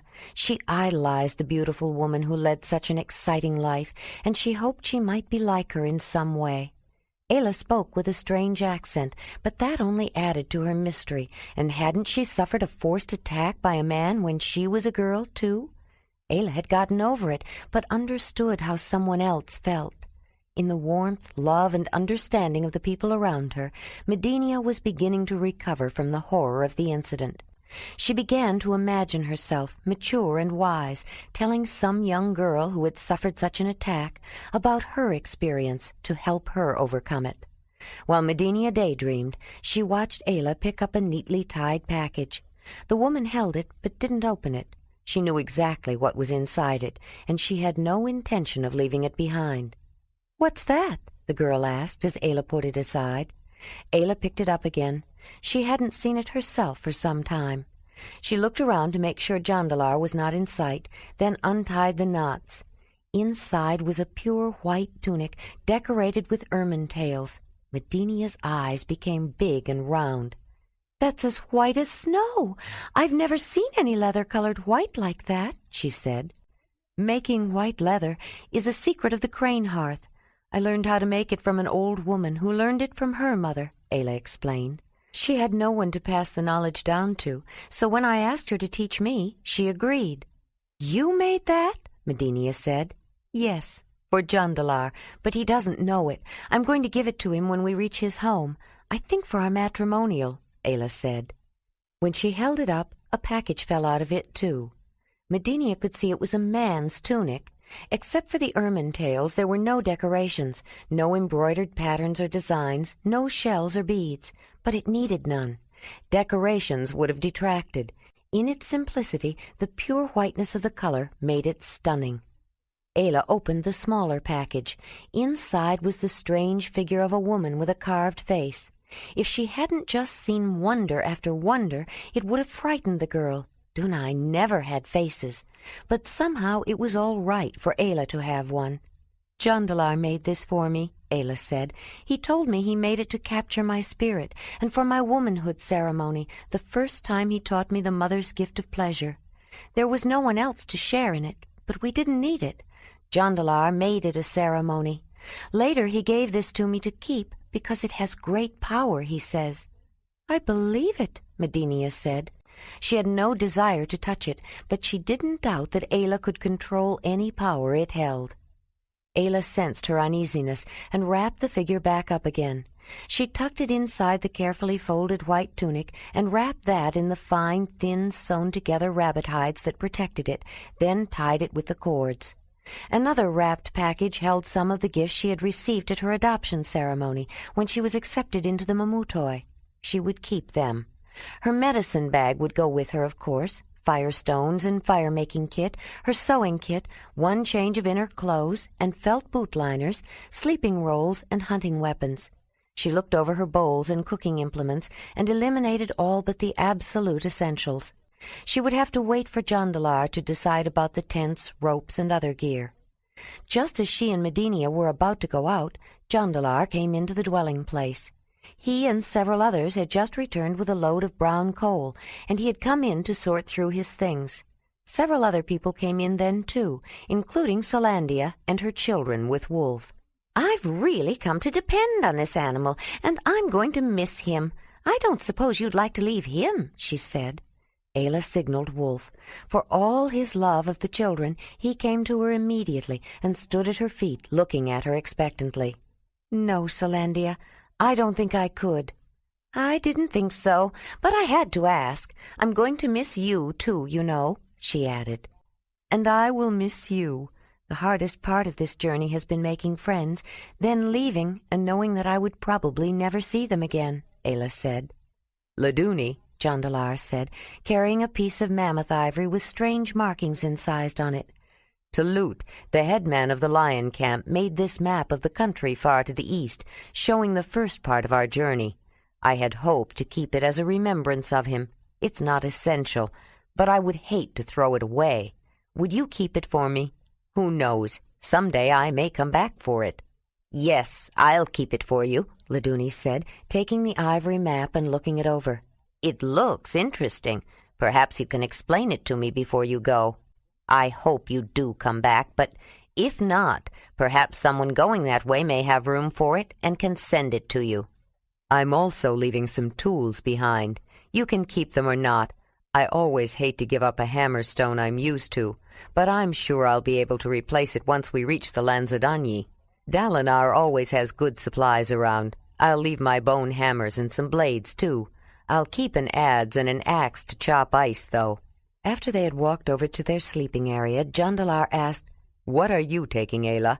"It's all here, on the bed platform." Jondalar saw the mysterious package among her other things. "Whatever is in that must be very valuable," he said. "I will carry it," she said. Medinia smiled slyly, pleased to know the secret. It made her feel very special. "What about this?" he asked, pointing to another package. "These are gifts from the lion camp," she said, opening it up to show him. He spied the beautiful spear point Wymez had given her, and he picked it up to show Laduni. "Look at this," he said. It was a large blade, longer than his hand and as wide as his palm, but less than the size of the tip of his small finger in thickness, tapering to a fine sharpness at the edges. "It's bifacially worked," Laduni said, turning it over. "But how did he get it so thin? I thought working both sides of a stone was a crude technique used for simple axes and such. But this is not crude. This is as fine a piece of workmanship as I've ever seen." "Wymez made it," Jondalar said. "I told you he was good. He heats the flint before he works it. It changes the quality of the stone, makes it easier to detach fine flakes. That's how he gets it so thin. I can hardly wait to show this to Dalinar." "I'm sure he will appreciate it," Laduni said. Jondalar gave it back to Ayla, and she rewrapped it carefully.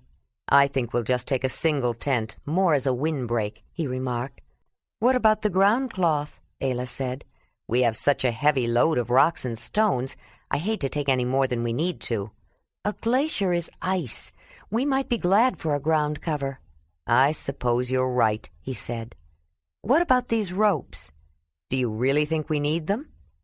"I'd suggest you take them," Laduni said. "Ropes can be very useful on a glacier." "If you think so, I'll take your advice," Jondalar said. They had packed as much as possible the night before, and spent the evening saying their farewells to the people they had come to care for so much in the short time they were there. Verdigia made a point of coming to talk to Ayla. "I want to thank you, Ayla." "It's not necessary to thank me. We need to thank everyone here." "I mean, for what you did for Medenia. To be honest, I'm not sure what you did or what you said to her, but I know that you made the difference. Before you came, she was hiding in a dark corner, wishing she were dead. She wouldn't even talk to me, and she wanted nothing to do with becoming a woman. I thought all was lost. Now she's almost like her old self, looking forward to her first rites. I just hope nothing happens to make her change her mind again before summer." "I think she will be all right, as long as everyone continues to support her," Ayla said. "That has been the biggest help, you know." "I still want to see Chiroli punished," Verdigia said. "I think everyone does. Now that everyone has agreed to go after him, I think he will be. Medenia will be vindicated, and she will have her first rites and become a woman. You will have grandchildren yet, Verdigia." In the morning they got up early, did their final packing, and came back into the cave for a last morning meal with the Losadunai. Everyone was there to bid them farewell. Losaduna had Ayla memorize a few more verses of lore, and then almost became emotional when she hugged him goodbye. Then he quickly went to talk to Jondalar. Salandia made no qualms about how she felt, and she told them how sorry she was to see them go. Even Wolf seemed to know he would not see the children again, and so did they. He licked the baby's face, and for the first time Miss Sherry cried. But as they walked out of the cave, it was Medenia who surprised them. She had put on the magnificent outfit Ayla had given her, and she clung to Ayla and tried not to cry. Jondalar told her how beautiful she was, and he meant it. The clothes lent her an air of uncommon beauty and maturity, and hinted at the real woman she would someday become. As they mounted the horses, rested now and eager to go, they looked back at the people standing around the mouth of the cave, and it was Medenia who stood out. But she was still young, and as they waved, tears streamed down her face. "I will never forget either of you," she called out, then ran into the cave. As they rode away back toward the Great Mother River, which was hardly more than a stream, Ayla thought she would never forget Medenia or her people either. Jondalar was sorry to say goodbye, too, but his thoughts were on the difficulties they had yet to face. He knew the toughest part of their journey still lay ahead. 39. Jondalar and Ayla headed north, back toward the Donau, the great mother river that had guided their steps for so much of their journey.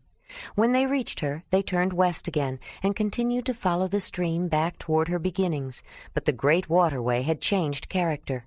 She was no longer a huge meandering surge rolling with ponderous dignity across the flat plains, taking in countless tributaries and volumes of silt, then breaking into channels and forming oxbow lakes. Near her source she was fresher, sprightlier, a leaner, shallower stream that tumbled over her wide rocky bed as she raced down the steep mountainside. But the westward route of the travelers along the swiftly flowing river had become a continuous uphill climb, one that took them ever closer to their inevitable rendezvous with the thick layer of unmelting ice that capped the broad, high plateau of the rugged highland ahead. The shapes of glaciers followed the contours of the land. Those on mountain tops were craggy tors of ice. Those on level ground spread out like pancakes with nearly uniform thickness, rising slightly higher in the middle, leaving behind gravel banks and gouging out depressions that became lakes and ponds. At its farthest advance, the southernmost lobe of the vast continental cake of ice, whose nearly level top was as high as the mountains around them, missed by less than 5 degrees of latitude a meeting with the northern reaches of the mountain glaciers. The land between the two was the coldest anywhere on earth. Unlike mountain glaciers, frozen rivers creeping slowly down the sides of mountains, the unmelting ice on the rounded, nearly flat highland, the glacier Jondalar was so concerned about, still to the west of them, was a plateau glacier, a miniature version of the great thick layer of ice that spread across the plains of the continent to the north. As Ayla and Jondalar continued along the river, they gained altitude with each step. They made the ascent with an eye toward sparing the heavily laden animals, most often leading them instead of riding. Ayla was particularly concerned for Winnie, who was hauling the major portion of the burning stones that they hoped would ensure the survival of their traveling companions when they crossed the icy surface, a terrain that horses would never attempt on their own. In addition to Winnie's pole drag, both horses carried heavy packs, though the load on the mare's back was lighter to compensate for the travois she pulled.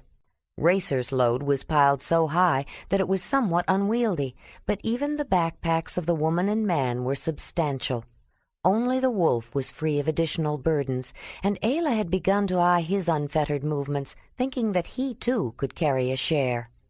"All this effort to carry rocks," Ayla remarked one morning as she shrugged on her backpack. "Some people would think we were strange to be hauling this heavy load of stones up these mountains." "Many more think we're strange for traveling with 2 horses and a wolf," Jondalar countered. "But if we're going to get them across the ice, we're going to have to get these stones up there. And there is one thing to be glad for." "What is that?" "How easy it will be once we reach the other side." The upper course of the river traversed the northern foreland of the range of mountains to the south, which was so huge that the travelers had little real sense of its immense scale. The Losadunai lived in a region just south of the river of more rounded, massif-like limestone mountains, with extensive areas of relatively level plateaus. Though worn down by eons of wind and water, the eroded eminences were lofty enough to bear glistening crowns of ice throughout the year. Between the river and the mountains was a landscape of dormant vegetation overlaying a flysch zone of sandstone. This, in turn, was covered by a light mantle of winter snow that blurred the lower boundary of the unmelting ice, but the shimmer of glacial blue revealed its nature. Farther south, gleaming in the sun like giant shards of broken alabaster, the exalted crags of the central zone, almost a separate range within the great mass of uplifted earth, soared high above the nearer heights. As the travelers continued their climb toward the higher western chain within the complex range, the silent march of the central mountains followed their progression, watched over by a brooding pair of jagged peaks towering far above the rest. To the north, across the river, the ancient crystalline massif rose steeply, its undulating surface occasionally overtopped by rocky crags and covered by block fields with raised meadows in between. Looking ahead, westward, higher rounded hills, some topped with small icy crowns of their own, reached across the frozen river, no boundary to frost, to join the ice of the younger folded ridges of the southern range. Dry, powdery snow drifted down less frequently as their journey took them closer to the coldest part of the continent, the region between the farthest northern extension of the mountain glacier and the southernmost reaches of the vast continent-spanning ice sheets. Not even the windy lowest steppes of the eastern plains could match the severity of its bitter cold. The land was saved from the desolation of frozen ice sheets only by the moderating maritime influence of the Western Ocean. The Highland Glacier they planned to go over, without the air warmed by the unfrozen ocean keeping the encroaching ice at bay, could have expanded and become impossible to cross. The maritime influences that allowed passage to the western steppes and tundras also kept the glaciers away from the land of the Zelendanyi, sparing it the heavy layer of ice that covered other lands at the same latitude. Jondalar and Ayla fell easily back into their traveling routine, although it seemed to Ayla that they had been traveling forever. She longed to reach the end of their journey. Memories of the quiet winter in the earth lodge of the lion camp flashed into her mind as they plodded forward through the monotony of the winter landscape. She recalled small incidents with pleasure, forgetting the misery that had overshadowed her days the whole time when she thought that Jondalar had stopped loving her. Although all their water had to be melted, usually from river ice rather than snow, the land was bleak and barren with few snowdrifts. Ayla decided there were some benefits to the freezing cold. The tributaries to the Great Mother River were smaller and frozen solid, making them easier to cross. But they invariably hurried across the right bank openings because of the fierce winds that roared through valleys of the rivers and streams. These blasts funneled frigid air from the high-pressure areas of the southern mountains, adding wind chill to the already freezing air. Shivering, even in her heavy furs, Ayla felt relieved when they finally made it across a wide valley to the protective barrier of nearby higher ground. "I'm so cold," she said through chattering teeth. "I wish it would warm up a little." Jondalar looked alarmed. "Don't wish that, Ayla." "Why not?" "We have to be across the glacier before the weather turns. A warm wind means a fen, the snow melter. That will break the season. Then we'll have to go around to the north through clan country. It will take much longer, and with all the trouble Chiroli has been causing them, I don't think they will be very welcoming," Jondalar said. She nodded with understanding, looking across to the north side of the river. After studying it for some distance, Ayla said, "They have the better side." "What makes you say that?" "Even from here you can see that there are plains that have good grass and that would bring more animals to hunt. On this side are mostly scrub pines. That means sandy earth and poor grass, except for a few places.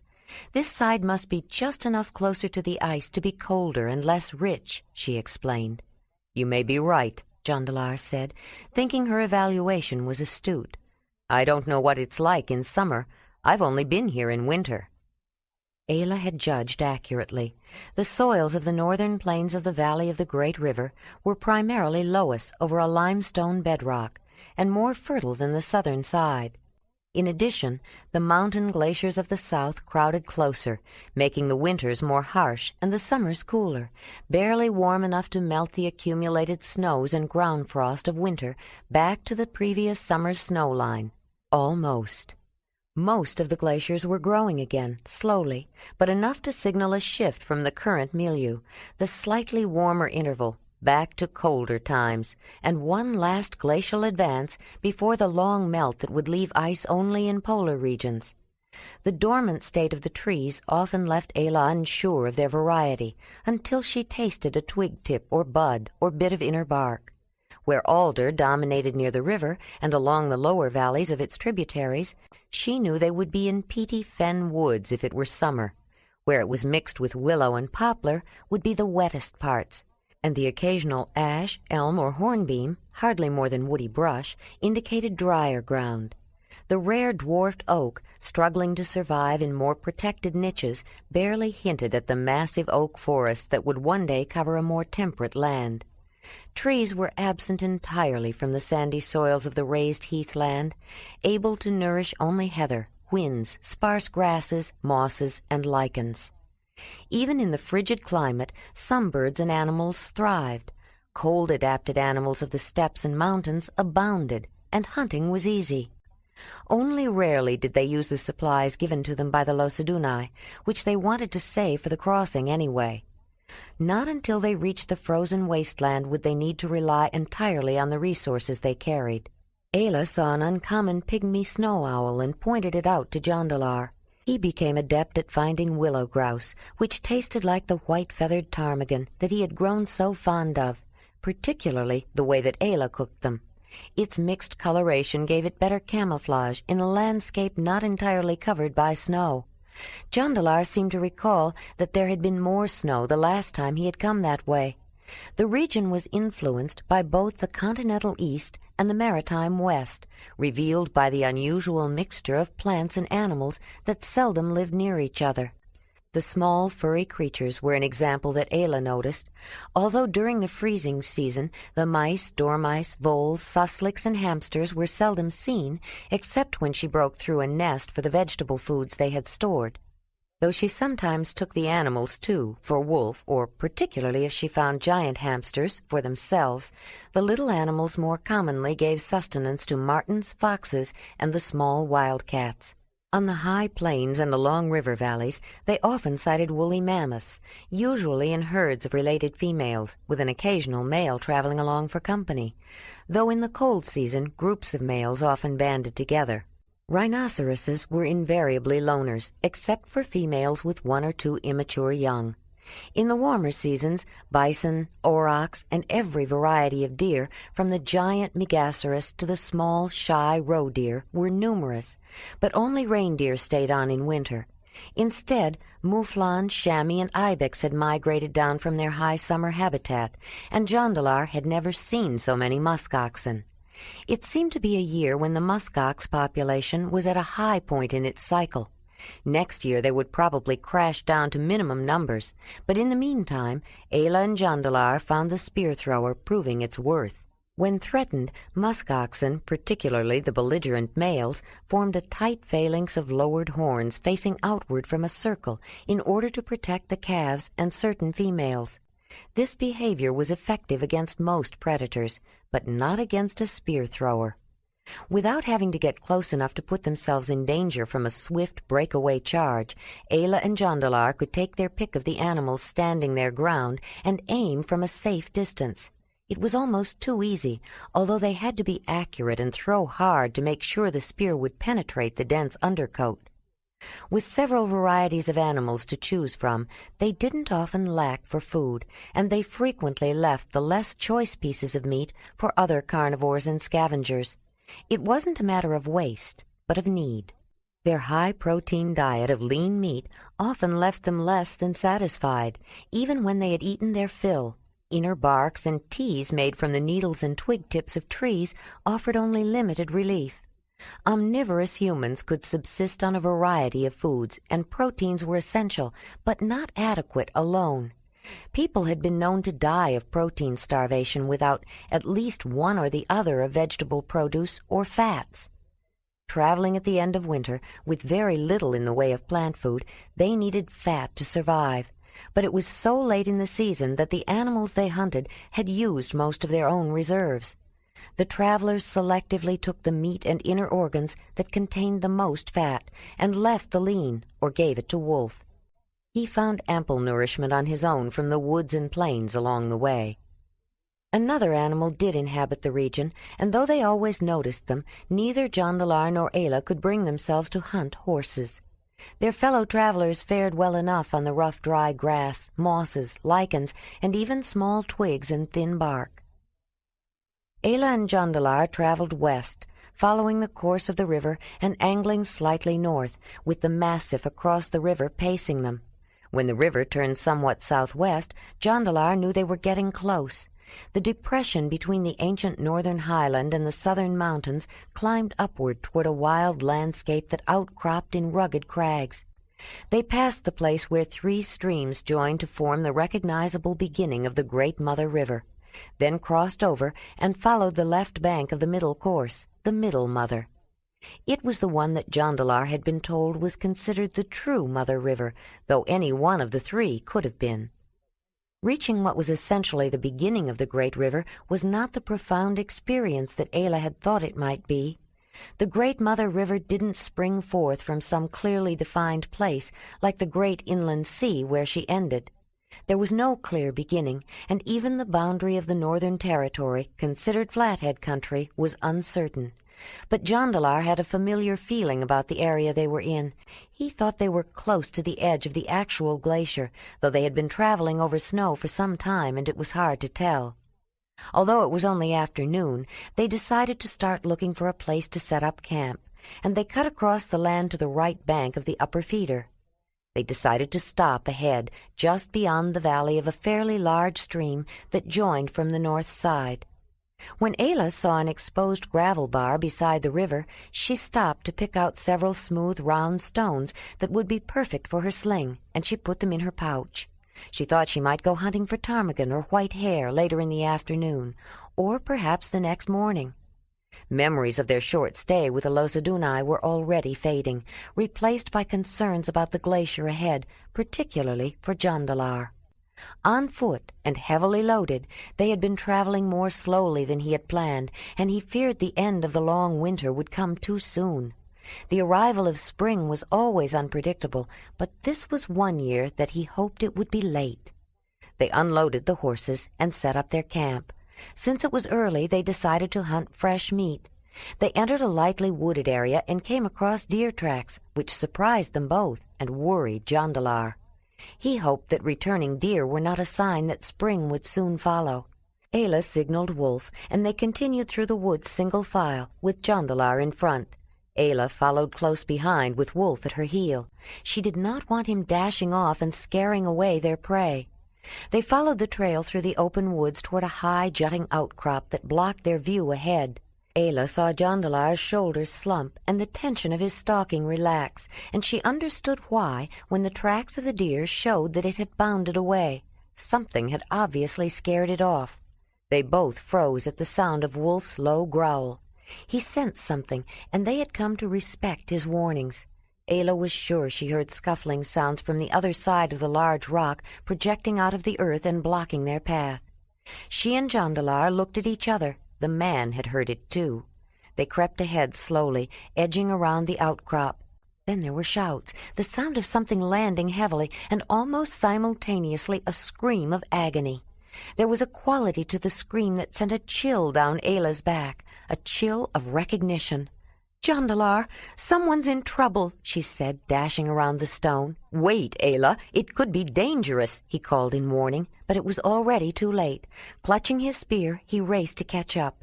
Around the outcrop, several young men were struggling with someone on the ground who was trying to fight them off without much success. Others were making crude remarks to a man who was on his knees and stretched out on top of a person that two others were trying to hold down. "Hurry up, Danasi. How much more help do you need? This one's struggling." "Maybe he needs help finding it." "He just doesn't know what to do with it." "Then give someone else a chance." Ayla caught a glimpse of blonde hair, and with an angry feeling of disgust, she realized that they were holding down a woman, and she knew what they were trying to do. As she ran toward them, she had another insight. Perhaps it was the shape of a leg or an arm or the sound of a voice, but suddenly she knew it was a clan woman, a blonde clan woman. She was stunned, but only for a moment. Wolf was growling, eager, but watching Ayla and holding back. "It must be Charoli's band," Jondalar said, coming up behind her. He dropped off his hunting pack with his spear holder, and in a few long strides he reached the three men who were molesting the woman. He grabbed the one on top by the back of his parka at the scruff of his neck and yanked him off the woman. Then he stepped around and, doubling up his fist, slammed it into the man's face. The man dropped to the ground. The other two gaped in shock, then let go of the woman and turned to attack the stranger. One jumped on his back, while the other threw punches at his face and chest. The big man flung off the one on his back, took a hard blow to his shoulder, and countered with a powerful belt to the stomach of the man in front of him. The woman rolled over and backed off to get away when the two men went after Jondalar, and she ran toward the other group of struggling men. While one man was doubled over in pain, Jondalar turned to the other. Ayla saw the first one struggling to get up. "Wolf, help Jondalar! Get those men!" she said, signaling to the animal. The big wolf raced eagerly into the fray, while she dropped her pack, loosened the sling from around her head, and reached into her pouch for stones. One man of the three was down again, and she watched another, with terror in his eyes, fling up an arm to fend off the huge wolf that was coming for him. The animal jumped up on his hind legs, sank his teeth into the arm of a heavy winter coat, and ripped off the sleeve, while Jondalar landed a solid punch on the jaw of the third. Putting a stone in the pocket of her sling, Ayla turned her attention toward the other group of struggling men. One had raised a heavy bone club with two hands and was ready to smash it down. She quickly hurled the stone and watched the man with the club fall to the ground. Another man, who was holding a spear in a threatening stance over someone on the ground, watched his friend fall with a look of incredulity. He shook his head and didn't see the second stone coming, but yelled in pain when it hit. The spear dropped to the ground as he grabbed for his injured arm. 6 men had been struggling with the one on the ground, yet having a hard time of it. Her sling had brought 2 down, and the woman who had been attacked was pummeling a third to good effect. The man was holding up his arms in defense. Another, who had gotten too close to the man they had been trying to restrain, was jarred by a powerful blow. He staggered back. Ayla had 2 more stones ready to go. She let fly with one, aimed at a non-vital muscular thigh, giving the downed man, a man of the clan as Ayla had guessed, an opening. Though he was sitting, he grabbed the man closest to him, lifted him off the ground, and threw him at another man. The clan woman renewed her frenzied attack, finally driving away the man she had been struggling with. Though not accustomed to fighting, women of the clan were as strong as their men in proportion to their size, and though she would have preferred to acquiesce rather than fight to defend herself against a man who wanted to use her to relieve his needs, this woman had been moved to fight in defense of her injured mate. But there was no fight left in any of the young men. One lay unconscious near the leg of the clan man, a wound on his head oozing blood that matted his dirty blonde hair and was swelling into a discolored bruise. Another was rubbing his arm, glowering at the woman who held her sling ready. The others were bruised and battered, one with an eye that was puffing up and closing. The 3 who had been after the woman were cowering in a huddle on the ground, their clothes in tatters, in fear of a wolf who was standing watch over them with fangs bared and a mean snarl in his throat. Jondalar, who had also taken a share of punishment but didn't seem to notice, walked over to make sure Ayla was unharmed, then looked closely at the man on the ground and was suddenly struck by the fact that it was a man of the clan. He had known it when they first came upon the scene, but it hadn't made an impression until that moment. He wondered why the man was still down. He pulled the unconscious man away from him and rolled him over. He was breathing. And then he saw why the man of the clan did not get up. The reason was immediately apparent. The thigh of his right leg, just above the knee, was bent at an unnatural angle. Jondalar looked at the man with awe. With a broken leg, he had been holding off 6 men. He knew flatheads were strong, but he hadn't realized how strong or how determined. The man had to be in great pain, but he was not showing it. Suddenly another man, who had not been involved in any of the struggles, swaggered into view. He looked around at the battered band and raised an eyebrow. All the young men seemed to squirm with discomfort under his disdain. They didn't know how to explain what had happened. One moment they were in the midst of roughing up and making sport with the 2 flatheads unfortunate enough to have crossed their path, and the next they were at the mercy of a woman who could sling rocks hard, a big man with fists as hard as rocks, and the biggest wolf they had ever seen, not to mention the 2 flatheads. "What happened?" he asked. "Your men have finally gotten a little back," Ayla said. "It will be your turn next." The woman was a total stranger. How did she know this was his band, or anything else about them? She spoke in his language, but with a strange accent, and he wondered who she was. The woman of the clan turned her head at the sound of Ayla's voice and studied her closely, though it was not apparent to anyone else. The man with the bump on his head was waking up, and Ayla went to see how badly he was hurt. "Get away from him," the man said, but the bravado was belied by the fear she detected in his voice. Ayla paused, frankly appraised the man, and realized his objection was for the benefit of the band of men, not because he particularly cared about the one who was wounded. She continued her examination. "He'll have a headache for a few days, but he'll be fine. If I had seriously meant to harm him, I would not have held back. He would be dead, Charoli." "How do you know my name?" the young man blurted out, frightened but trying not to show it. How did this stranger know who he was? Ayla shrugged. "We know more than your name." She glanced in the direction of the man and woman of the clan. To most of the people there, they seemed impassive, but Ayla could see their shock and uneasiness in the subtle shadings of expression and posture. They were warily watching the people of the others, trying to make sense out of the strange turn of events. For the time being, the man thought they seemed to be in no danger of further attack. But that big man, why had he helped them, or seemed to help them? Why would a man of the others fight men of his kind to help them? And what about the woman? If she was a woman, she used a weapon, one he understood better than most men he knew. What kind of woman used a weapon? Against men of her own kind? Even more disquieting was the wolf, an animal that seemed to be threatening those men that had been hurting his woman, his own very special new woman. Perhaps the tall man had a wolf totem, but totems were spirits, and that was a real wolf. All he could do was wait, hold the pain inside himself, and wait. Seeing his subtle glance at Wolf and guessing his fears, Ayla decided to get all the shocks over with at once. She whistled a distinctive, imperative sound that resembled the call of a bird, but no bird anyone had ever heard. Everyone stared at her apprehensively, but when nothing happened immediately, they relaxed. Too soon.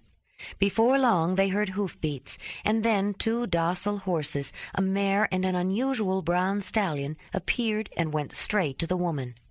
What kind of strangeness was this? Was he dead and in the world of the spirits? The man of the clan wondered. The horses seemed to frighten the young men even more than the people of the clan.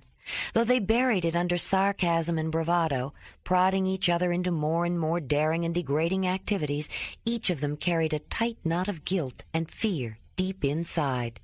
Some day each man was sure he would be discovered and held accountable. Some of them actually wished for it, to get it over with before things got even worse, if it wasn't too late already. Danasi, the one who had been subject to derision because he was having trouble subduing the woman, had talked about it to a couple of the others that he thought he could trust. Flathead women were one thing, but that girl, not even a woman yet, who cried and fought. Granted, it was exciting at the time. Women at that stage were always exciting. But afterward he had been ashamed and fearful of Duna's retribution. What would she do to them? And now, suddenly, here was a woman, a stranger, with a big fair-haired man. Wasn't her lover supposed to be bigger and more fair than other men? And a wolf, and horses that came at her call. No one had ever seen her before, yet she knew who they were. She had a strange way of speaking. She must have come from far away, but she knew their language. Did they speak where she came from? Was she a Dunai, a mother spirit in human form? Danasi shuddered. "What do you want with us?" Chiroli said. "We weren't bothering you. We were just having a little fun with some flatheads. What's wrong with having a little sport with some animals?" Jondalar watched Ayla struggle to restrain herself. "And Medinia?" he asked. "Was she animal too?" They knew. The young men looked at each other and then to Chiroli for guidance. The man's accent was not the same as hers. He was Zelendanyi. If the Zelendanyi knew, they wouldn't be able to go there and hide if they needed to, pretending to be on a journey the way they'd planned. Who else knew? Was there any place they could go? "These people are not animals," Ayla said, with a cold rage that made Jondalar look twice. He had never seen her quite so angry, but she was so controlled that he wasn't sure if the young men knew it. If they were animals, would you even try to force them? Do you force wolves? Do you force horses? No, you are looking for a woman, and no woman wants you. These are the only women you can find," she said. "But these people are not animals." She glanced at the clan couple. "You are the animals. You are hyenas, snuffling around the middens and smelling rotten, smelling of your evil, hurting people, forcing women, stealing what is not yours. I will tell you, if you don't return now, you will lose everything. You will have no family, no cave, no people, and you will never have a woman at your hearth. You will spend your life as a hyena, always taking the leavings of others and having to steal from your own people." "They know about that, too," one of the men said. "Don't say anything," Chiroli said. "They don't know. They're only guessing." "We know," Jondalar said. "Every people know." His command of their language was not perfect, but perfectly understandable. "That's what you say. We don't even know you," Chiroli said. "You're a stranger, not even Losadunai.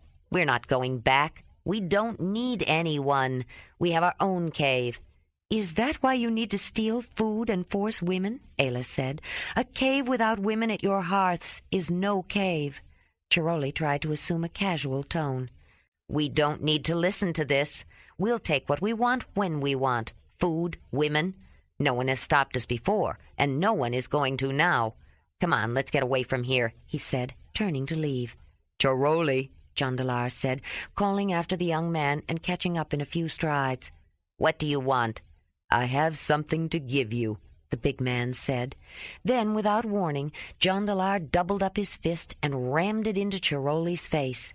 Chiroli's head jerked back, and he was lifted off his feet by the stunning blow. "That's for Medinia," Jondalar said, looking down at the man sprawled out on the ground. Then he turned on his heel and walked away. Ayla looked at the dazed young man. A trickle of blood flowed from the corner of his mouth, but she made no move to offer assistance. Two of his friends helped him up. Then she turned her attention to the band of young men, eyeing each one individually. They were a sorry-looking lot, unkempt and dirty, their clothes tattered and grimy. Their gaunt faces spoke of hunger, too. No wonder they had stolen food. They were in need of the help and support from the family and friends of a cave. Perhaps the unrestricted life of roaming freely with Chiroli's band had begun to lose its appeal, and they were ready to return. "They are looking for you," she said. "Everyone has agreed that you have gone too far. Even Tomasi, who is kin to Chiroli. If you return to your caves and take what's coming to you, you may have a chance to join your families again. If you wait until they find you, it will go worse for you." Is that why she was here? Had she come to warn them, Danasi wondered, before it was too late? If they returned before they were found and tried to make amends, would their caves take them back? After Chiroli's band left, Ayla approached the clan couple. They had watched with amazement both Ayla's direct confrontation of the men and Jondalar's final punch that had knocked the other man down. Men of the clan never hit other men of the clan, but all men of the others were strange. They looked something like men, but they didn't act much like men, especially the man that had been struck. All the clans knew about him, and the man on the ground had to admit that he felt a certain satisfaction in seeing that one downed. He was even more pleased to see them all go. Now he wished the other two would go. Their actions had been so unexpected that they made him uncomfortable. He just wanted to get back to his clan, although he didn't know how he was going to do it with a broken leg. Ayla's next gesture took both the man and woman completely by surprise. Even Jondalar could see their stunned confusion. She gracefully lowered herself to a cross-legged position in front of the man and looked demurely down at the ground. Jondalar was surprised himself. She had done that to him on occasion, usually when she had something important to say to him and was frustrated because she couldn't find the words to express herself. But this was the first time he had ever seen her use that posture in its proper context. It was a gesture of respect. She was requesting permission to address him. But it astonished the tall man to see Ayla, who was so capable and independent, approach this flathead, this man of the clan, with such deference. She had tried to explain to him once that it was courtesy, tradition, their manner of speaking, and not necessarily denigrating. But Jondalar knew that no Zelendanyi woman, or any other woman he knew, would ever approach anyone, man or woman, in that way. As Ayla sat patiently waiting for the man to tap her shoulder, she wasn't even sure if the sign language of these clan people was the same as the language of the clan that had raised her. The distance between them was great, and these people had a different look. But she had noticed similarities of spoken languages. Although the farther apart people lived, the less alike the language was. She could only hope that the sign language of these people would also be similar. She thought their gestural language, like much of their knowledge and patterns of activities, came from their memories, the racial memories, akin to instinct, that each child was born with. If these people of the clan came from the same ancient beginnings as the ones she had known, their language should be at least similar. As she waited nervously, she began to wonder if the man had any idea what she was trying to do. Then she felt a tap on her shoulder and took a deep breath. It had been a long time since she had spoken with people of the clan, not since she had been cursed. She had to forget about that. She couldn't let these people know that she was dead as far as the clan was concerned, or they would cease to see her, just as though she didn't exist. She looked up at the man, and they studied each other. He could see no hint of clan in her. She was a woman of the others. She was not like one of those that seemed oddly deformed by a mixture of spirits, the way so many were born these days. But where had this woman of the others learned the correct way to address a man? Ayla had not seen a clan face for many years, and his was a true clan face, but it was not quite like the faces of the people she had known. His hair and beard were a lighter brown, and appeared soft and not quite as curly. His eyes were lighter, too, brown, but not the deep, liquid, almost black eyes of her people. His features were stronger, more accentuated. His brow ridges were heavier, his nose sharper. His face jutted out farther. His forehead even seemed to sweep back more abruptly, and his head was longer. He seemed somehow more clan than her clan. Ayla started speaking with the gestures and words of the everyday language of Brun's clan, the language of the clan she had learned as a child. It was immediately apparent that he did not understand. Then the man made some sounds. They had the tone and quality of voice of the clan, rather guttural with the vowels almost swallowed, and she strained to understand. The man had a broken leg, and she wanted to help him, but she also wanted to know more about these clan people. In a certain way, she felt more comfortable around them than the people of the others. But to help him, she needed to communicate with him, to make him understand. He spoke again and made signs. The gestures seemed as though they ought to be familiar, but she couldn't make sense of them, and his word sounds were not familiar to her at all. Was the language of her clan so different that she wouldn't be able to communicate with the clans in this region? 40. Ayla thought about how to make herself understood to the man of the clan, glancing at the young woman sitting nearby, who looked nervous and upset. Then, remembering the clan gathering, she tried the ancient, formal, and primarily silent language that was used to address the world of the spirits and to communicate with other clans that had a different common language. The man nodded and made a gesture. Ayla felt a great wash of relief when she found that she had understood him, and a rush of excitement. These people did come from the same beginnings as her clan. Sometime, in some far distant past, this man had the same ancestors as Kreb and Isa. With a sudden insight, she recalled a strange vision, and knew that she too shared roots, even more ancient, with him. But her line had diverged, taken a different path. Jondalar watched, fascinated, as they began to talk with signs. It was hard to follow the quick flowing movements they made, which gave him a sense of much greater complexity and subtlety to the language than he had supposed. When Ayla had taught people of the lion camp some of the clan's sign language so that Rydag could communicate with them for the first time in his life, the formal language, because it was easier for the youngster to learn, she had taught them only the basic rudiments. The boy had always enjoyed talking with her more than anyone. Jondalar had guessed that Rydag could communicate with her more fully, but he was beginning to understand the range and depth of the language. Ayla was surprised when the man skipped over some of the formalities of introduction. He didn't establish names, places, or kinship lines. Woman of the others, this man would know where you learned to speak. When this woman was a young child, family and people were lost to an earthquake. This woman was raised by a clan, she explained. This man knows of no clan that took in a child of the others, the man signed. The clan of this woman lives far away. Does the man know of the river known to the others as Great Mother? It is the boundary, he motioned impatiently. The river goes on for a greater distance than many know, to a great sea far to the east. The clan of this woman lives beyond the end of Great Mother, Ayla signed. He looked incredulous, then studied her. He knew that, unlike the people of the clan, whose language included the understanding of unconscious body movements and gestures, which made it almost impossible to say one thing and mean something else, the people of the others, who spoke with sounds, were different. He couldn't be sure about her. He could see no signs of dissimulation, but her story seemed so far-fetched. "This woman has been traveling since the beginning of last warm season," she added. He became impatient again, and Ayla realized he was in great pain. "What does the woman want? Others are gone. Why does the woman not go?" He knew that she had probably saved his life and had helped his mate, which meant he owed her an obligation that would make them the next thing to kin. The thought was unsettling. "This woman is a medicine woman.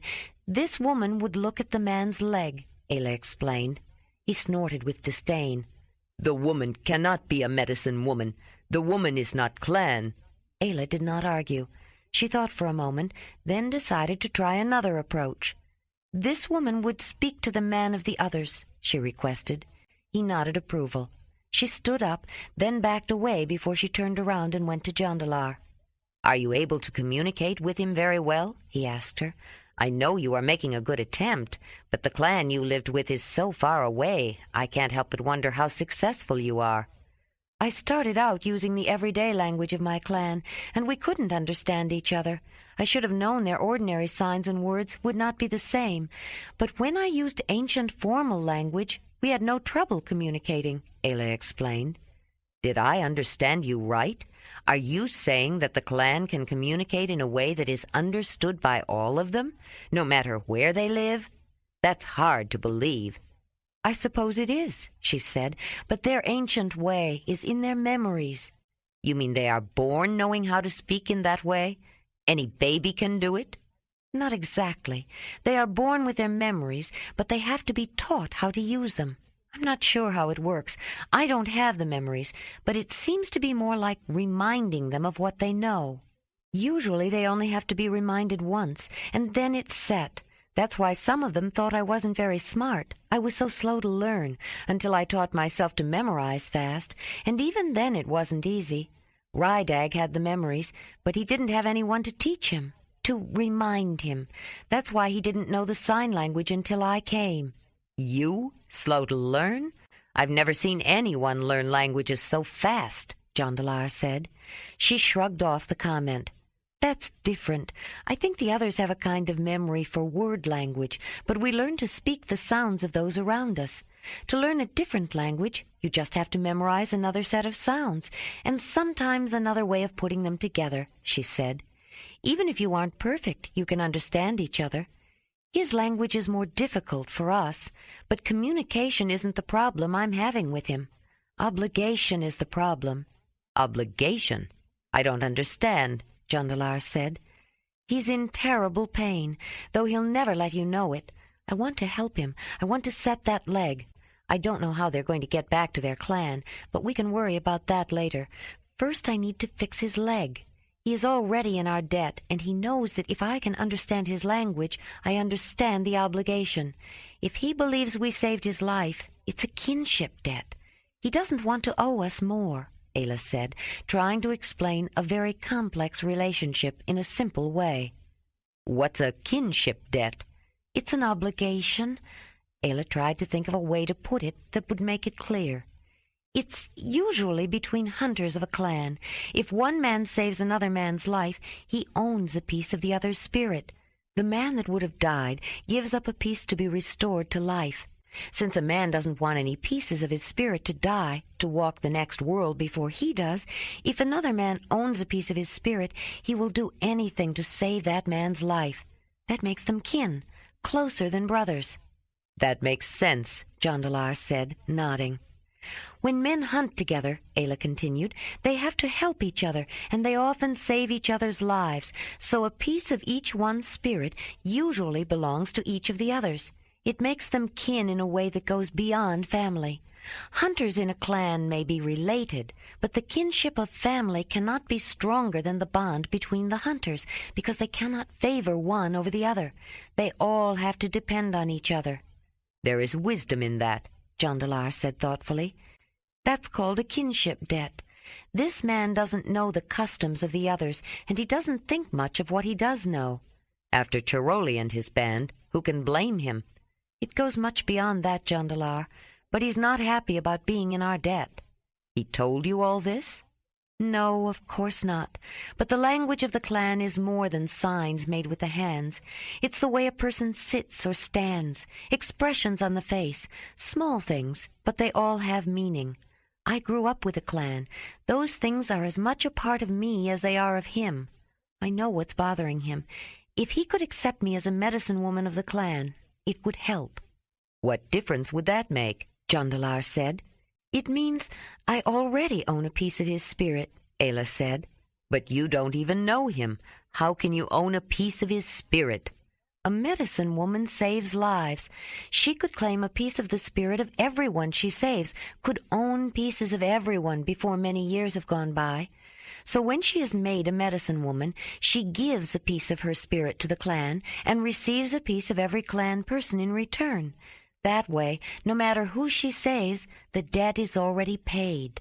That's why a medicine woman has status in her own right. Ayla looked thoughtful, then said, "This is the first time I'm glad the clan's spirits were not taken back." She paused. Jondalar started to speak. Then he noticed that she was staring into the empty air, and he realized she was looking inside herself. "When I was cursed with death," she continued, "I've worried about that for a long time. After Isa died, Kreb took all the spirit pieces back so they would not go with her to the next world. But when Braud had me cursed, no one took them back from me, even though to the clan I am dead." "What would happen if they knew that?" Jondalar asked, indicating with a discreet twist of his head the two clan people who were watching them. "I would not exist to them any more. They would not see me. They would not let themselves see me. I could stand right in front of them and scream, and they would not hear it. They would think I was a bad spirit trying to trap them into the next world," Ayla said, closing her eyes and shuddering with a memory. "But why did you say you were glad that you still had the spirit pieces?" Jondalar asked. "Because I can't say one thing and mean something else. I can't lie to him. He would know it. But I can refrain from mentioning. That's allowed out of courtesy for the sake of privacy. I don't have to say anything about the curse, even though he would probably know I was holding something back. But I can talk about being a medicine woman of the clan, because it's true. I still am. I still own the spirit pieces." She frowned then, with worry. "But someday I will really die, Jondalar. If I go to the next world with the spirit pieces of everyone in the clan, what will happen to them?" "I don't know, Ayla," he said. She shrugged, putting the thought aside. "Well, it's this world I need to worry about now. If he will accept me as a medicine woman of the clan, then he won't have to be so concerned about owing a debt to me. It's bad enough for him to owe a kinship debt to one of the others, but it's worse if it's a woman, especially one who used a weapon." "But you hunted when you lived with the clan," Jondalar reminded her.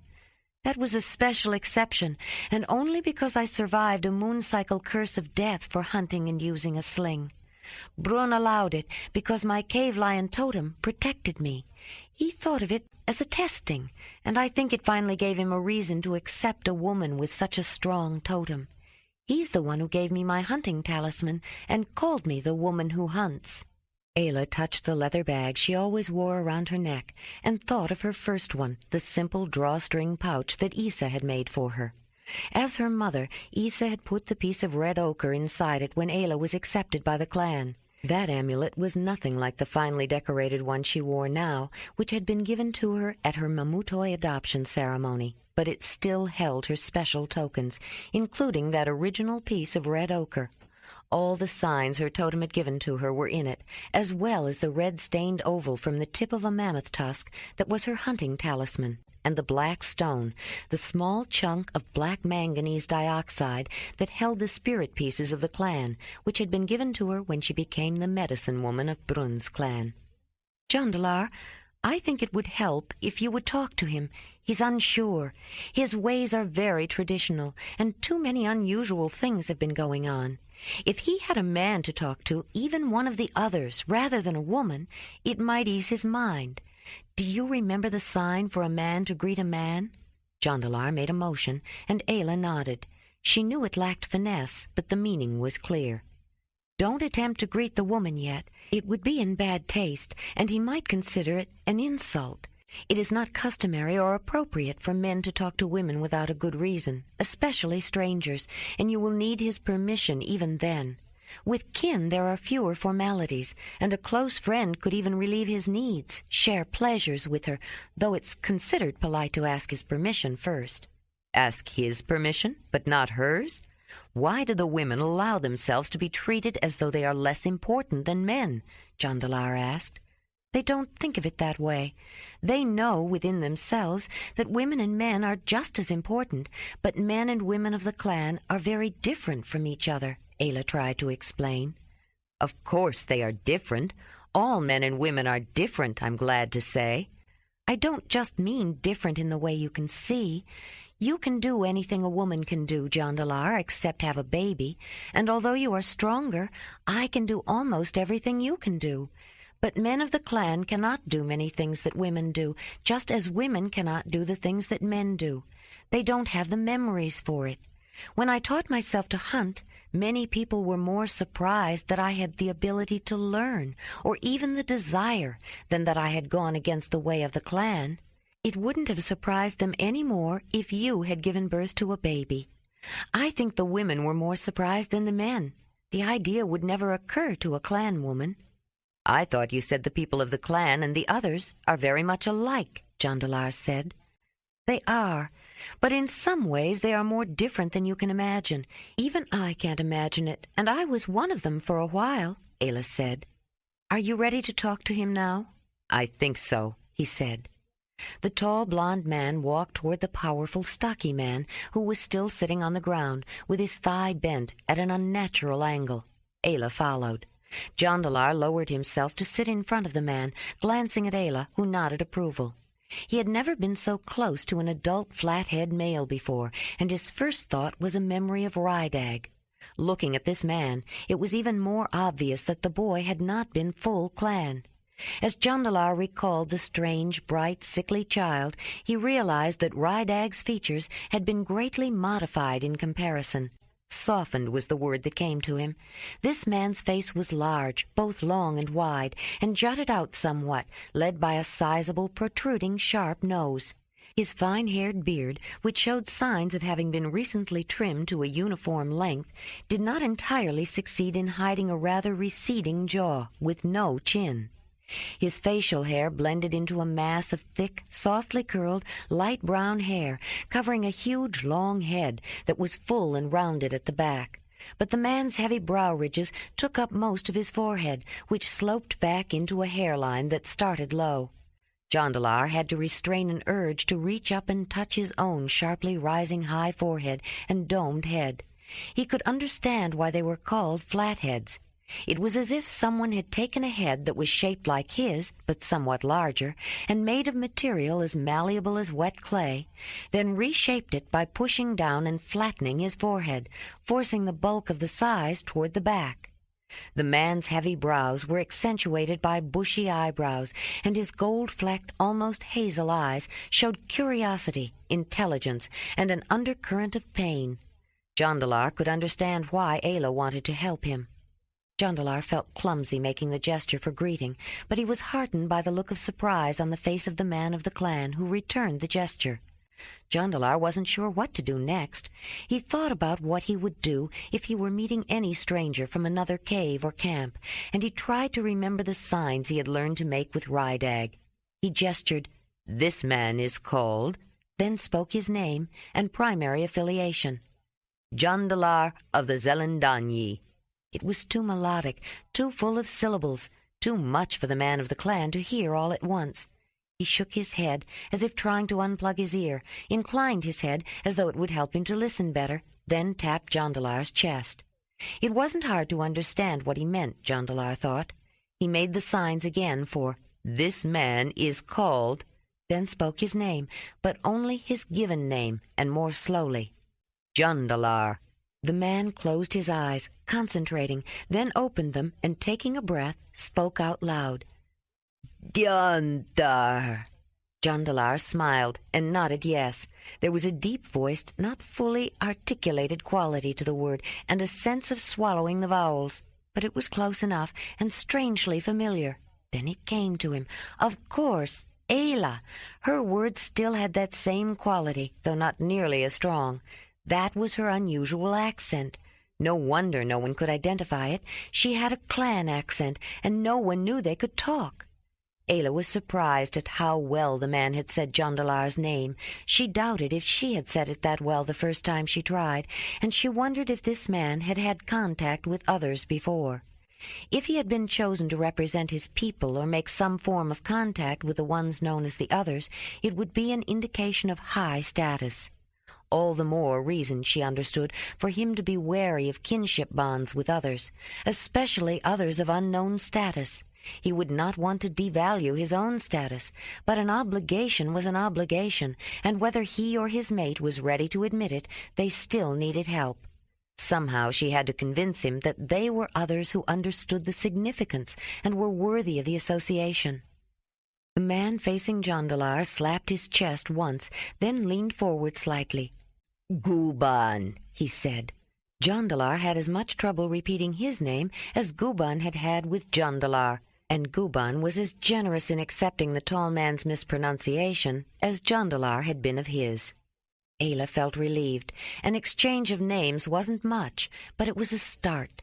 She glanced at the woman, still startled to see hair coloring lighter than her own on a woman of the clan.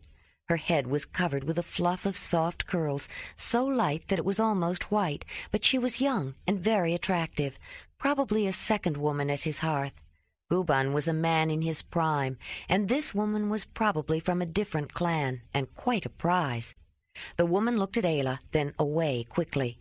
Ayla wondered. She had seen worry and fear in the woman's eyes, and looked more closely, but with as much subtlety as the young clan woman had used. Was there a thickening at the waist? Did her wrap fit a little tight across her breasts? She's pregnant.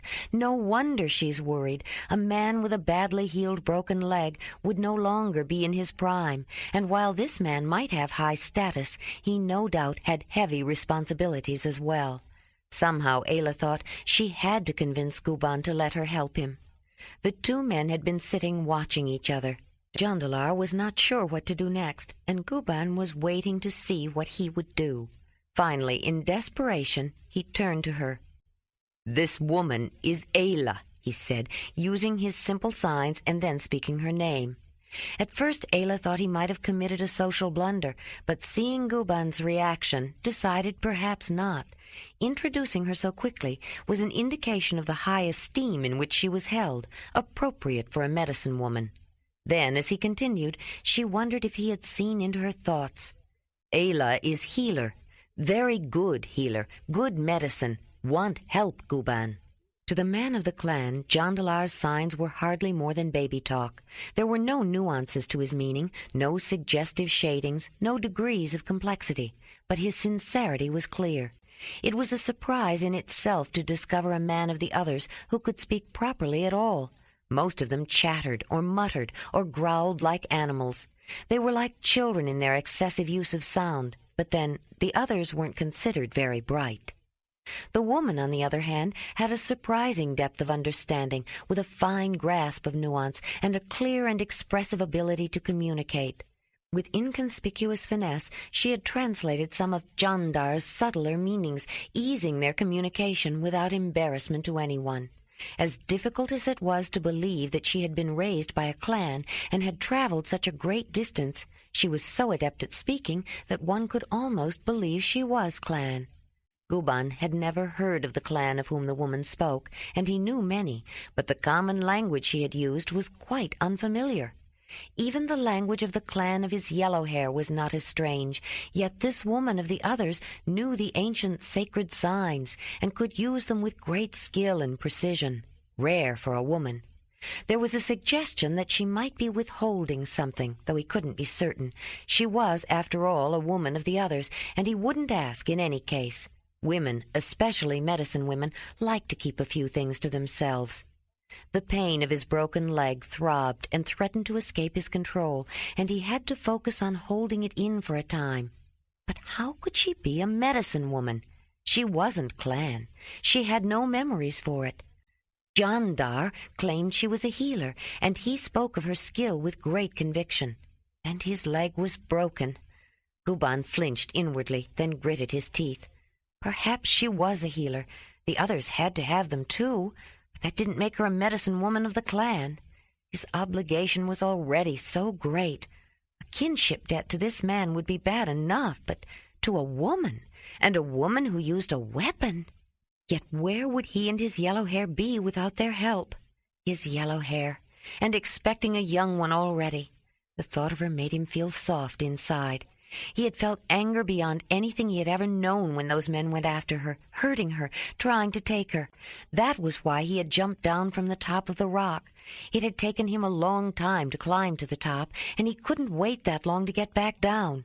He had seen deer tracks and had climbed up to look around, to see what he might hunt, while she collected inner bark and set taps for the juice that would soon be rising. She had said it would warm soon, though some of the others hadn't believed her. She was still a stranger, but she said she had the memories for it and knew.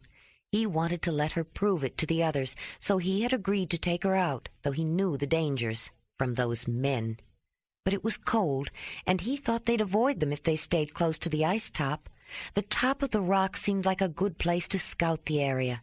The agonizing pain when he landed hard and felt his leg snap made him dizzy, but he could not succumb. The men were on top of him, and he had to fight them, pain or no. He felt warmed, remembering how she had rushed to him.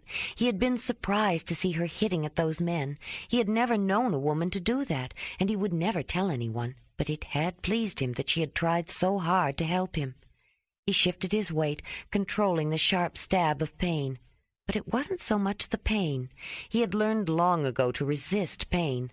Other fears were harder to control. What would happen if he could never walk again? A broken leg or arm could take a long time to heal, and if the bones mended wrong, twisted or misshapen or too short, what if he couldn't hunt? If he couldn't hunt, he would lose status. He would no longer be leader. He had promised the leader of her clan to take care of her. She had been a favorite, but his status was great, and she wanted to go with him. She even told him in the privacy of their own furs that she had wished for him. His first woman had not been too happy when he came home with a young and beautiful second woman, but she was a good clan woman. She had taken good care of his hearth, and she would keep the status of first woman. He promised to take care of her and her 2 daughters. He hadn't minded that, though he had always wished she would have a son. The daughters of his mate were a delight to have around the hearth, though they would soon be grown and gone. But if he couldn't hunt, he wouldn't be able to take care of anyone. Like an old man, the clan would have to take care of him instead. And his beautiful yellow hair, who might give birth to a son, how could he take care of her? She would have no trouble finding a man willing to take her, but he would lose her.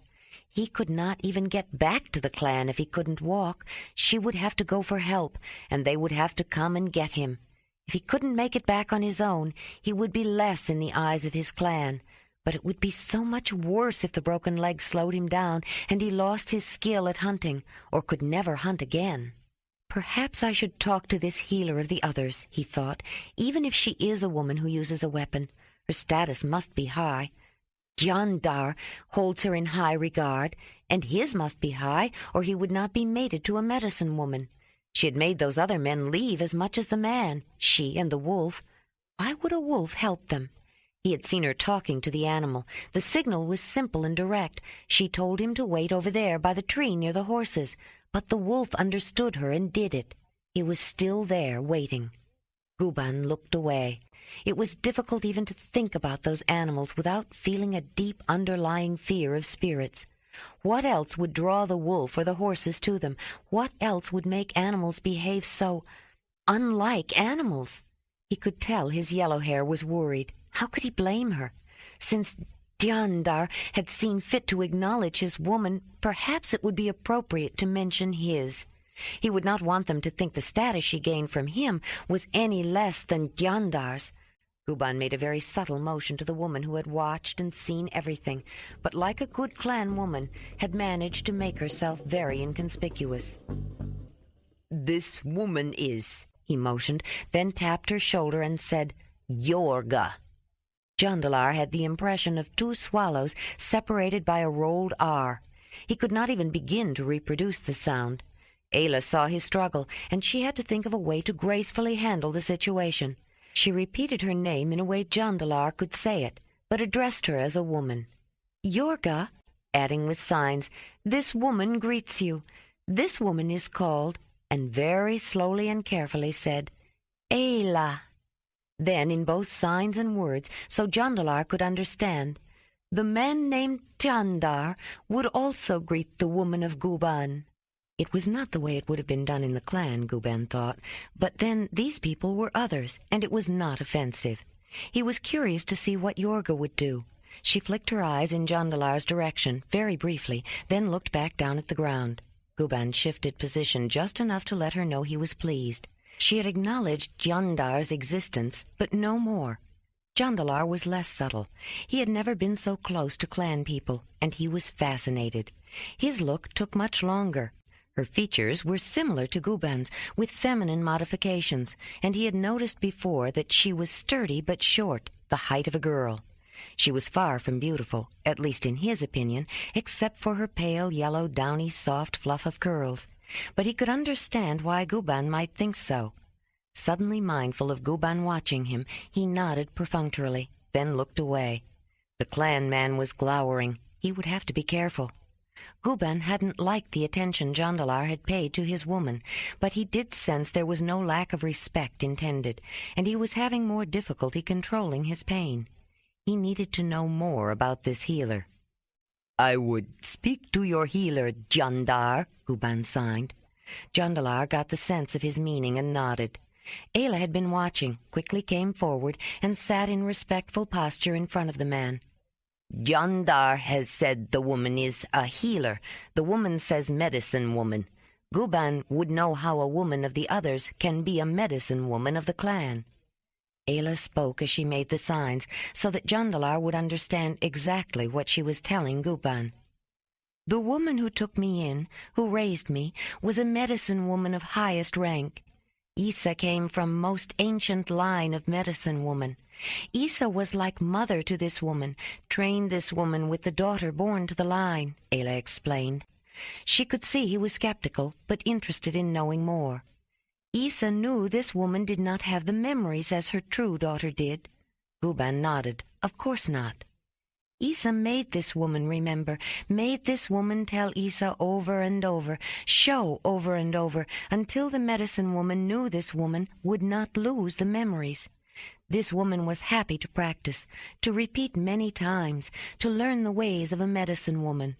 Although her gestures remained stylized and formal, her words became less so as she continued her explanation. Isa told me she thought this woman came from a long line of medicine women, too, medicine women of the others. Isa said I thought like a medicine woman, but she taught me how to think about medicine like woman of the clan. This woman was not born with the memories of a medicine woman, but Isa's memories are my memories now." Ayla had everyone's attention. "Isa got sick, a coughing sickness that not even she could heal, and I began to do more. Even the leader was pleased when I treated a burn, but Isa gave status to the clan. When she was too sick to make the trip to the clan gathering, and her true daughter was still too young, the leader and the Mogur decided to make me medicine woman. They said that since I had her memories, I was a medicine woman of her line." The other Mogurs and leaders at the clan gathering didn't like the idea at first, but they finally accepted me too. Ayla could see Guban was interested, and she sensed he wanted to believe her, but he still had doubts. She took off the decorated medicine bag from around her neck, untied the cords, and spilled out some of the contents into her palm, then picked out a small black stone and held it out to him. Guban knew what it was. The black stone that would leave a mark was a mystery.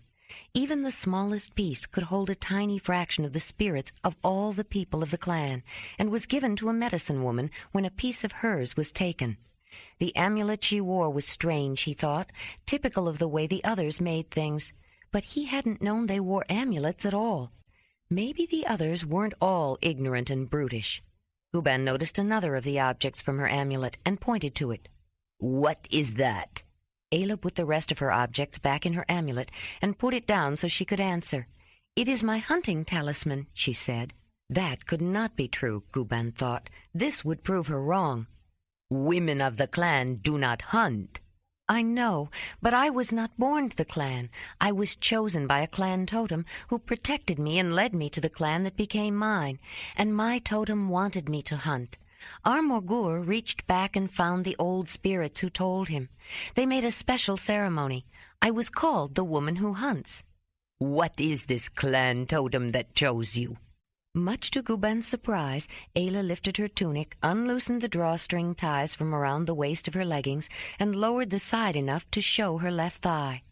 4 parallel lines, the scars left by the claws that had raked her thigh when she was a girl, showed clearly. My totem is the cave lion. The clan woman caught her breath. The totem was too strong for a woman. It would be difficult for her to have children. Guban grunted acknowledgment. The cave lion was the strongest hunting totem, a man's totem.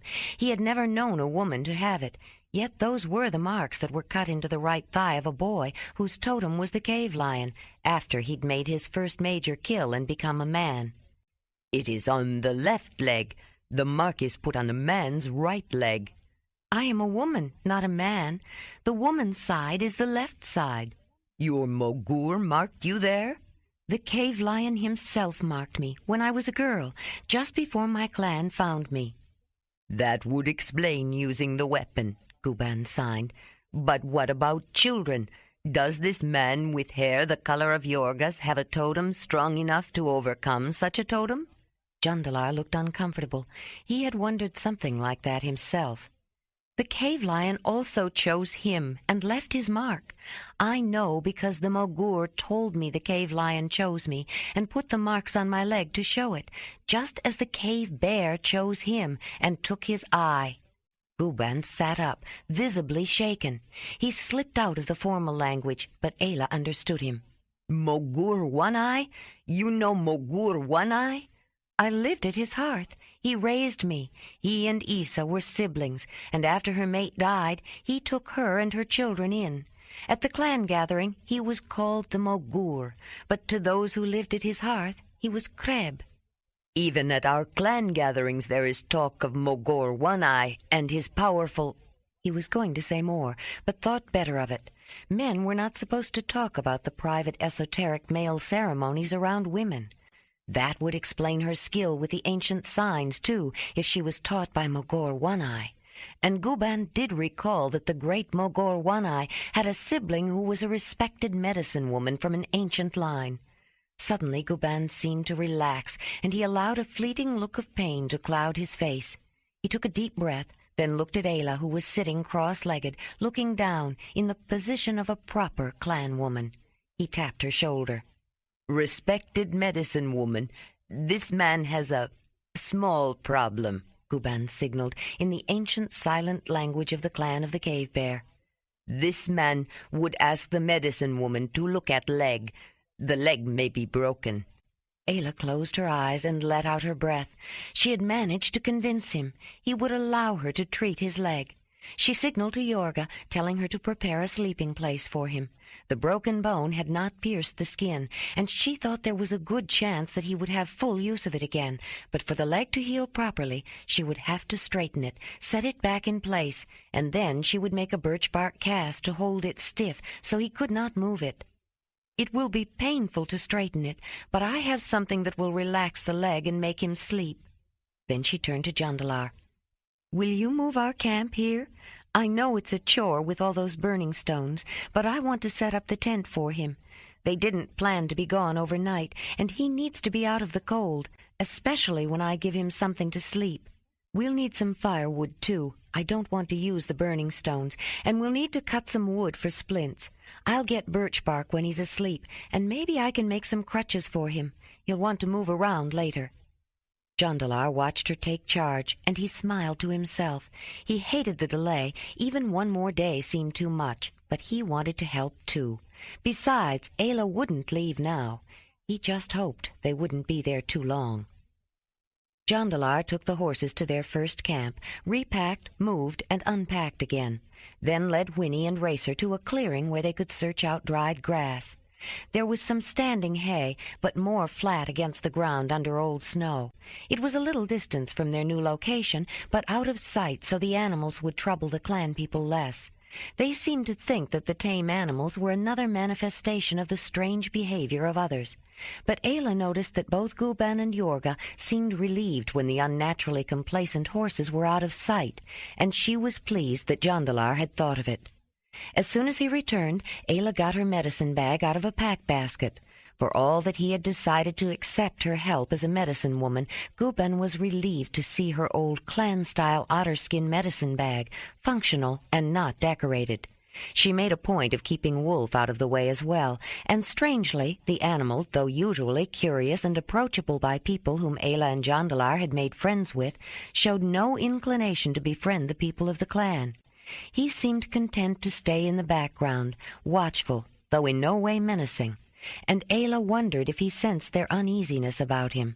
Jondalar helped Yorga and Ayla move Guban into the tent. He was surprised at how much the man weighed, but the sheer volume of muscle in a body so strong that 6 men could barely hold it down was bound to add weight. Jondalar also realized that the move was very painful, though Guban's impassive face showed no sign of it. The man's refusal to admit pain made Jondalar wonder if he felt it as much, until Ayla explained that such stoic denial was ingrained in clan men from boyhood. Jondalar's respect for the man increased. His was not a race of weaklings. The woman was amazingly strong, too, smaller than the man, but not greatly so. She could lift as much as Jondalar could, and when she chose to exert force, the grip of her hand was unbelievably powerful. Yet he'd seen her use her hands with fine precision and control. He was becoming intrigued with discovering the similarities between people of the clan and his own kind, as well as the differences. He wasn't sure exactly when it happened, but at some point he realized that he no longer questioned in any way the fact that they were human. They were different, certainly, but most definitely the people of the clan were people, not animals. Ayla ended up using a few of the burning stones after all, to make a hotter fire to prepare the datura more quickly, adding hot cooking stones directly to the water to make it boil. But Guban resisted drinking all that she felt he should, claiming that he didn't like the idea of waiting too long for its effects to wear off. But she wondered if part of the problem was his doubt whether she could prepare the datura properly. With help from both Yorga and Jondalar, Ayla set the leg, and then made a sturdy splint. When it was all over, Guban finally slept. Yorga insisted on making the meal, although Jondalar's interest in the processes and taste embarrassed her. At night, by the fire, he began whittling out a pair of crutches for Guban, while Ayla enjoyed getting acquainted with Yorga and explained to her how to make medicine for pain. Ayla described the use of crutches and the need for padding under the arms.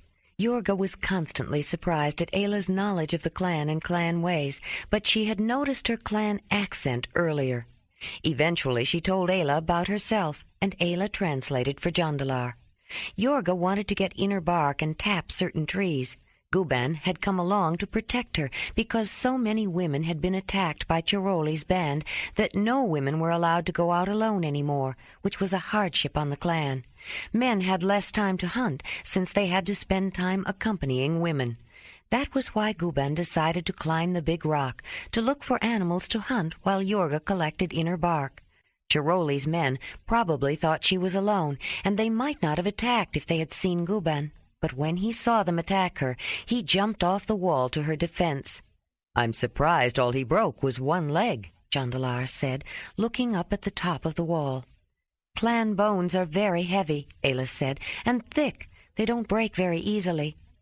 "Those men didn't have to be so rough with me," Yorga commented with signs. "I would have assumed the position if they had given me the signal, and if I hadn't heard his scream. I knew something was very wrong then." She continued with the story. Several men attacked Guban, while 3 tried to force Yorga.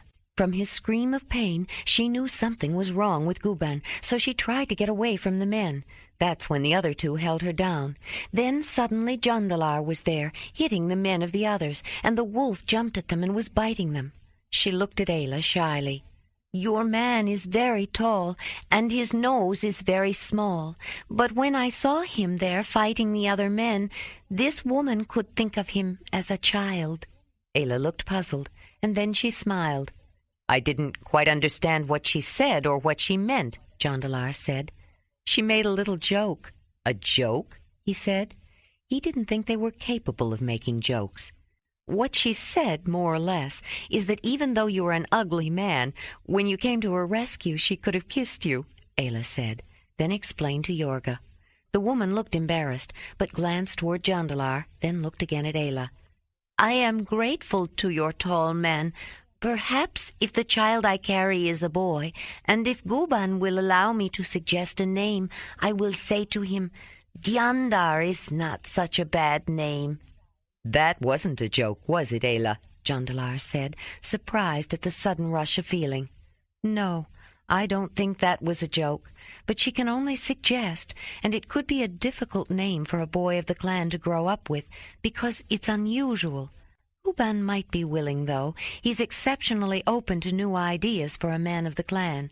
Yorga told me about their mating, and I think they fell in love, which is quite rare. Most matings are planned and arranged." "What makes you think they fell in love?" Jondalar asked. He was interested in hearing a clan love story. "Yorga is Guban's second woman. Her clan lives quite far from here, but he went there to bring word of a large clan gathering and plans to discuss us, the others. Chiroli bothering their women, for one thing. I told her about the Losadunai plans to put a stop to them, but if I understand it right, some group of others have approached a couple of clans about some trading." "That's a surprise." "Yes.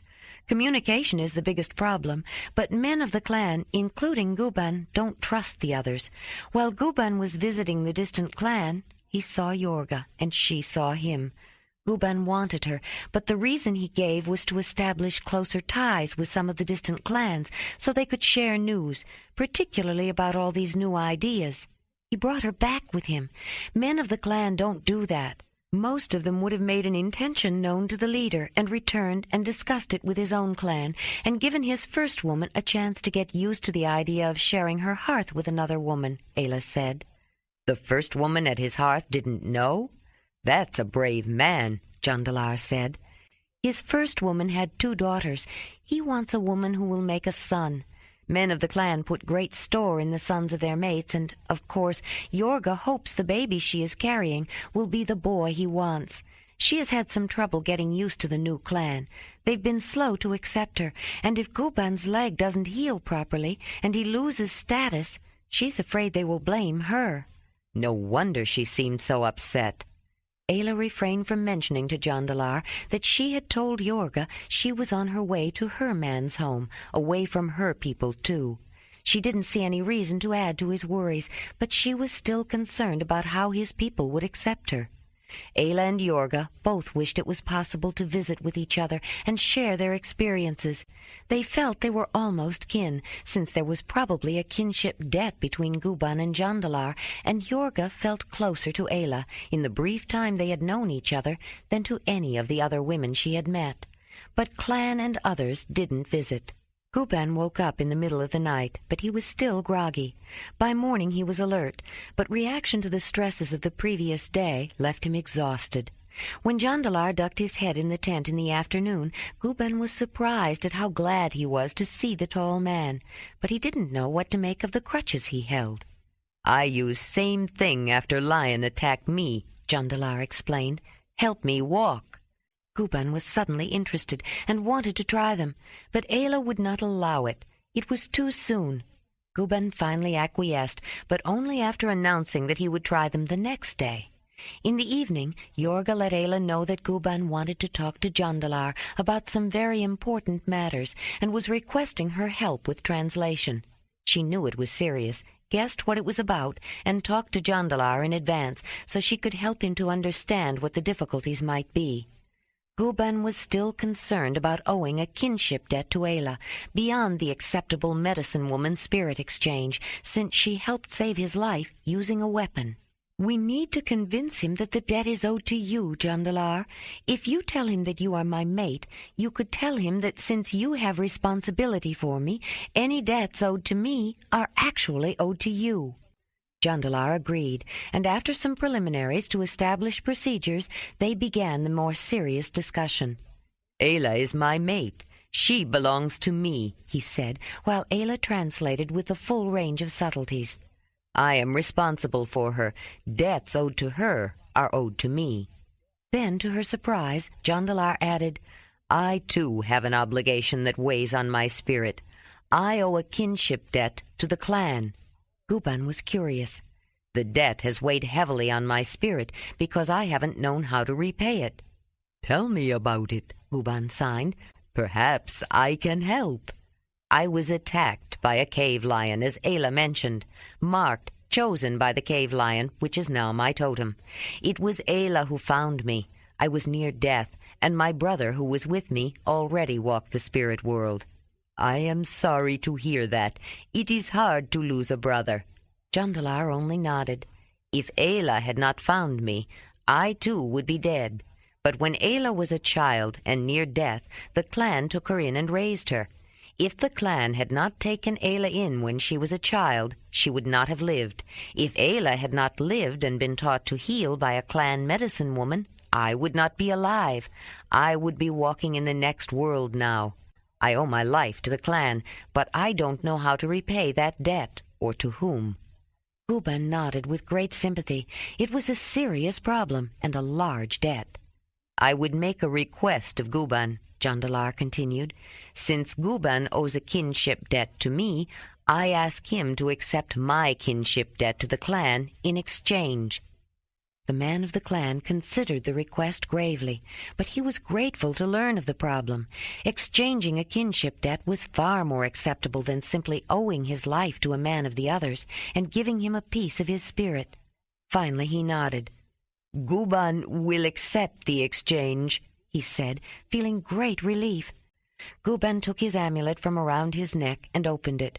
He shook the contents into his hand and picked out one of the objects, a tooth, one of his own first molars. Though he had no cavities, his teeth were worn down in a peculiar way, mainly because he used them as a tool. The tooth in his hand was worn, but not nearly so badly as his permanent teeth. "Please accept this as a token of kinship," Guban said. Jondalar was embarrassed. He hadn't realized there would be an exchange of some personal token to mark the exchange of debts, and he didn't know what to give to the man of the clan that would be as meaningful. They were traveling very light, and he had very little to give. Suddenly it came to him. He took a pouch from a loop of his belt and poured its contents into his hand. Guban looked surprised. In Jondalar's hand were several claws and 2 canine teeth of a cave bear. The cave bear he had killed the previous summer, shortly after they had started on their long journey. He held out one of the teeth. "Please accept this as a token of kinship." Guban restrained his eagerness. A cave bear tooth was a powerful token. It bestowed high status, and the giving of one showed great honor. It pleased him to think that this man of the others had acknowledged his position and the debt he owed the entire clan so appropriately. It would make the proper impression when he told the rest about this exchange. He accepted the token of kinship, closed it inside his fist, and gripped it firmly. "Good," Guban said with finality, as though completing a trade. Then he made a request. "Since we are now kin, perhaps we should know the location of each other's clan and the territory they use." Jondalar described the general location of his homeland. Most of the territory across the glacier was Zelendanyi or related, and then he described specifically the 9th cave of the Zelendanyi. Guban described his homeland, and Ayla got the impression they were not as far from each other as she had supposed. Chiroli's name came up before they were through. Jondalar talked about the problems the young man had been creating for everyone, and he explained in some detail what they planned to do to stop him. Guban thought the information was important enough to tell other clans, and he wondered to himself if his broken leg might not turn out to be a great asset. Guban would have much to tell to his clan, not only that the others themselves had problems with the man and planned to do something about it, but that some of the others were willing to fight their own kind to help people of the clan. There were also some who could speak properly, a woman who could communicate very well, and a man with limited but useful ability, which in some ways could be more valuable because he was a male, and he was now kin. Such contact with others and the insights and knowledge about them could bring him even more status, especially if he had full use of his leg again. Ayla applied the birch bark cast in the evening. Guban went to bed feeling very good, and his leg hardly pained him at all. Ayla woke up in the morning feeling very uneasy. She had a strange dream again, very vivid, with caves and Kreb in it. She mentioned it to Jondalar. Then they talked about how they were going to get Guban back to his people. Jondalar suggested the horses, but he was very worried about delaying any longer. Ayla felt that Guban would never consent. The tame horses upset him. When they got up, they helped Guban out of the tent, and while Ayla and Yorga prepared a morning meal, Jondalar demonstrated the crutches. Guban insisted on trying, over Ayla's objections, and after a little practicing, was surprised at how effective they were. He could actually walk without putting any weight on his leg. "Yorga," Guban called to his woman after he put the crutches down, "make ready to leave. After the morning meal, we will go. It is time to return to the clan." "It's too soon," Ayla said, using the clan gestures at the same time. "You need to rest your leg, or it will not heal properly." "My leg will rest while I walk with these." He motioned toward the crutches. "If you must go now, you can ride one of the horses," Jondalar said. Guban looked startled. "No, Guban walks on own legs, with the help of these walking sticks. We will share one more meal with new kin, and then we go." 41. After sharing their morning meal, both couples prepared to go their separate ways. When Guban and Yorga were ready, they simply looked at Jondalar and Ayla for a moment, avoiding the wolf and 2 horses packed with gear. Then, leaning on his crutches, Guban began hobbling away. Yorga fell in behind him. There were no goodbyes, no thank yous. Such concepts were foreign to the people of the clan. It wasn't customary to comment on one's departure. It was obvious, and acts of assistance or kindness, especially from kin, were expected. Understood obligations required no thanks, only reciprocity, should it ever be necessary. Ayla knew how difficult it could be if Guban ever had to reciprocate. In his mind, he owed them more than he might ever be able to repay. He had been given more than his life. He had been given a chance to retain his position, his status, which meant more to him than simply being alive, especially if that meant living as a cripple. "I hope they don't have far to go. Traveling any distance on those walking sticks is not easy," Jondalar said. "I hope he makes it." "He'll make it," Ayla said, "no matter how far it is. Even without the walking sticks he would get back if he had to crawl the whole way. Don't worry, Jondalar. Guban is a man of the clan. He will make it, or die in the trying." Jondalar's brow wrinkled into a thoughtful frown. He watched Ayla take Winnie's lead rope, then he shook his head and found racers. In spite of the difficulty for Guban, he had to admit he was glad they had refused his offer of riding back to their clan on the horses. There had been too many delays already. From their campsite, they continued riding through open woods until they reached a high point. Then they stopped and looked out over the way they had come. Tall pines, standing straight as sentinels, guarded the banks of the Mother River for a long distance back. A winding column of trees leading away from the legion of conifers they could see below, spreading out over the flanks of the mountains that crowded close from the south. Ahead, their uphill climb temporarily leveled off, and an extension of the pine forest, starting at the river, marched across a small valley. They dismounted to lead the horses into the dense woodland and entered a twilight space of profound and eerie silence. Straight dark boles supported a low canopy of spreading long-needled boughs that blocked sunlight and inhibited undergrowth.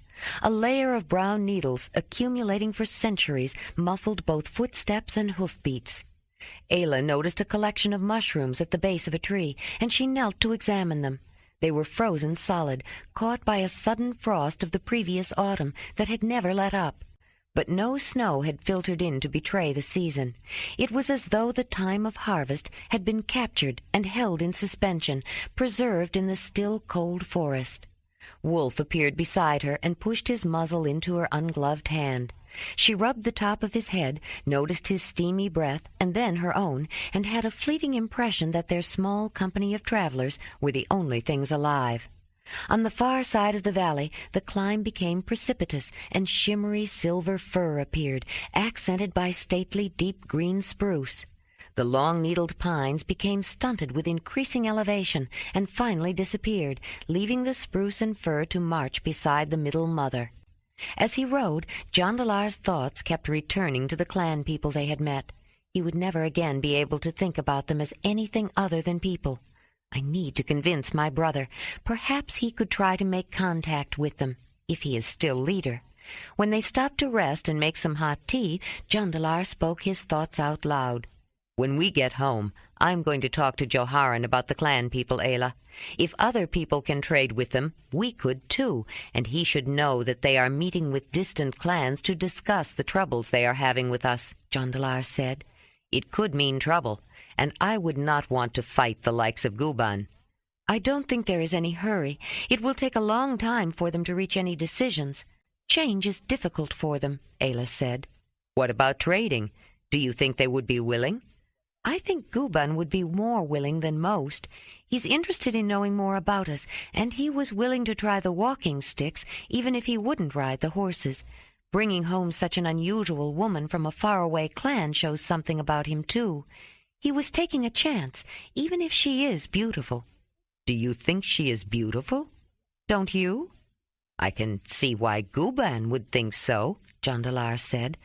"I guess what a man considers beautiful depends on who he is," she said. "Yes, and I think you are beautiful." Ayla smiled, making him all the more convinced of her beauty. "I'm glad you think so." "It is true, you know. Remember all the attention you got at the mother ceremony? Did I ever tell you how glad I was that you picked me?" he said, smiling at the memory. She recalled something he had said to Guban. "Well, I belong to you, don't I?" she said, then grinned. "It's good that you don't know clan language too well. Guban would have seen that you were not speaking true when you said I was your mate." "No, he wouldn't. We may not have had a matrimonial yet, but in my heart we are mated. It wasn't a lie," Jondalar said. Ayla was moved. "I too feel that way," she said softly, looking down because she wanted to show deference to the emotions that filled her. "I have since the valley." Jondalar felt such a fierce surge of love fill him that he thought he would burst. He reached for her and took her in his arms, feeling at that moment, with those few words, that he had experienced a mating ceremonial. It didn't matter if he ever had one that would be recognized by his people. He would go through with it to please Ayla, but he didn't need it. He only needed to get her home safely. A sudden gust of wind chilled Jondalar, driving away the flush of warmth he had felt and leaving him with a strange ambivalence. He got up and, walking away from the warmth of the small fire, took a deep breath. It left him gasping as the desiccating, freezing air seared his lungs. He ducked behind his fur hood and pulled it tight around his face to allow his body heat to warm the air he breathed. Though the last thing he wanted to feel was a warm wind, he knew such bitter cold was extremely dangerous. To the north of them the great continental glacier had dipped southward, as though straining to encompass the beautiful icy mountains within its overwhelming frozen embrace. They were in the most frigid land on earth, between the glistening mountain tors and the immense northern ice, and it was the depths of winter. The air itself was sucked dry by the moisture-stealing glaciers greedily usurping every drop to increase their bloated, bedrock-crushing mass, building up reserves to withstand the onslaught of summer heat. The battle between glacial cold and melting warmth for control of the great Mother Earth was almost at a standstill, but the tide was turning, the glacier was gaining. It would make one more advance and reach its farthest southward point before it was beaten back to polar lands. But even there, it would only bide its time. As they continued to mount the highland, each moment seemed colder than the one before. Their increasing altitude was bringing them inexorably closer to their rendezvous with ice. Fodder was getting harder for the horses to find. The sere, withered grass near the stream of solid ice was flat against the frozen ground. The only snow was made up of hard, dry, stinging grains, whipped by driving wind. They rode silently, but after they made camp and were cuddled together warmly within their tent, they talked. "Jorga's hair is beautiful," Ayla said, snuggling into their furs. "Yes, it is," Jondalar said with honest conviction. "I wish Isa could have seen it, or anyone from Brun's clan. They always thought my hair was so unusual, though Isa always said it was my best feature. It used to be light like hers, but it's darker now." "I love the color of your hair, Ayla, and the way it falls in waves when you wear it loose," Jondalar commented, touching a strand next to her face. "I didn't know people of the clan lived so far away from the peninsula." Jondalar could tell her mind was not on hair or on anything close and personal. She was thinking about the clan people, as he had been earlier. "Guban looks different, though. He seems, I don't know, it's hard to explain. His brows are heavier, his nose is bigger, his face is more out. Everything about him seems more pronounced, more clan in a way. I think he is even more muscular than Brun was. He didn't seem to notice the cold as much either. His skin was warm to the touch even when he was lying on the frozen ground, and his heart beat faster." "Maybe they've gotten used to cold. Laduni said a lot of them live north of here, and it hardly gets warm at all up there, even in summer," Jondalar said. "You may be right. They think alike, though. What made you tell Guban you were repaying a kinship debt to the clan? It was the best argument you could have made." "I'm not sure. It's true, though. I do owe my life to the clan. If they hadn't taken you in, you wouldn't be alive, and then neither would I." "And by giving him that cave bear tooth, you could not have given him a better token. You were quick to understand their ways, Jondalar." "Their ways are not so different. The Zelendanyi are careful about obligations, too. Any obligation left unpaid when you go to the next world can give the one you owe control over your spirit. I've heard that a few of those who serve the Mother try to keep people in their debt so they can control their spirits. But it's probably just talk. Just because people say things doesn't mean they're true," the man said. "Guban believes that his spirit and yours are now intertwined in this life and the next. A piece of your spirit will always be with him, just as a piece of his will always be with you. That's why he was so concerned. He lost his piece when you saved his life, but you gave him one back, so there is no hole, no emptiness." "I wasn't the only one who saved his life. You did as much as I did and more." "But I am a woman, and a woman of the clan is not the same as a man of the clan. It is not an even exchange, because one cannot do what the other does. They don't have the memories for it." "But you set his leg and fixed it so he could get back." "He would have gotten back. I wasn't worried about that. I was afraid his leg wouldn't heal right. Then he wouldn't be able to hunt." "Is it so bad not to hunt? Couldn't he do something else, like those Sarmunai boys?" "The status of a clan man depends on his ability to hunt, and his status means more to him than his life. Guban has responsibilities. He has 2 women at his hearth.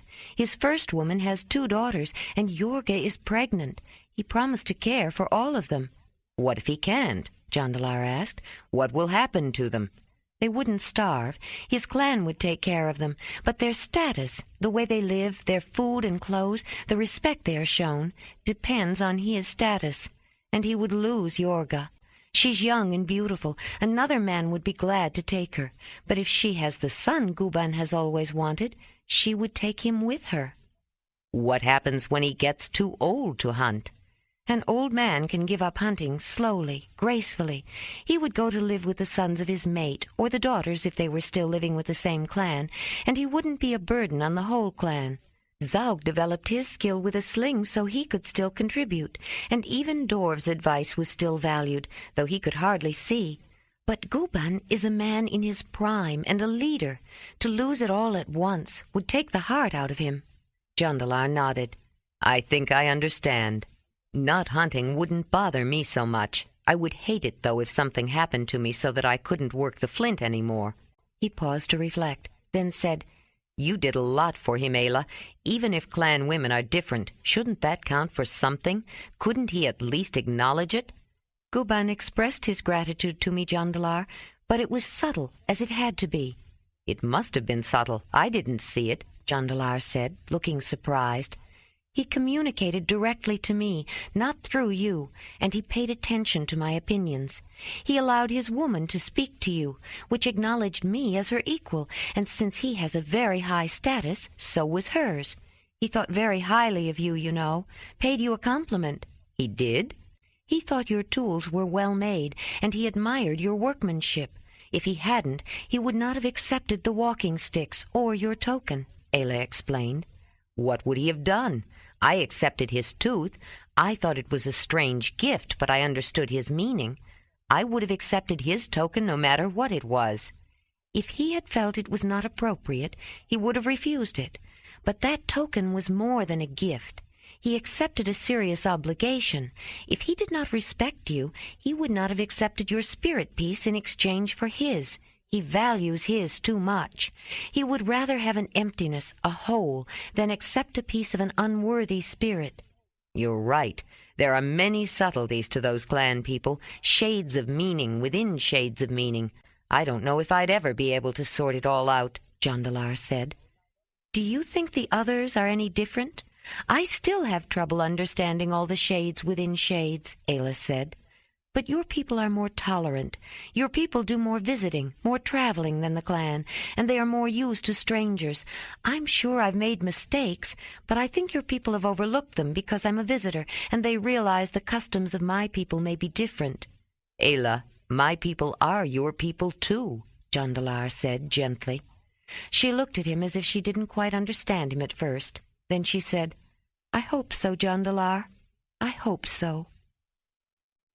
The spruce and fir trees were thinning out and becoming stunted as the travelers climbed. But even though they could see past the vegetation, their route along the river took them beside outcrops and through deep valleys that blocked their view of the heights around them. At a bend in the river, an upland stream fell into the Middle Mother, which itself came from higher ground. The marrow-chilling air had caught and stilled the waters in the act of falling, and the strong, dry winds had sculpted them into strange and grotesque shapes. Caricatures of living creatures captured by frost, poised to begin a headlong flight down the course of the long river, seemed to be waiting impatiently, as if knowing the turning of the season and their release was not far off. The man and woman led the horses carefully over the jumbled broken ice and around to the higher ground of the frozen waterfall, then stopped, spellbound, as the massive plateau glacier loomed into view. They had caught glimpses of it before. Now it seemed close enough to touch, but the stunning effect was misleading. The majestic, brooding ice with its nearly level top was farther away than it seemed. The frozen stream beside them was unmoving, but their eyes followed its tortuous route as it twisted and turned, then ducked out of sight. It reappeared higher up, along with several other narrow channels, spaced at irregular intervals, that leaked off the glacier like a handful of silvery ribbons trimming the massive cap of ice. Far mountains and nearer ridges framed the plateau with their rugged, sharp-edged frozen tops, so starkly white their undertones of glacial blue seemed only to reflect the clear, deep hue of the sky. The twin high peaks to the south, which for a while had accompanied their recent travels, had long since passed from view. A new high pinnacle that had appeared farther west was receding to the east, and the summits of the southern range that had traced their path still showed their glistening crowns. To the north were dual ridges of more ancient rock, but the massif that had formed the northern edge of the river valley had been left behind at the bend where the river turned back from its most northern point, before the place where they had met the people of the clan. The river was closer to the new highland of limestone that had taken over as the northern boundary as they climbed southwest toward the river's source. The vegetation continued to change as they ascended. Spruce and silver fir gave ground to larch and pine on the acid soils that thinly covered the impervious bedrock. But these were not the stately sentinels of lower elevations. They had reached a patch of mountainous taiga, stunted evergreens, whose crowns held a covering of hard-packed snow and ice that was cemented to the branches for most of the year. Though quite dense in places, any shoot brave enough to project above the others was quickly pruned by wind and frost, which reduced the tops of all the trees to a common level. Small animals moved freely along beaten tracks they had made beneath the trees, but large game forged trails by main force. Jondalar decided to veer away from the unnamed small stream they had been following, one of many that would eventually form the beginning of a great river, and take a game trail through the thick fringe of dwarfed conifers. As they approached the timberline, the trees thinned out, and they could see the region beyond that was completely bereft of upright woody growths. But life is tenacious. Low-growing shrubs and herbs and extensive fields of grassy turf, partly buried under a blanket of snow, still flourished. Though much more expansive, similar regions existed in the low elevations of the northern continents. Relict areas of temperate deciduous trees were maintained in certain protected areas and at the lower latitudes, with hardier needled evergreens appearing in the boreal regions to the north of them. Farther north, where they existed at all, trees were usually dwarfed and stunted. Because of the extensive glaciers, the counterparts of the high meadows that surrounded the perpetual ice of the mountains were the vast steppes and tundras, where only those plants that could complete their life cycles quickly survived. Above the timberline, many hardy plants adapted to the harshness of the environment. Ayla, leading her mare, noticed the changes with interest, and she wished she had more time to examine the differences. The mountains in the region where she had grown up were much farther south, and because of the warming influence of the inland sea, the vegetation was primarily of the cold temperate variety. The plants that existed in the higher elevations of the bitterly cold arid regions were fascinating to her. Stately willows, which graced nearly every river, stream, or brook that sustained even a trace of moisture, grew as low shrubs, and tall, sturdy birches and pines became prostrate woody growths that crawled along the ground. Blueberries and bilberries spread out as thick carpets, only 4 inches high. She wondered if, like the berries that grew near the northern glacier, they bore full-sized but sweeter and wilder fruits. Though the bare skeletons of withered branches gave evidence of many plants, she didn't always know what variety they were, or how familiar plants might be different, and she wondered how the high meadows would look in warmer seasons. Traveling in the dead of winter, Ayla and Jondalar did not see the spring and summer beauty of the highlands. No wild roses or rhododendrons colored the landscape with blooms of pink, no crocuses or anemones, or beautiful blue gentians, or yellow narcissus were tempted to brave the harsh wind, and no primroses or violets would burst with polychrome splendor until the first warmth of spring. There were no bellflowers, rampions, worts, groundsels, daisies, lilies, saxifrages, pinks, monksshoods, or beautiful little edelweiss to ease the bitter cold monotony of the freezing fields of winter. But another, more awesome sight filled their view. A dazzling fortress of gleaming ice lay athwart their path.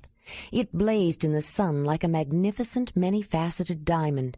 Its sheer crystalline white glowed with luminous blue shadows that hid its flaws, the crevasses, tunnels, caves, and pockets that riddled the gigantic gem. They had reached the glacier.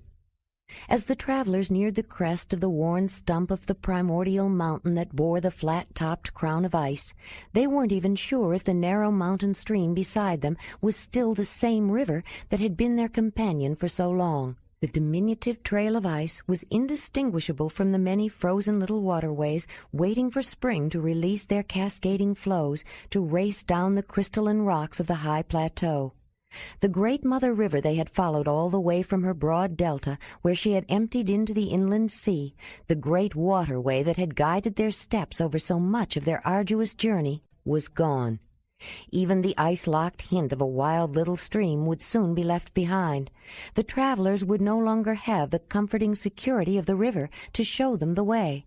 They would have to continue their journey west by dead reckoning, with only the sun and stars to act as guides, and landmarks that Jondalar hoped he would remember. Above the high meadow, the vegetation was more intermittent.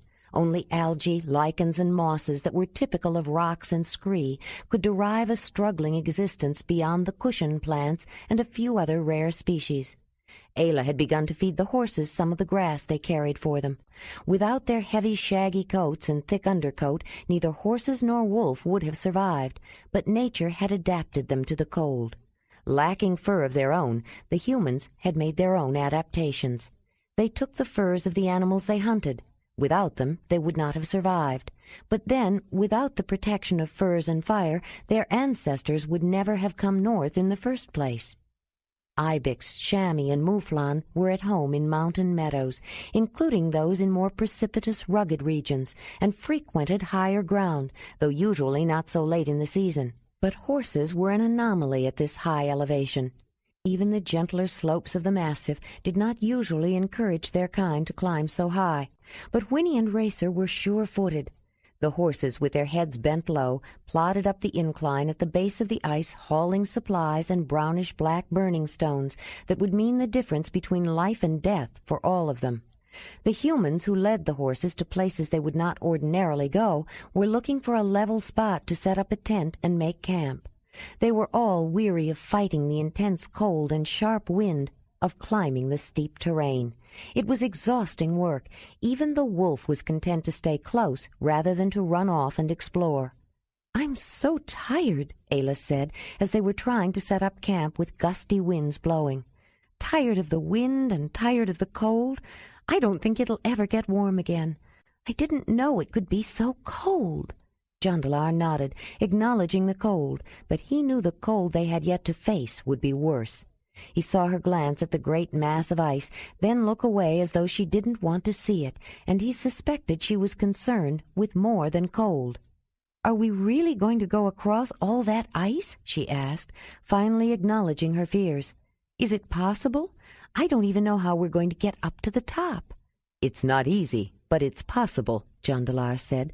"Thonalin and I did it. While there's still light, I'd like to look for the best way to get the horses up there."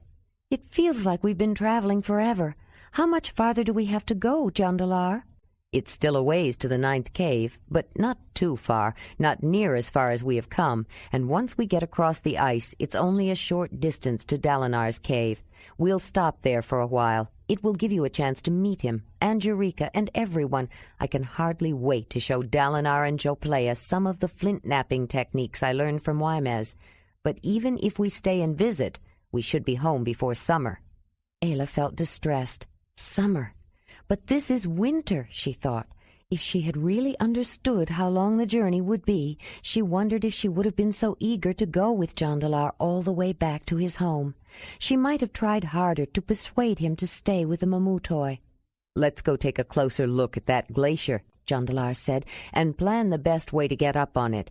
Then we should make sure we have everything and are ready to cross the ice." "We'll have to use some of the burning stones to make a fire tonight," Ayla said. "There's nothing to burn around here, and we'll have to melt ice for water. We shouldn't have any trouble finding enough of that." Except for a few shaded pockets of negligible accumulation, there was no snow in the area where they camped, and there had been very little for most of their trek up the slope. Jondalar had only been that way once before, but the whole area seemed much drier than he remembered. He was right. They were in the rain shadow of the highland, the backside. The sparse snows that did fall in the region usually arrived a little later, after the season had begun to turn. He and Thonalin had run into a snowstorm on their way down. During the winter, the warmer, water-laden air, riding the prevailing winds coming from the western ocean, rose up the slopes until it reached the large level area of cold ice with high pressure centered over it. Having the effect of a giant funnel that was aimed at the high massif, the moist air cooled, condensed, and turned to snow, which fell only on the ice below, feeding the hungry maw of the demanding glacier.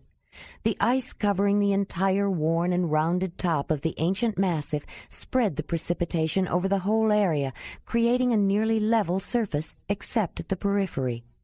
The cooled air, milked dry of liquid, dropped low and raced down the sides, bringing no snow beyond the edges of the ice.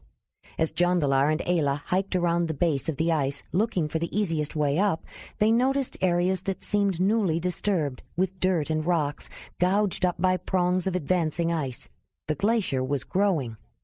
In many areas, the ancient rock of the highland was exposed at the foot of the glacier. The massif, folded and uplifted by the immense pressures that had created the mountains to the south, had once been a solid block of crystalline granite that incorporated a similar highland to the west. The forces that pushed against the immovable old mountain, the most ancient rock on earth, left evidence in the form of a great rift, a fault that had cleaved the block asunder. Directly across toward the west, on the opposite side of the glacier, the massif's western slope was steep and matched by an east-facing parallel edge across the rift valley. A river flowed along the middle of the broad valley floor of the fault trough, protected by the high parallel sides of the cracked massif. But Jondalar planned to head southwest, to cross the glacier diagonally and come down a more gradual grade. He wanted to cross the river nearer its source, high in the southern mountains, before it flowed around the glaciered massif and through the rift valley. "Where did this come from?" Ayla asked, holding up the object in question. It consisted of 2 oval wooden discs mounted in a frame that held them rigid and fastened fairly close together, with leather thongs attached to the outside edges. A thin slit was cut the long way down the middle of the wooden ovals for almost the full length, nearly dividing them in half. "I made it before we left. I have one for you, too. It's for your eyes. Sometimes the glare of the ice on the glacier is so bright that you can't see anything but white. People call it snow blind. The blindness usually goes away after a while, but your eyes can get awfully red and sore. This will protect your eyes. Go ahead, put it on," Jondalar said. Then, seeing her fumble with them, he added, "Here, I'll show you." He put the unusual sun shields on and tied the thongs behind his head. "How can you see?" Ayla asked. She could just barely make out his eyes behind the long horizontal slits, but she put on the pair he gave her. "You can see almost everything. You just have to turn your head to see to the side." She was surprised. Then she smiled. "You look so funny with your big blank eyes, like some kind of strange spirit or a bug. Maybe the spirit of a bug." "You look funny, too," he said, smiling back. "But those bug eyes could save your life. You need to see where you are going up on the ice. Those mouflon wool boot liners from Medinia's mother have been so nice to have," Ayla commented, as she put them in a handy place to get at them easily. "Even when they're wet, they keep your feet warm." "We may be grateful to have the extra pair when we're on the ice, too," Jondalar said. "I used to stuff my foot coverings with sedge grass when I lived with the clan." "Sedge grass?" "Yes, it keeps your feet warm and dries fast." "That's useful to know," Jondalar said, then picked up a boot. "Wear the boots with the mammoth hide soles. They're almost waterproof, and they're tough.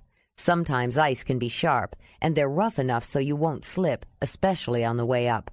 Let's see, we'll need the adze to chop up ice." He put the tool on top of a pile he was making. "And rope, good strong cord, too. We'll need the tent, sleeping furs, food, of course. Can we leave some of the cooking equipment? We won't need much on the ice, and we can get more from the Lanzadani." "We'll be using traveling food. I won't be cooking, and I decided to use the big skin pot attached to the frame that we got from Salandia to melt the ice for water and put it directly over the fire. It's faster that way, and we don't have to boil the water, just melt it," Ayla said. "Be sure to keep a spear with you." "Why? There are no animals on the ice, are there?" "No, but you can use it to prod ahead of you to make sure the ice is solid." "What about this mammoth hide?" Jondalar asked. "We've carried this with us ever since we started out, but do we need it? It's heavy." "It's a good hide, nice and pliable now, and a good waterproof cover for the bowl boat. You said it snows on the ice." She really hated to throw it away. "But we can use the tent as a cover." "That's true, but," Ayla said, pursing her lips, considering. Then she noticed something else. "Where did you get those torches?" "From Laduni. We'll be up before sunrise and we'll need light to pack. I want to reach the top of the plateau before the sun is very high, while everything is still frozen solid," Jondalar said. "Even when it's this cold, the sun can melt the ice a little, and it will be difficult enough to reach the top." They went to bed early, but Ayla couldn't fall asleep. She was nervous and excited. This was the glacier that Jondalar had talked about from the beginning. What's wrong?" Ayla said, startled wide awake. "Nothing's wrong. It's time to get up." Jondalar said, holding up the torch. He pushed the handle into the gravel to support it, then handed her a cup of steaming tea. "I started a fire. Here's some tea." She smiled, and he looked pleased. She had made his morning tea nearly every single day of their journey, and he was delighted that he'd gotten up first for once and made tea for her. Actually, he'd never gone to sleep. He hadn't been able to. He'd been too nervous, too excited, and too worried. Wolf watched his humans, his eyes reflecting the light. Sensing something unusual, he capered and pranced back and forth. The horses were frisky, too, full of snorting, nickering, and vibrato blowing with clouds of steam. Using the burning stones, Ayla melted ice for water and fed them grain. She gave Wolf a cake of Losadunai traveling food, along with one for her and Jondalar. By the light of the torch, they packed the tent, the sleeping furs, and a few implements.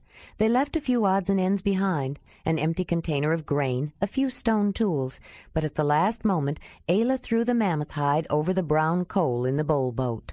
Jondalar picked up the torch to light the way. Taking Racer's lead rope, he started out, but the firelight was distracting. He could see a small lighted circle in the immediate vicinity, but not much beyond, even when he held it up high. The moon was nearly full, and he began to feel he could find their way better without the fire. The man finally threw it down and walked ahead in the dark. Ayla followed, and in a few moments their eyes adjusted. Behind them the torch still burned on the gravelled ground as they moved away. In the light of a moon that lacked only a sliver from being full, the monstrous bastion of ice glowed with an eerie, evanescent light. The black sky was hazy with stars, the air brittle and crackling with cold, an amorphous ether charged with a life of its own. As cold as it was, the freezing air had a deeper intensity as they neared the great wall of ice, but Ayla's shiver was caused by the thrill of awe and anticipation. Jondalar watched her glowing eyes, her slightly open mouth, as she took deeper, faster breaths. He was always aroused by her excitement, and he felt a stirring in his loins. But he shook his head. There was no time now. The glacier was waiting. Jondalar took a long rope out of his pack. "We need to tie ourselves together," he said. "The horses, too?" "No, we might be able to support each other, but if the horses slip, they'll take us with them." As much as he would hate to lose either Racer or Winnie, it was Ayla he was most concerned about. Ayla frowned, but she nodded her agreement. They spoke in hushed whispers, the silent, brooding ice quieting their voices. They didn't want to disturb its hulking splendor or warn it of their impending assault. Jondalar tied one end of the rope around his waist and the other end around Ayla, coiling up the slack and putting his arm through to carry it on his shoulder. Then each of them picked up the lead rope of a horse. Wolf would have to make his own way. Jondalar felt a moment of panic before he started. What could he have been thinking of? Whatever made him think he could bring Ayla and the horses across the glacier? They should have gone the long way around. Even if it took longer, it was safer. At least they would have made it. Then he stepped on the ice. At the foot of a glacier there was often a separation between the ice and the land, which created a cave-like space beneath the ice, or an overhanging ice shelf that extended out over the accumulated gravels of glacial till. At the place Jondalar chose to start, the overhang had collapsed, providing a gradual ascent. It was also mixed with gravel, giving them better footing. Starting from the collapsed edge, a heavy accumulation of gravel, a moraine, led up the side of the ice like a well-defined trail, and except near the top, it did not appear too steep for them or the sure-footed horses. Getting over the top edge could be a problem, but he wouldn't know how much of one until he got there. With Jondalar leading the way, they started up the slope. Racer balked for a moment. Although they had trimmed it down, his large load was still unwieldy, and the shift in elevation from a moderate to a steeper grade unsettled him. A hoof slipped, then caught hold, and with some hesitation the young stallion started up. Then it was Ayla's turn, and Winnie dragging the travois. But the mare had hauled the pole drag for so long across such varied terrain that she was accustomed to it, and unlike the large load Racer carried on his back, the wide-spaced poles helped to steady the mare. Wolf brought up the rear. It was easier for him. He was lower to the ground, and his calloused paws provided friction against slipping. But he sensed the danger to his companions and followed behind as though guarding the rear, watchful for some unseen menace.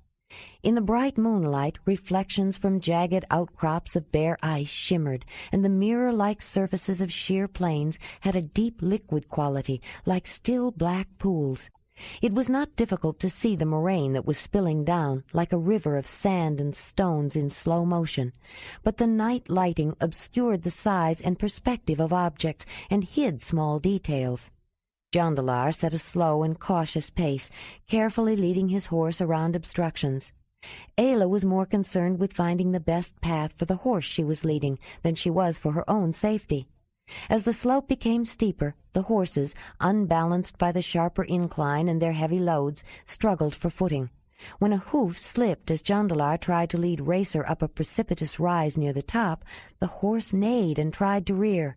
"Come on, Racer," Jondalar urged, pulling his lead rope taut, as if he could pull him up by sheer brute strength. "We're almost there. You can do it."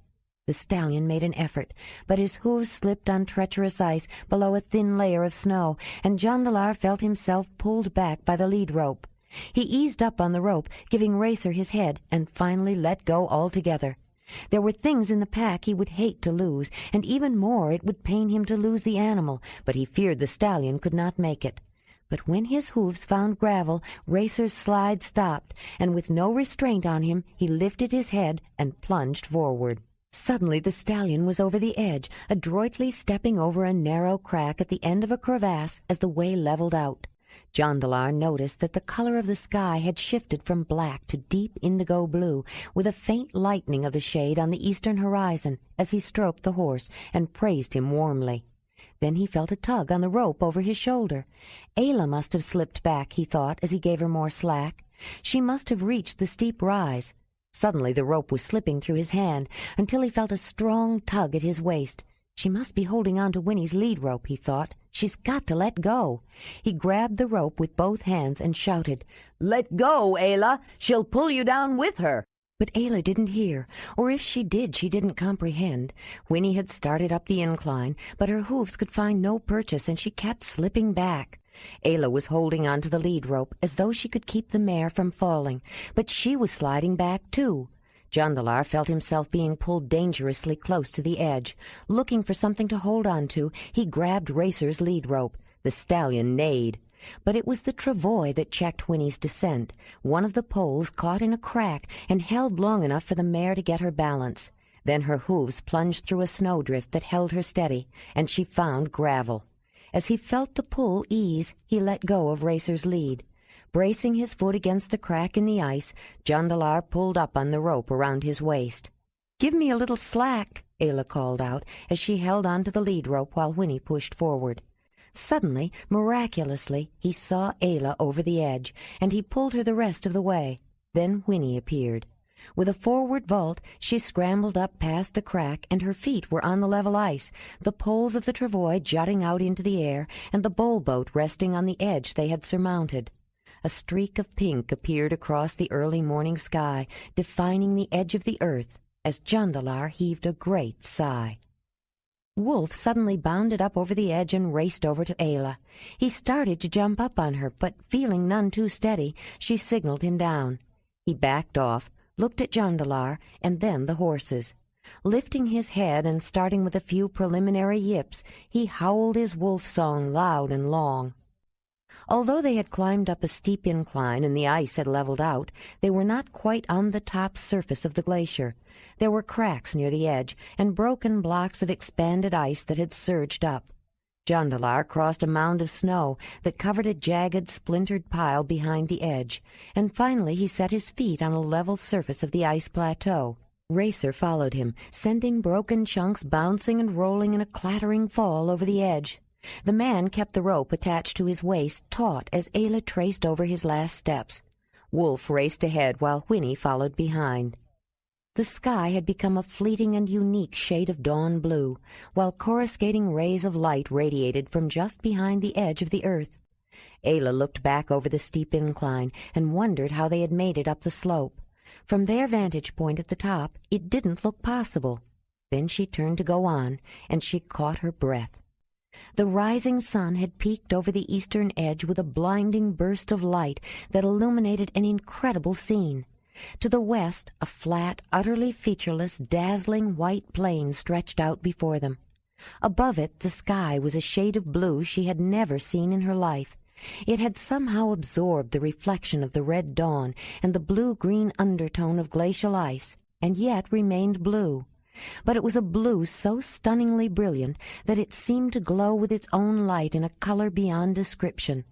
It shaded to a hazy blue-black on the distant horizon in the southwest. As the sun rose in the east, the faded image of a slightly less than perfect circle that had glowed with such brilliant reflection in the black sky of their pre-dawn awakening hovered over the far western edge, a dim memory of its earlier glory.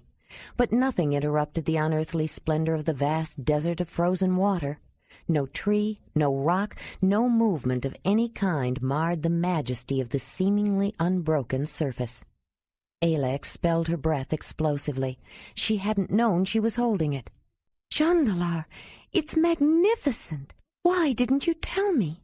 I would have journeyed twice the distance just to see this," she said in an awed voice. "It is spectacular," he said, smiling at her reaction, but just as overwhelmed. "But I couldn't tell you. I've never seen it like this before. It's not often this still. The blizzards up here can be spectacular, too. Let's move while we can see the way. It's not as solid as it seems, and with this clear sky and the bright sun, a crevasse could open up or an overhanging cornice give way." They started across the plain of ice, preceded by their long shadows. Before the sun was very high, they were sweating in their heavy clothes. Ayla started to remove her hooded outer fur parka. "Take it off if you want," Jondalar said, "but keep yourself covered. You can get a bad sunburn up here, and not just from above. When the sun shines on it, the ice can burn you too." Small cumulus clouds began to form during the morning. By noon they had drawn together into large cumulus clouds. The wind started picking up in the afternoon. About the time Ayla and Jondalar decided to stop to melt snow and ice for water, she was more than happy to put her warm outer fur back on. The sun was hidden by moisture-laden cumulonimbus that sprinkled a light dusting of dry powder snow on the travelers. The glacier was growing. The plateau glacier they were crossing had been spawned in the peaks of the craggy mountains far to the south. Moist air, rising as it swept up the tall barriers, condensed into misty droplets, but temperature decided whether it would fall as cold rain or, with just a slight drop, as snow. It was not perpetual freezing that made glaciers. Rather, an accumulation of snow from one year to the next gave rise to glaciers that, in time, became sheets of ice that eventually spanned continents. In spite of a few hot days, solid cold winters in combination with cool cloudy summers that don't quite melt the leftover snow and ice at winter's end, a lower yearly average temperature will swing the balance toward a glacial epoch. Just below the soaring spires of the southern mountains, too steep themselves for snow to rest upon, small basins formed, cirques that nestled against the sides of the pinnacles, and these cirques were the birthplaces of glaciers. As the light, dry, lacy snowflakes drifted into the depressions high in the mountains, created by minute amounts of water freezing in cracks and then expanding to loosen tons of rock, they piled up.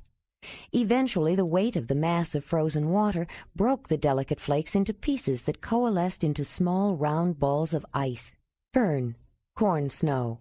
Fern did not form at the surface, but deep in the cirque, and when more snow fell, the heavier, compact spheres were pushed up and over the edge of the nest. As more of them accumulated, the nearly circular balls of ice were pressed together so hard by the sheer weight above that a fraction of the energy was released as heat. For just an instant, they melted at the many points of contact and immediately refroze, welding the balls together.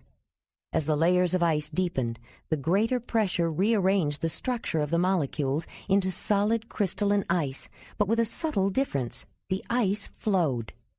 Glacier ice, formed under tremendous pressure, was more dense. Yet at the lower levels, the great mass of solid ice flowed as smoothly as any liquid.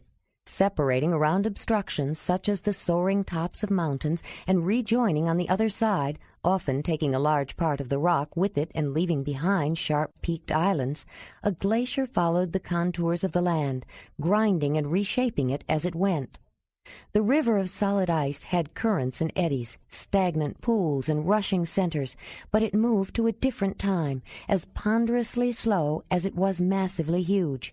It could take years to move inches. But time didn't matter. It had all the time in the world. As long as the average temperature stayed below the critical line, the glacier fed and grew.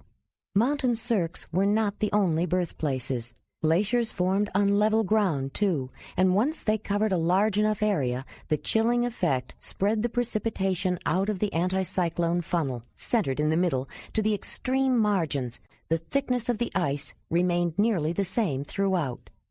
Glaciers were never entirely dry. Some water was always seeping down from the melting caused by pressure. It filled in small cracks and crannies, and when it chilled and refroze, it expanded in all directions. The motion of a glacier was outward in all directions from its origin, and the speed of its motion depended on the slope of its surface, not on the slope of the ground underneath. If the surface slope was great, the water within the glacier flowed downhill faster through the chinks in the ice and spread out the ice as it refroze. They grew faster when they were young, near large oceans or seas, or in mountains where the high peaks assured heavy snowfall. They slowed down after they spread out, their broad surface reflecting the sunlight away, and the air above the center turning colder and drier with less snow. The glaciers in the mountains to the south had spread out from their high peaks, filled the valleys to the level of high mountain passes, and spilled through them. During an earlier advancing period, the mountain glaciers filled the deep trench of a fault line separating the mountain foreland and the ancient massif. It covered the highland, then spread across to the old eroded mountains on the northern fringe. The ice receded during the temporary warming, which was coming to an end, and melted in the lowland fault valley, creating a large river and a long moraine-dammed lake, but the plateau glacier on the highland they were crossing stayed frozen.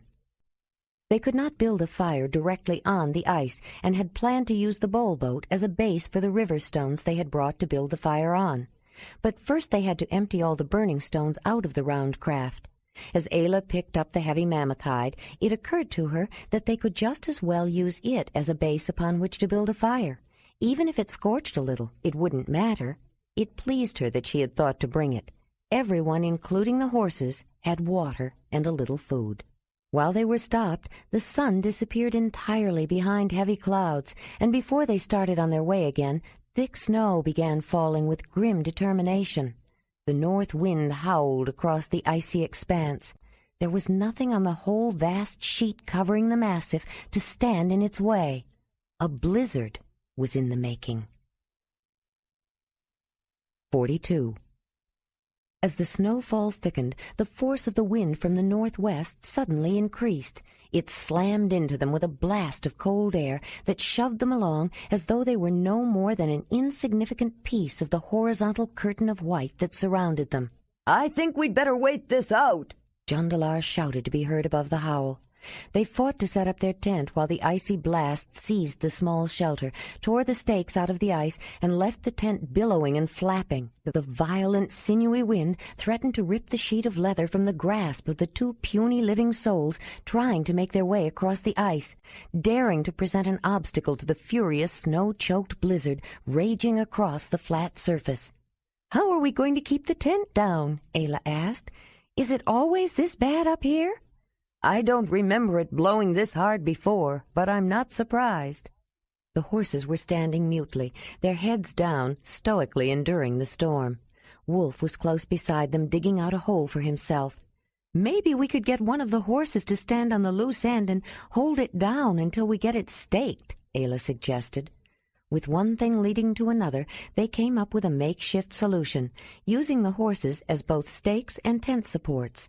They draped the leather tent over the backs of both horses. Then Ayla coaxed Winnie to stand on one of the edges, turned under, hoping the mare wouldn't shift too much and let it up.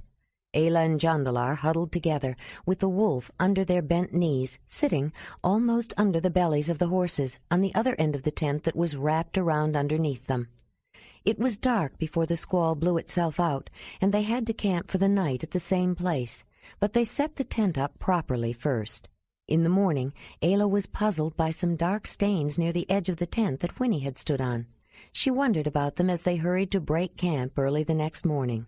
They made more progress the second day, in spite of climbing over pressure mounds of broken ice and working their way around an area of several yawning cracks, all oriented in the same direction. A storm blew up in the afternoon again, though the wind was not as strong, and it blew over more quickly, allowing them to continue their journey during the late afternoon. Toward evening, Ayla noticed that Winnie was limping. She felt her heart beat faster and a rush of fear when she looked closer and saw red smudges on the ice. She picked up Winnie's foot and examined her hoof. It was cut to the quick and bleeding. "Jondalar, look at this. Her feet are all cut up. What did that to her?" Ayla said. He looked, and then he examined Racer's hoofs while Ayla was looking at the rest of Winnie's. He found the same kind of injuries, then frowned. "It must be the ice," he said. "You'd better check Wolf, too." The pads of Wolf's paws showed damage, though not quite as bad as the horse's hoofs. "What are we going to do?" Ayla said. "They're crippled, or will be soon." "It never occurred to me that the ice could be so sharp it could cut up their hooves," Jondalar said, very upset. "I tried to think of everything, but I didn't think about that." He was stricken with remorse. "Hooves are hard, but they're not like stone, more like fingernails. They can be damaged. Jondalar, they can't go on. They'll be so crippled in another day that they won't be able to walk at all," Ayla said. "We've got to help them." "But what can we do?" Jondalar said. "Well, I still have my medicine bag. I can treat their injuries." "But we can't stay here until they're healed, and as soon as they start walking again it will be just as bad." The man stopped and closed his eyes. He didn't even want to think what he was thinking, much less say it, but he could see only one way out of their dilemma. "Ayla, we're going to have to leave them," the man said, as gently as he could. "Leave them? What do you mean, leave them? We can't leave Winnie or Racer. Where would they find water or food? There's nothing to graze on the ice, not even twig tips. They'd starve or freeze. We can't do that," Ayla said, her face showing her distress. "We can't leave them here like that. We can't, Jondalar." "You're right. We can't leave them here like that. It wouldn't be fair. They would suffer too much, but we do have spears and the spear throwers," Jondalar said. "No, no," Ayla screamed. "I won't let you." "It would be better than leaving them here to die slowly, to suffer. It's not like horses haven't been hunted before. That's what most people do." "But these aren't like other horses. Winnie and Racer are friends. We've been through so much together. They've helped us. Winnie saved my life. I can't leave her." "I don't want to leave them any more than you do," Jondalar said. "But what else can we do?" The idea of killing the stallion, after traveling so far together, was almost more than he could bear, and he knew how Ayla felt about Winnie. "We'll go back. We'll just have to turn back. You said there was another way around." "We've already traveled 2 days on this ice, and the horses are almost crippled. We can try to go back, Ayla, but I don't think they will make it," Jondalar said. He wasn't even sure if Wolf would be able to make it. Guilt and remorse filled him. "I'm sorry, Ayla. It's my fault.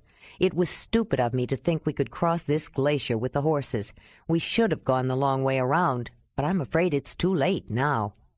Ayla saw tears in his eyes. She had not often seen him in tears. Though it was not so unusual for men of the others to cry, it was his nature to hide those emotions. In a way, it made his love for her more intense. He had given of himself almost completely only to her, and she loved him for it. But she could not give up Winnie. The horse was her friend, the only friend she had had in the valley until Jondalar came. "We've got to do something, Jondalar," she sobbed. "But what?" He had never felt so desolate, so totally frustrated at his inability to find some solution.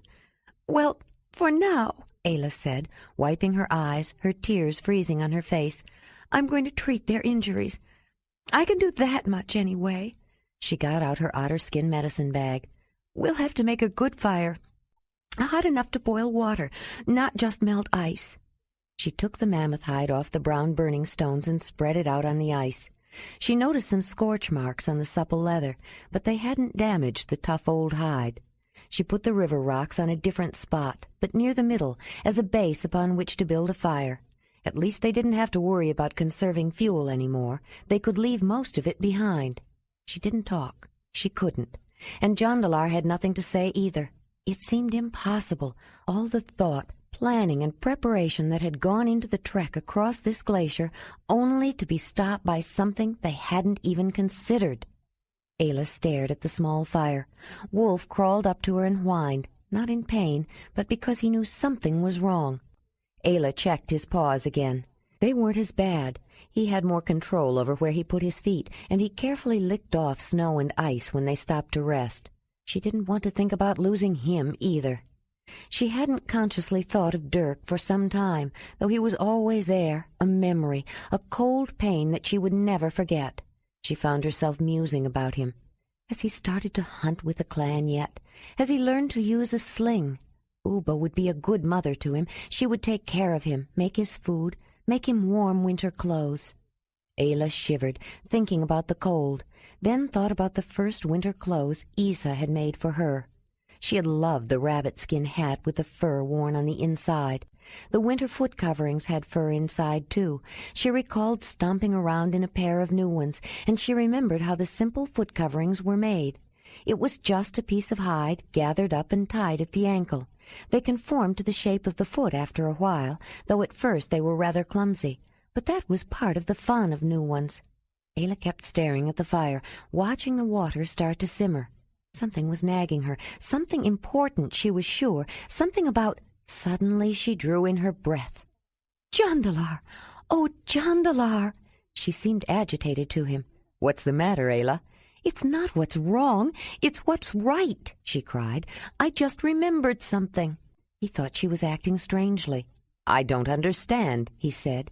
He wondered if the thought of losing her 2 horses was too much for her.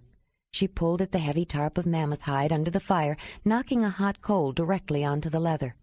"Give me a knife, Jondalar, your sharpest knife." "My knife?" he said. "Yes, your knife," she said. "I'm going to make boots for the horses." "You're going to do what?"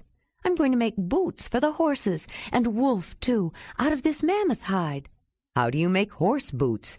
"I'll cut circles out of the mammoth leather, then cut holes around the edges, thread some cord through, and tie it around the horse's ankles. If mammoth hide can keep our feet from getting cut up by the ice, it's bound to protect theirs," Ayla explained. Jondalar thought for a moment, visualizing what she described. Then he smiled. "Ayla, I think it will work. By the Great Mother, I think it will work. What a wonderful idea! Whatever made you think of it?" "That's the way Isa made boots for me. That's how the people of the clan make foot coverings, hand coverings, too. I'm trying to remember if that's the kind Guban and Yorga wore. It's hard to tell, because after a while they shape to your feet." "Will that hide be enough?" "It should be. While I've got the fire going, I'll finish preparing this remedy for the cuts, and maybe some hot tea for us. We haven't had any for a couple of days, and we probably won't again until we get down off this ice. We're going to have to conserve fuel, but I think a cup of hot tea would taste very good right now." "I think you're right," Jondalar agreed, smiling again and feeling good. Ayla very carefully examined each hoof on both horses, trimmed away the rough places, applied her medication, then tied the mammoth hide horse boots on them. They tried to shake off the strange foot coverings at first, but they were tied on securely, and the horses quickly got used to them. Then she took the set she had made for Wolf and tied them on. He chewed and gnawed at them, trying to get rid of the unfamiliar encumbrances. But after a while he stopped fighting them too. His oversized wolf feet were in much better shape. The next morning they loaded a slightly lighter pack on the horses. They had burned some of the brown coal, and the heavy mammoth hide was now on their feet. Ayla unloaded them when they stopped for a rest, and she took on a little more of the load herself. But she couldn't begin to carry what the sturdy horses could. In spite of traveling, their hooves and feet seemed much improved by that night. Wolf's seemed perfectly normal, which was a great relief for both Ayla and Jondalar. The boots provided an unexpected benefit.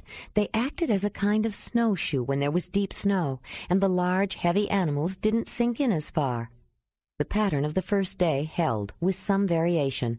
They made their best time in the morning. The afternoons brought snow and wind of varying intensity.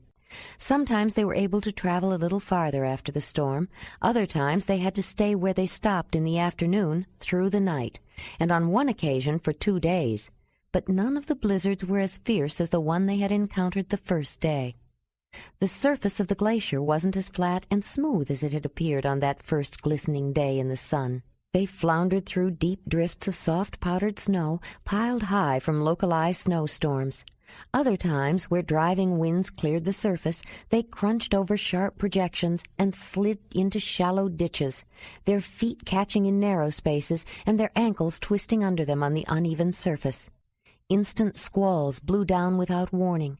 The fierce winds almost never let up, and they felt constant anxiety about unseen crevasses covered over with flimsy bridges or overhanging cornices of snow.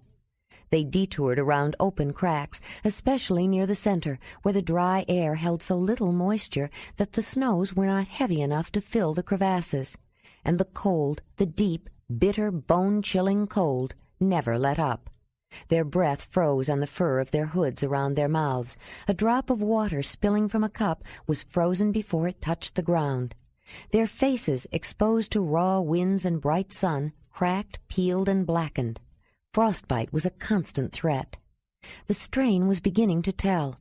Their responses were beginning to deteriorate, and so was their judgment. A furious afternoon storm had held on into the night. In the morning, Jondalar was anxious to get under way.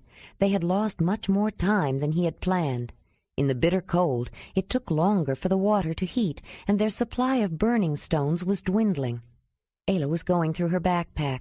Then she began searching around her sleeping fur. She couldn't remember how many days they had been on the ice, but as far as she was concerned, it was too many, she thought as she searched.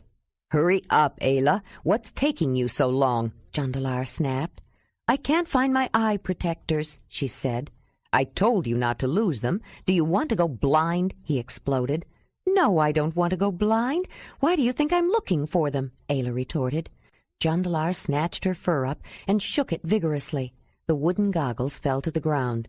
"Be careful where you put them next time," he said. "Now let's get moving."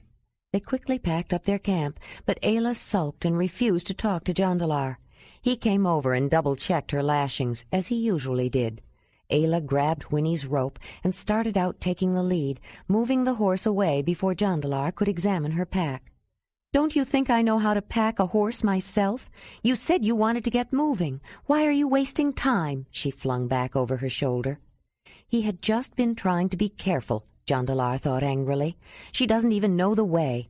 Wait until she wanders around in circles for a while. Then she will come asking me to lead, he thought, falling in behind her. Ayla was cold and fatigued from the grueling march. She plunged ahead, careless of her surroundings. If he wants to hurry so much, then we'll hurry, she thought. If we ever get to the end of this ice, I hope I never see a glacier again. Wolf was nervously racing between Ayla in the lead and Jondalar following behind. He didn't like the sudden change in their positions. The tall man had always started out ahead before. The wolf struck out ahead of the woman, who was trudging blindly on, oblivious to everything except the miserable cold and her injured feelings. Suddenly he stopped directly in front of her, blocking her way. Ayla, leading the mare, went around him. He ran back around and stopped in front of her again. She ignored him. He nudged at her legs. She shoved him aside. He ran ahead a short distance, then sat down whining to get her attention. She plodded past him. He raced back toward Jondalar, pranced and whined in front of him, then bounded a few steps toward Ayla, whining, then advanced toward the man once more. "Is something wrong, Wolf?" Jondalar said, finally noticing the animal's agitation. Suddenly he heard a terrifying sound, a muffled boom. His head shot up as fountains of light snow filled the air ahead. "No! Oh, no!" Jondalar cried out in anguish, running forward. When the snow settled, a lone animal stood on the brink of a yawning crack. Wolf pointed his nose straight up and wailed a long, desolate howl. Jondalar threw himself flat on the ice at the edge of the crevasse and looked over the edge. "Ayla!" he cried in desperation. "Ayla!" His stomach was a hard knot. He knew it was useless. She would never hear him. She was dead. at the bottom of the deep crack in the ice. "Jondalar?" He heard a small, frightened voice coming from far away. "Ayla?" He felt a rush of hope and looked down. Far below him, standing on a narrow ice ledge that hugged the wall of the deep trench, was the terrified woman. "Ayla, don't move," he commanded. "Stand perfectly still. That ledge could go too." "She's alive," he thought. "I can't believe it. It's a miracle. But how am I going to get her out?" Inside the icy chasm, Ayla leaned in toward the wall, clinging desperately to a crack and a projecting piece, petrified with fear. She had been plodding through snow halfway to her knees, lost in her own thoughts. She was tired, so tired of it all, tired of the cold, tired of fighting her way through deep snow, tired of the glacier. The trek across the ice had drained her energy, and she was bone-weary with exhaustion. Though she struggled on, her only thought was to reach the end of the massive glacier. Then she was startled out of her brooding thoughts by a loud crack. She felt the sickening sensation of the solid ice giving way beneath her feet, and she was suddenly reminded of an earthquake many years before. Instinctively she tried to reach for something to hold on to, but the falling ice and snow offered nothing. She felt herself dropping, nearly suffocating in the midst of the avalanching snow bridge that had collapsed beneath her feet, and she had no idea how she had ended up on the narrow ledge. She looked up, afraid to move even that much, for fear the slightest shift in weight would jar her precarious support loose. Above, the sky looked almost black, and she thought she saw the faint glimmerings of stars. An occasional sliver of ice or puff of snow dropped belatedly from the edge, finally letting go of its precarious hold and showering the woman with fragments on the way down. Her ledge was a narrow, jutting extension of an older surface long buried by new snows. It rested on a large, jagged boulder that had been torn from solid rock as the ice slowly filled a valley and overflowed down the sides of an adjacent one. The majestically flowing river of ice accumulated great quantities of dust, sand, gravel, and boulders that it gouged out of hard rock, which were slowly carried toward the fast-moving current at the center. These moraines formed long ribbons of rubble on the surface as they moved along the current. When the temperature eventually rose enough to melt the massive glaciers, they would leave evidence of their passage in ridges and hills of unsorted rock. While she was waiting, afraid to move, and holding herself very still, she heard faint mutterings and muted rumblings in the deep, icy cavern. She thought at first that she imagined them, but the mass of ice was not as solid as it seemed on the hard surface above. It was constantly readjusting, expanding, shifting, sliding. The explosive boom of a new crack opening or closing at some distant point on the surface or deep within the glacier sent vibrations through the strangely viscous solid. The great mountain of ice was riddled with catacombs, passages that came to an abrupt halt, long galleries that turned and twisted, dropped off, or soared upward, pockets and caves that opened invitingly, then sealed shut. Ayla began to look around her. The sheer walls of ice glowed with a luminous, unbelievably rich blue light that had a deep undertone of green. With a sudden jolt, she realized she had seen that color before, but in only one other place. Jondalar's eyes were the same rich, stunning blue. She longed to see them again. The fractured planes of the huge ice crystal gave her the sensation of mysterious flitting movement just beyond her peripheral vision. She felt that if she turned her head quickly enough, she would see some ephemeral shape disappearing into the mirrored walls. But it was all illusion, a magician's trick of angles and light. The crystal ice filtered out most of the red spectrum of the light from the burning orb in the sky, leaving the deep blue-green, and the edges and planes of the tinted mirrored surfaces played games of refraction and reflection with each other. Ayla glanced up when she felt a shower of snow. She saw Jondalar's head extending beyond the rim of the crevasse. Then a length of rope came snaking down toward her. "Tie the rope around your waist, Ayla," he called, "and make sure you tie it well. Let me know when you're ready." He was doing it again, Jondalar said to himself. Why did he always recheck what she did when he knew she was more than capable of doing it herself? Why did he tell her to do something that was perfectly obvious? She knew the rope had to be tied securely.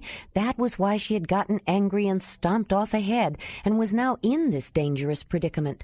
But she should have known better.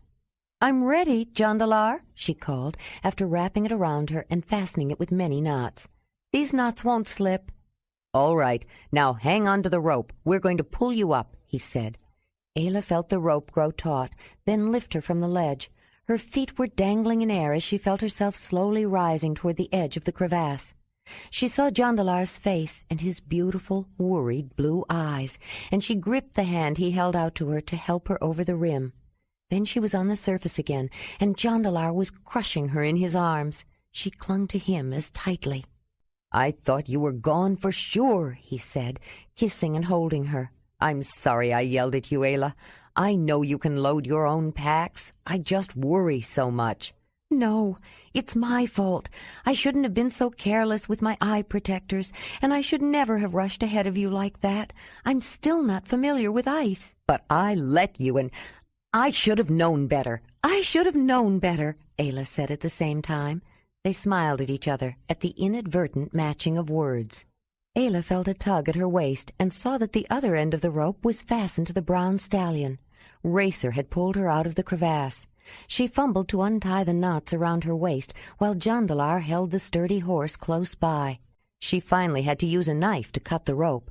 She had made so many knots and had pulled them so tight, and they'd grown even tighter as she was lifted out, that they were impossible to untie. Detouring around the crack that had so nearly proved disastrous, they continued their southwesterly course across the ice. They were growing seriously concerned as their supply of burning stones was becoming depleted. "How much longer before we reach the other side, Jondalar?" Ayla asked, in the morning after melting water for them all. "We don't have many burning stones left."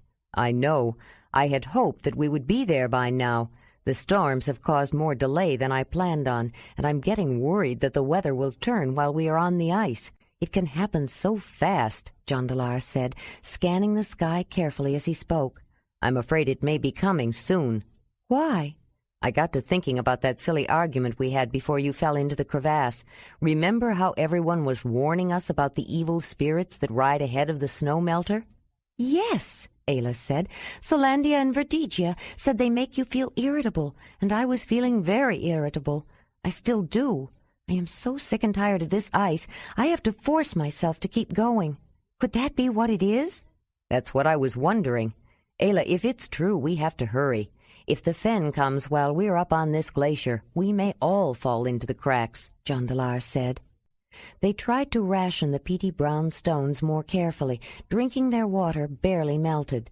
Ayla and Jondalar started carrying their water bags full of snow underneath their fur parkas so their body heat would melt enough for them and Wolf. But the conservation wasn't enough. Their bodies couldn't melt enough for the horses that way, and when the last of the burning stones were gone, there was no water for the horses. She had run out of feed for them, too, but water was more important. Ayla noticed them chewing ice, but it worried her. Both dehydration and eating ice could chill them so that they wouldn't be able to maintain sufficient body heat to keep warm on the freezing cold glacier.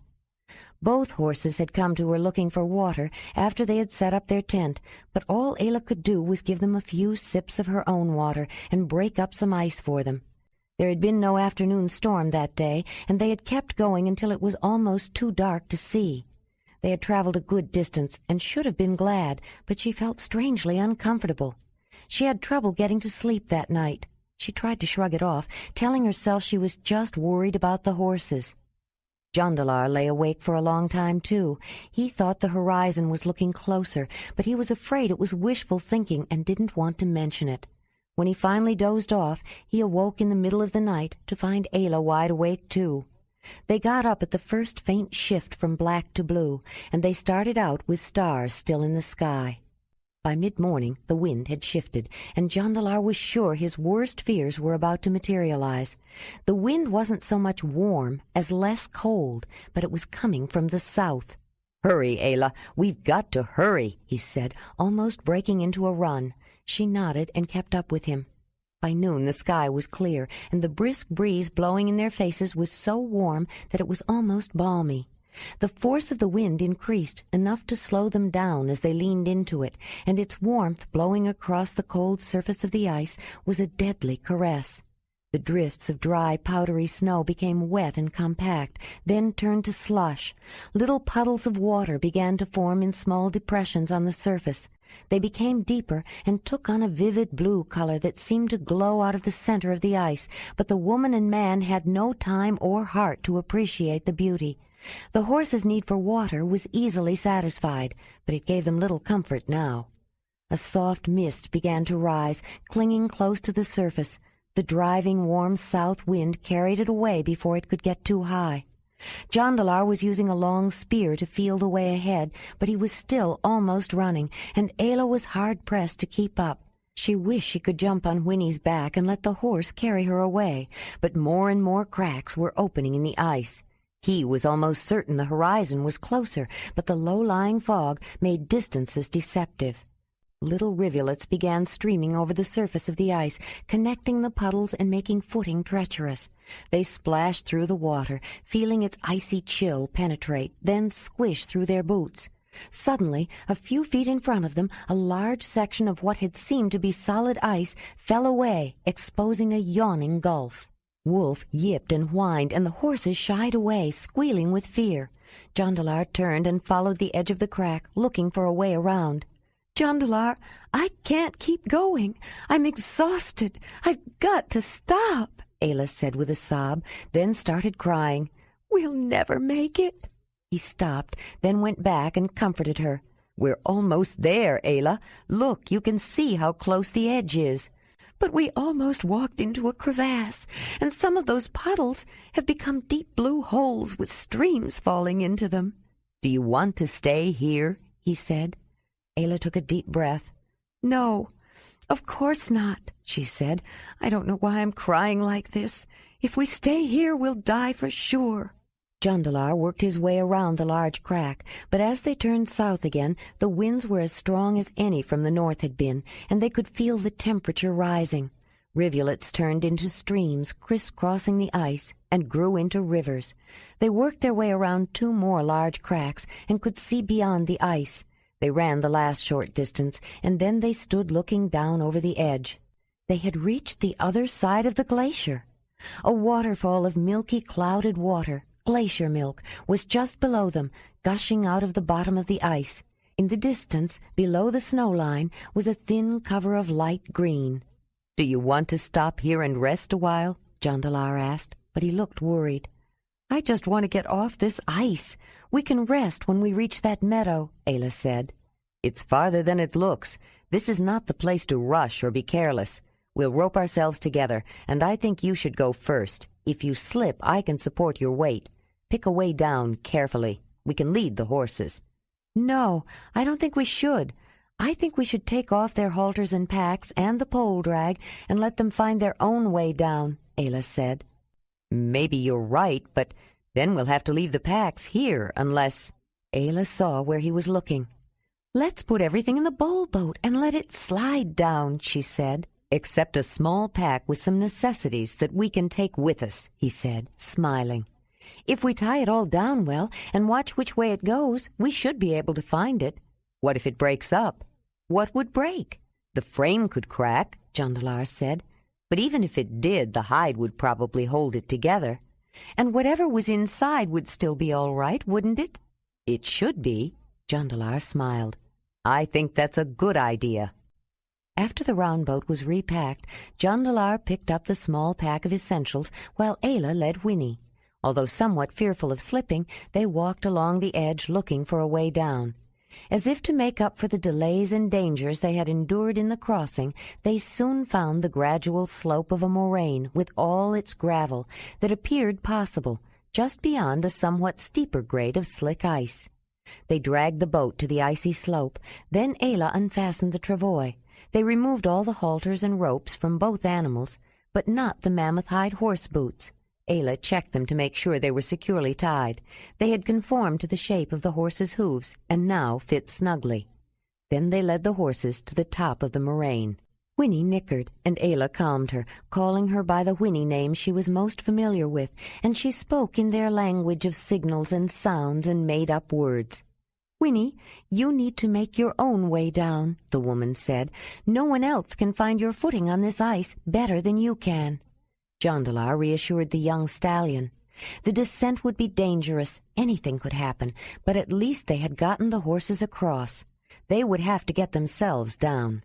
Wolf was pacing nervously back and forth along the edge of the ice, the way he did when he was afraid to jump into a river. With Ayla's urgings, Winnie was the first to go over the edge, picking her way carefully. Racer was close on her heels and soon outdistanced her. They came to a slick spot, slipped and slid, gained momentum, and moved down faster to keep up. They would be down safely, or not, by the time Ayla and Jondalar reached the bottom. Wolf was whining at the top, his tail tucked between his legs, not ashamed to show the fear he felt as he watched the horses go. "Let's push the boat over and get started. It's a long way down, and it won't be easy," Jondalar said. As they pushed the boat near the steeper icy edge, Wolf suddenly jumped in it. "He must think we're getting ready to ride across a river," Ayla said. "I wish we could float down this ice." They both looked at each other and started to smile. "What do you think?" Jondalar said. "Why not? You said it should hold together." "But will we?" "Let's find out." They shifted a few things around to make room, then climbed into the bowl-shaped boat with Wolf. Jondalar sent a hopeful thought to the mother, and using one of the travois poles, they pushed off. "Hold on," Jondalar said as they started over the edge. They gained speed quickly, but headed straight ahead at first. Then they hit a bump, and the boat bounced and spun around. They swerved sideward, then rode up a slight incline, and found themselves in mid-air. They both screamed with a fearful excitement. They landed with a jolt that lifted them all up, the wolf included, then spun around again while they clutched the edge. The wolf was trying to crouch down and poke his nose over the side at the same time. Ayla and Jondalar held on for all they were worth. It was all they could do. They had absolutely no control over the round boat that was racing down the side of the glacier. It zigged and zagged, bounced and spun around as though leaping with joy, but it was heavily loaded, bottom heavy enough to resist tipping over. Though the man and woman screamed involuntarily, they couldn't help smiling. It was the fastest, most thrilling ride either of them had ever taken. But it was not over. They didn't think about how the ride would end, and as they neared the bottom, Jondalar remembered the usual crevasse at the foot, separating the ice from the ground below. A hard landing on gravel could throw them out and cause injury, or worse, but the sound didn't make an impression on him when he first heard it. It wasn't until they landed with a hard bump and a huge splash into the middle of a roaring waterfall of cloudy water that he realized their descent down the wet, slippery ice had taken them back toward the river of meltwater that was gushing out of the bottom of the glacier. They landed at the bottom of the falls with another splash, and soon they were floating calmly in the middle of a small lake of cloudy green glacier melt. Wolf was so happy that he was all over both of them, licking their faces. He finally sat down and lifted his head in a howl of greeting. Jondalar looked at the woman. "Ayla, we made it! We made it! We're over the glacier!" "We did, didn't we?" she said, smiling broadly. "That was a dangerous thing to do, though," he said. "We could have been hurt or even killed." "It may have been dangerous, but it was fun," Ayla said, her eyes still sparkling with excitement. Her enthusiasm was contagious, and for all his concern about getting her home safely, he had to smile. "You're right. It was fun, and fitting somehow. I don't think I'll ever try to cross a glacier again. Twice in one lifetime is enough, but I'm glad I can say I did it, and I'll never forget that ride." "Now all we have to do is reach that land over there," Ayla said, pointing toward the shore, "and then find Winnie and Racer." The sun was setting, and between the blinding brightness at the horizon and the twilight's deceptive shadows, it was difficult to see. The evening chill had brought the temperature to below freezing again.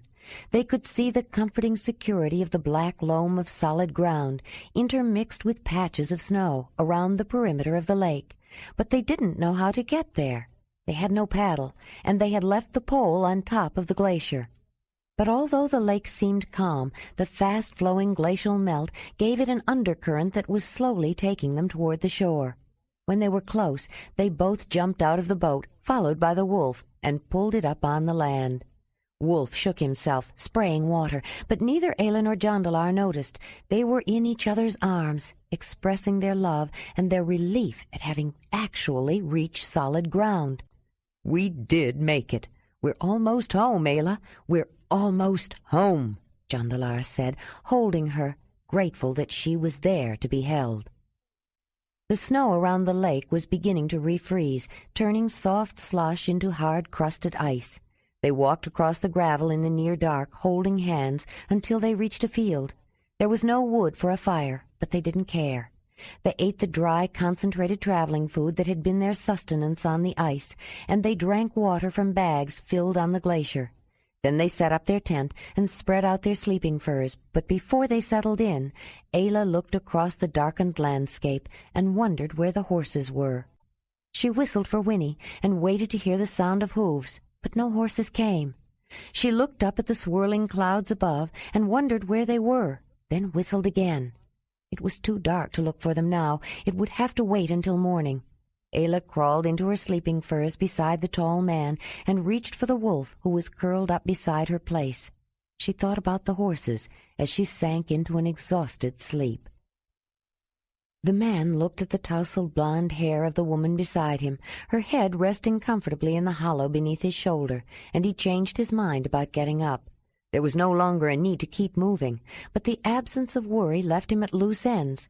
He had to keep reminding himself that they were over the glacier. They didn't have to hurry any more.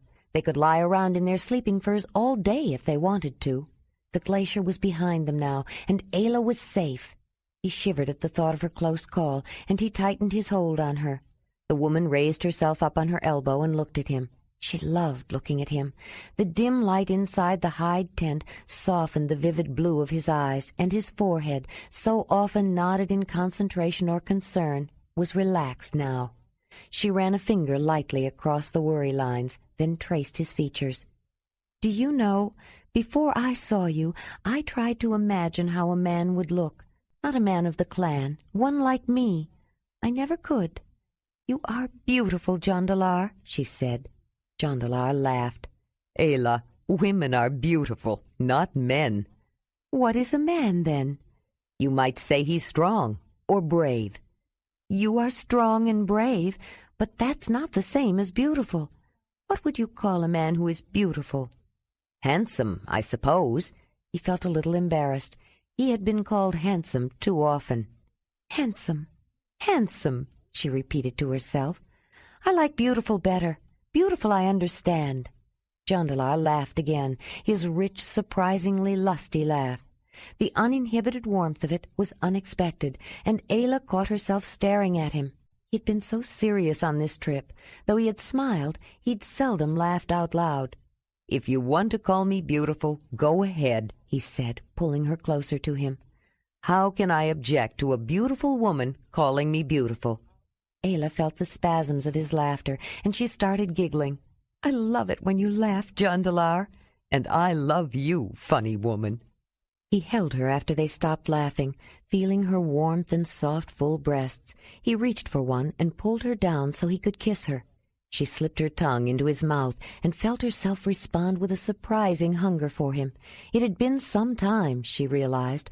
All the time they were on the glacier, they both had been so anxious and so exhausted that they hadn't been in the mood or able to relax enough to get there.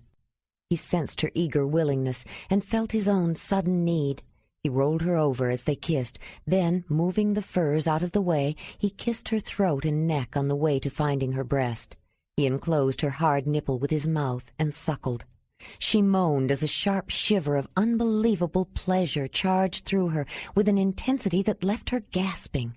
She was stunned by her own reaction. He had barely touched her, and she was ready, and she felt so eager. It hadn't been that long, had it? She pushed herself toward him. Jondalar reached down to touch her place of pleasures between her thighs, felt her hard knob and massaged it. With a few cries, she reached a sudden peak and was there, ready for him, wanting him. He felt her sudden moist warmth and understood her readiness. His need had risen to match hers. Pushing at the furs to get them out of the way, she opened to him. He reached for her deep well with his proud manhood and entered. She pulled him to her as he thrust forward, penetrating deeply. He felt her full embrace, and she cried out with her joy. She had needed him, and he felt so right. It was beyond delight, more than pleasure. He was as ready as she. He pulled back, then thrust again, and only once more, and suddenly there was no holding back. He felt the surge rise, reach, and overflow. With the last few motions, he drained himself, then pushed in and relaxed on top of her. She lay still with her eyes closed, feeling his weight on her, and feeling wonderful. She didn't want to move. When he finally got up and looked down at her, he had to kiss her. She opened her eyes and looked up at him. "That was wonderful, Jondalar," she said, feeling languid and satisfied. "It was fast. You were ready. We were both ready. And you had the strangest smile on your face just now." "That's because I'm so happy." "I am too," he said, kissing her again, then rolling onto his side. They lay together quietly and dozed off again. Jondalar woke before Ayla did, and he watched her while she slept. The strange little smile appeared again and made him wonder what she was dreaming of. He couldn't resist. He kissed her softly and caressed her breast. She opened her eyes. They were dilated, dark and liquid, and full of deep secrets. He kissed each eyelid, then nibbled playfully at an earlobe, and then a nipple. She smiled at him when he reached for her mound and felt her soft hair, receptive, if not quite ready again, making him wish they were just beginning instead of just through. Suddenly he held her tight, kissed her fiercely, stroked her body, her breasts and hips and thighs. He could hardly keep his hands away from her, as though coming so close to losing her had created a need as deep as the crevasse that almost took her. He couldn't touch her enough, hold her enough, love her enough. "I never thought I'd fall in love," he said, relaxing again and idly caressing the dip at the small of her back and the smooth mound beyond. "Why did I have to travel beyond the end of the Great Mother River to find a woman I could love?" He had been thinking about that ever since he woke up and realized they were almost home. It was good to be on this side of the glacier, but he was full of anticipation, wondering about everyone and eager to see them. "Because my totem meant you for me. The cave lion guided you." "Then why did the mother cause us to be born so far apart?" Ayla lifted her head and looked at him. "I've been learning, but I still know very little about the ways of the Great Earth Mother, and not much more about the protective spirits of the clan totems. But I know this. You found me, and then I almost lost you." A sudden rush of cold fear clutched at him. "Ayla, what would I do if I lost you?" he said, his voice hoarse with the emotion he seldom showed openly. He rolled over, covering her body with his, and buried his head in her neck, holding her so tightly she could hardly breathe. "What would I do?" She clung to him, wishing there was some way she could become a part of him, and she gratefully opened herself to him when she felt his need swell again. With an urgency as demanding as his love, he took her as she came to him with a need as driving. It was over even more quickly, and with the release, the tension of their fierce emotion melted into a warm afterglow. When he started to move aside, she held him, wanting to cling to the intensity of the moment. "I wouldn't want to live without you, Jondalar," Ayla said, picking up the conversation begun before their love-making. "A piece of me would go with you to the spirit world. I'd never be whole again. But we're lucky. Think of all the people who never find love, and those who love someone who cannot love them back." "Like Rainik?" "Yes, like Rainik. I still hurt inside when I think of him." Jondalar rolled over and sat up. "I feel sorry for him. I liked Rainik, or could have." Suddenly he was eager to be moving. "We'll never get to Dalinar's this way," he said, starting to roll up sleeping furs. "I can't wait to see him again." "But first, we have to find the horses," Ayla said. 43. Ayla got up and went outside the tent. A mist hovered close to the ground, and the air felt cold and damp on her bare skin. She could hear the roar of the waterfall in the distance, but the vapor thickened into a dense fog near the back end of the lake, a long, narrow body of greenish water, so cloudy it was nearly opaque. No fish lived in such a place, she was sure, just as no vegetation grew along the edge. It was too new for life, too raw. There was only water and stone, and a quality of time before time, of ancient beginnings before life began. Ayla shivered and felt a stark taste of her terrible loneliness before the great Mother Earth gave birth to all living things. She stopped to pass her water, then hurried across the sharp-edged gravel shore, waded in, then ducked down. It was icy cold and gritty with silt. She wanted to bathe. It hadn't been possible while they were crossing the ice, but not in this water. She didn't mind the cold so much, but she wanted clear, fresh water. She started back to the tent to dress and help Jondalar pack up. On the way, she looked through the mist across the lifeless landscape to a hint of trees below. Suddenly she smiled. "There you are," she said, sounding a loud whistle. Jondalar was out of the tent in an instant. He smiled as broadly as Ayla to see the two horses galloping toward them. Wolf followed along behind, and Ayla thought he looked pleased with himself. He hadn't been around that morning, and she wondered if he had played any part in the horse's return. She shook her head, realizing she would probably never know. They greeted each horse with hugs, caressing strokes, friendly scratches, and words of affection. Ayla checked them over carefully at the same time, wanting to be sure they had not injured themselves. The horse boot on Winnie's right rear foot was missing, and the mare seemed to flinch when Ayla examined her leg. Could she have broken through the ice at the edge of the glacier and, in pulling free, torn off the boot and bruised her leg? It was the only thing she could think of. Ayla removed the rest of the mare's boots, lifting each leg to untie them while Jondalar stood close to steady the animal. Racer still had all his horse boots, although Jondalar noticed they were wearing thin over the sharp hooves. Even mammoth hide would not last long worn over hooves. When they had gathered all their things together and gone to drag the bull boat closer, they discovered the bottom was wet and soggy. It had developed a leak. "I don't think I'd want to try getting across a river in this anymore," Jondalar said. "Do you think we should leave it?"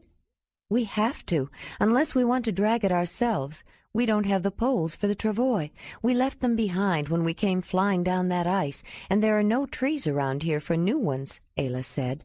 "Well, that settles it," Jondalar said. "It's a good thing we don't need to haul rocks anymore, and we've lightened our load so much that I think we could carry everything ourselves, even without the horses." "If they hadn't come back, that's what we'd be doing while we were looking for them," Ayla said. "But I am so glad they found us." "I was worried about them, too," Jondalar said. As they descended the steep southwestern face of the ancient massif that supported the harrowing ice field on its worn summit, a light rain fell, flushing out pockets of dirty snow that filled shaded hollows in the open spruce forest they passed through. But a watercolor wash of green tinged the brown earth of a sloping meadow and brushed the tips of shrubs nearby. Below, through openings in the misty fog, they caught glimpses of a river curling from west to north, forced by the surrounding highlands to follow a deep rift valley. Across the river to the south, the rugged alpine foreland faded into a purple haze, but rising wraith-like out of the haze was the high mountain range with ice halfway down its slopes. "You're going to like Dalinar," Jondalar was saying as they rode comfortably side by side. "You'll like all the Lanzadanyi. Most of them used to be Zelandanyi, like me." "What made them decide to start a new cave?" "I'm not sure. I was so young when he and my mother parted, I didn't really get to know him until I went to live with him, and he taught Joplea and me how to work the stone. I don't think he decided to settle and start a new cave until he met Jerika, but he chose this place because he found the flint mine. People were already talking about Lanzadanyi stone when I was a boy," Jondalar explained. "Jerika is his mate, and Joplea is your cousin, right?" "Yes, close cousin. Jerika's daughter, born to Dalinar's hearth. She's a good flint napper, too, but don't ever tell her I said so. She's a great tease, always joking. I wonder if she's found a mate. Great Mother, it's been so long. They are going to be so surprised to see us." "Jondalar," Ayla said in a loud, urgent whisper. He pulled up short. "Look over there near those trees. There's a deer." The man smiled. "Let's get it," he said, reaching for a spear as he pulled out his spear thrower and signaled Racer with his knees. Although his method of guiding his mount was not quite the same as hers, after nearly a year of traveling, he was as good a rider as Ayla. She turned whinny almost in tandem. She enjoyed being free and unencumbered by the travois for a change, and set her spear in her spear-thrower. Startled by the quick movement, the deer bounded off with high leaps, but they raced after it, coming up on either side, and with the help of the spear-throwers dispatched the young, inexperienced buck easily. They butchered out their favorite parts, and selected other choice cuts to bring as a gift to Dalinar's people, then let Wolf have his pick of what was left. Toward evening they found a racing, bubbling, healthy-looking stream, and followed it until they came to a large open field with a few trees and some brush beside the water. They decided to make camp early and cook some of their deer meat. The rain had let up, and there wasn't any hurry any more, though they had to keep reminding themselves of that. The following morning, when Ayla stepped out of the tent, she stopped and gaped in amazement, stunned by the sight.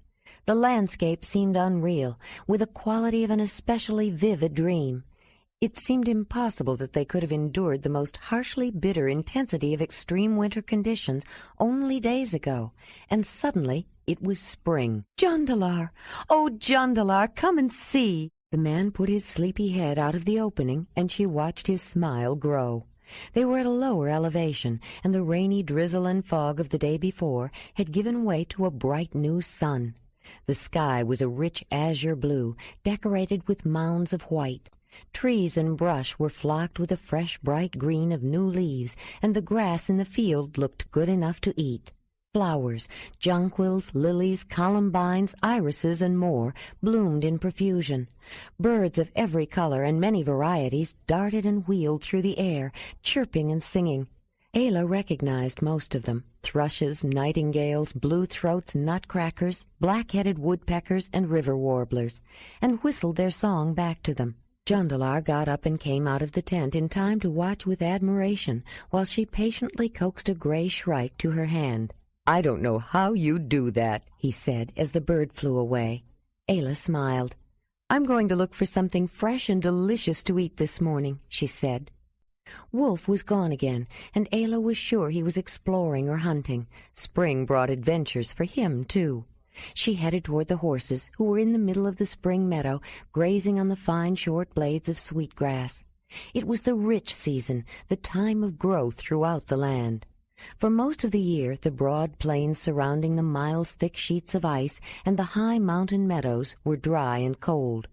Only scant rain or snow managed to fall on the land. The glaciers usually captured most of the moisture circulating in the air for themselves.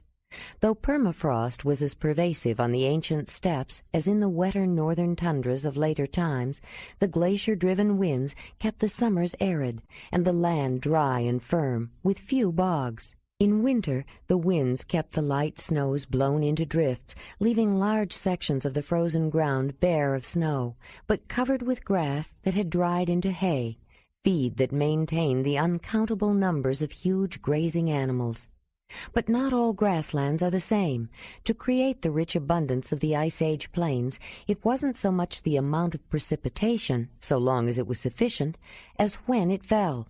A combination of moisture and drying winds in the right proportions and at the right times made the difference. Because of the angle of incoming sunlight, in lower latitudes the sun begins to warm the earth not long after the winter solstice. Where snow or ice have accumulated, most of the early spring sunlight is reflected back into space, and the little that is absorbed and converted to heat must be used to melt the snow cover before plants can grow. But on the ancient grasslands, where winds had laid the plains bare, the sun poured its energy onto the dark soil and received a warm welcome. The dry, frozen top layers of permafrost began to warm and thaw, and though it was still cold, the wealth of solar energy impelled seeds and extensive roots to prepare to send up shoots. But water in usable form was necessary if they were to flourish. The glistening ice resisted the warming rays of spring, reflecting back the sunlight. But with so much moisture stored in the mountain-high icy sheets, it could not entirely reject the sun's advances or its caress of warming winds. The tops of the glaciers began to melt, and some water trickled down through the fissures and slowly began to fill streams and then rivers, which would bring the precious liquid to the parched land later in summer. But even more important were the fogs and the mists evaporating off the glacial masses of frozen water, because they filled the skies with rain clouds. In spring, the warm sunlight caused the great mass of ice to give off moisture rather than to take it.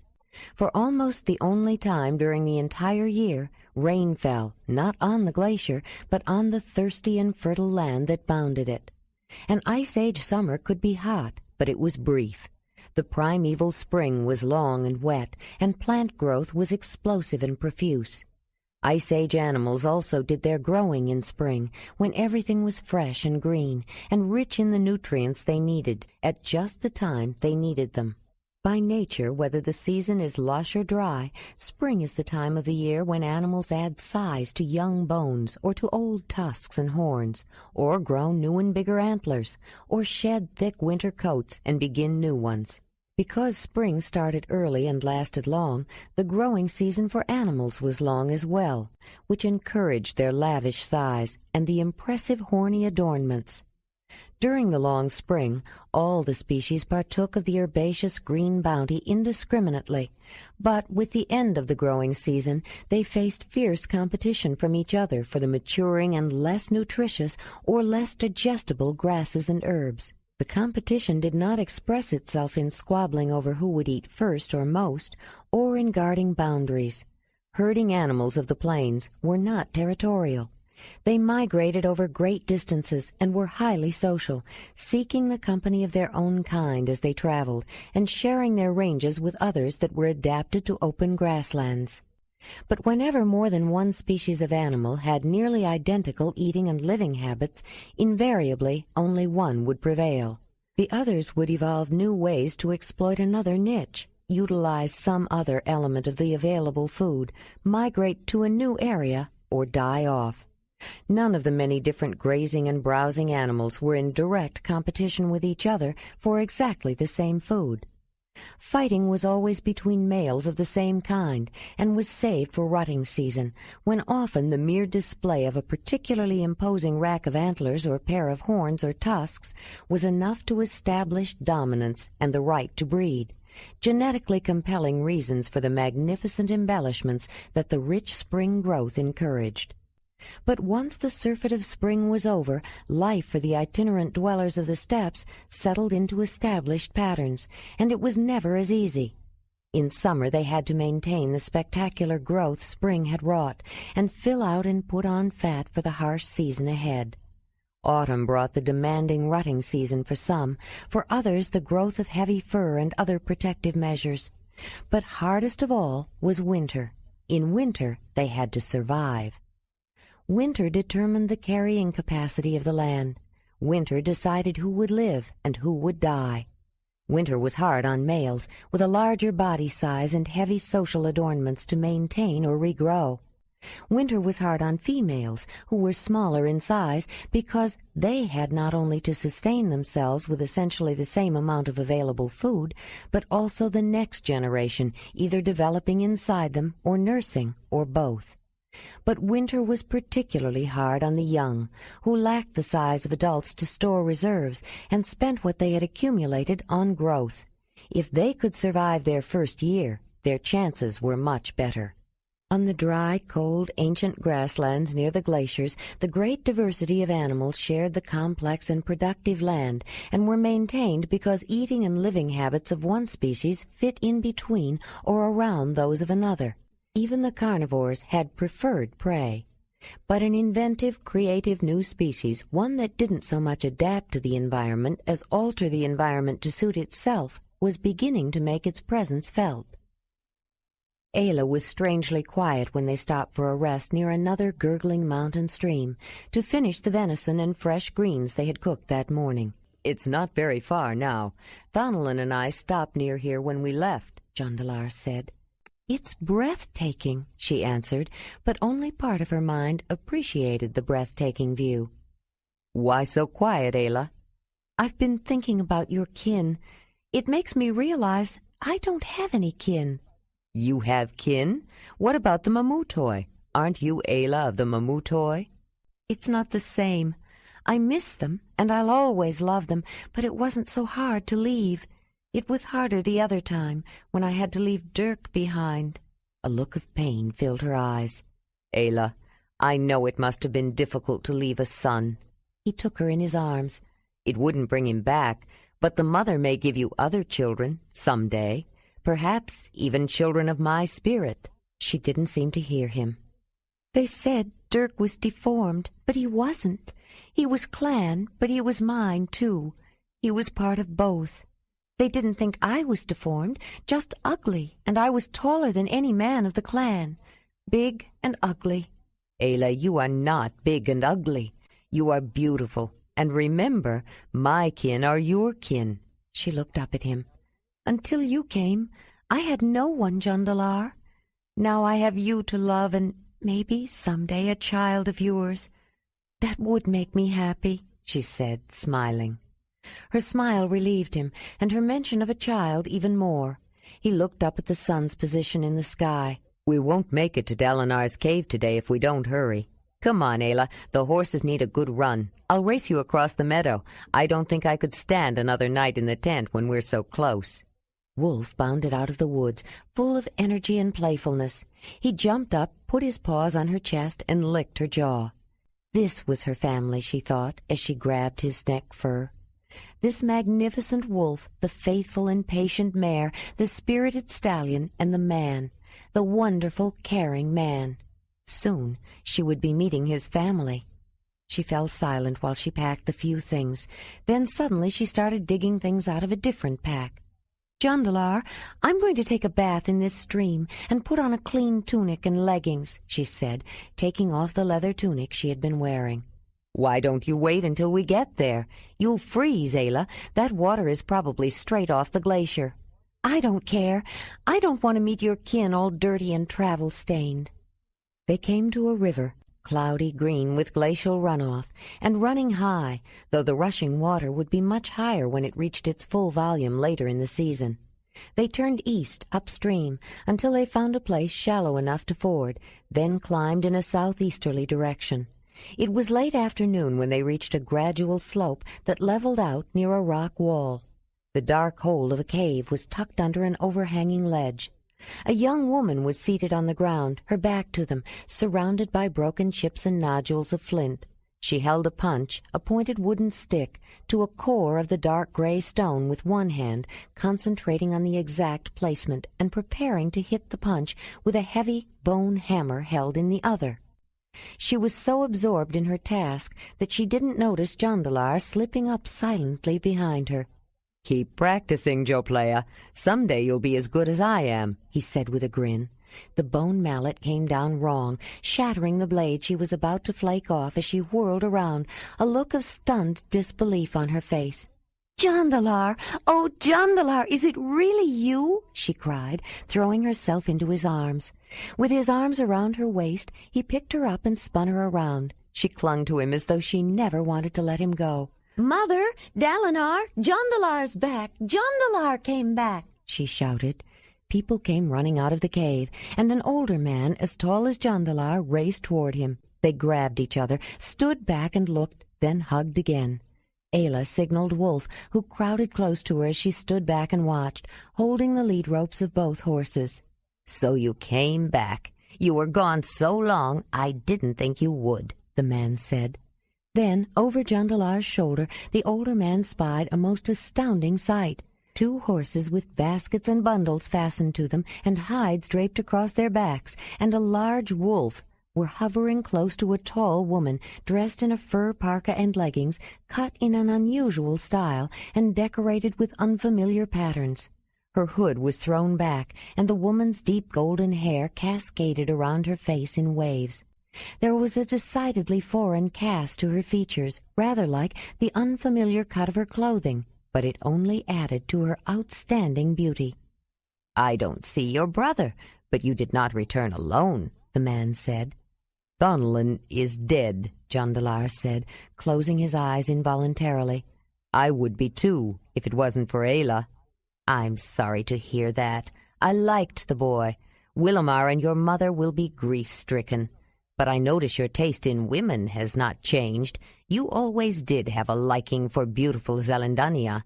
Jondalar wondered why he thought Ayla was one who served the mother.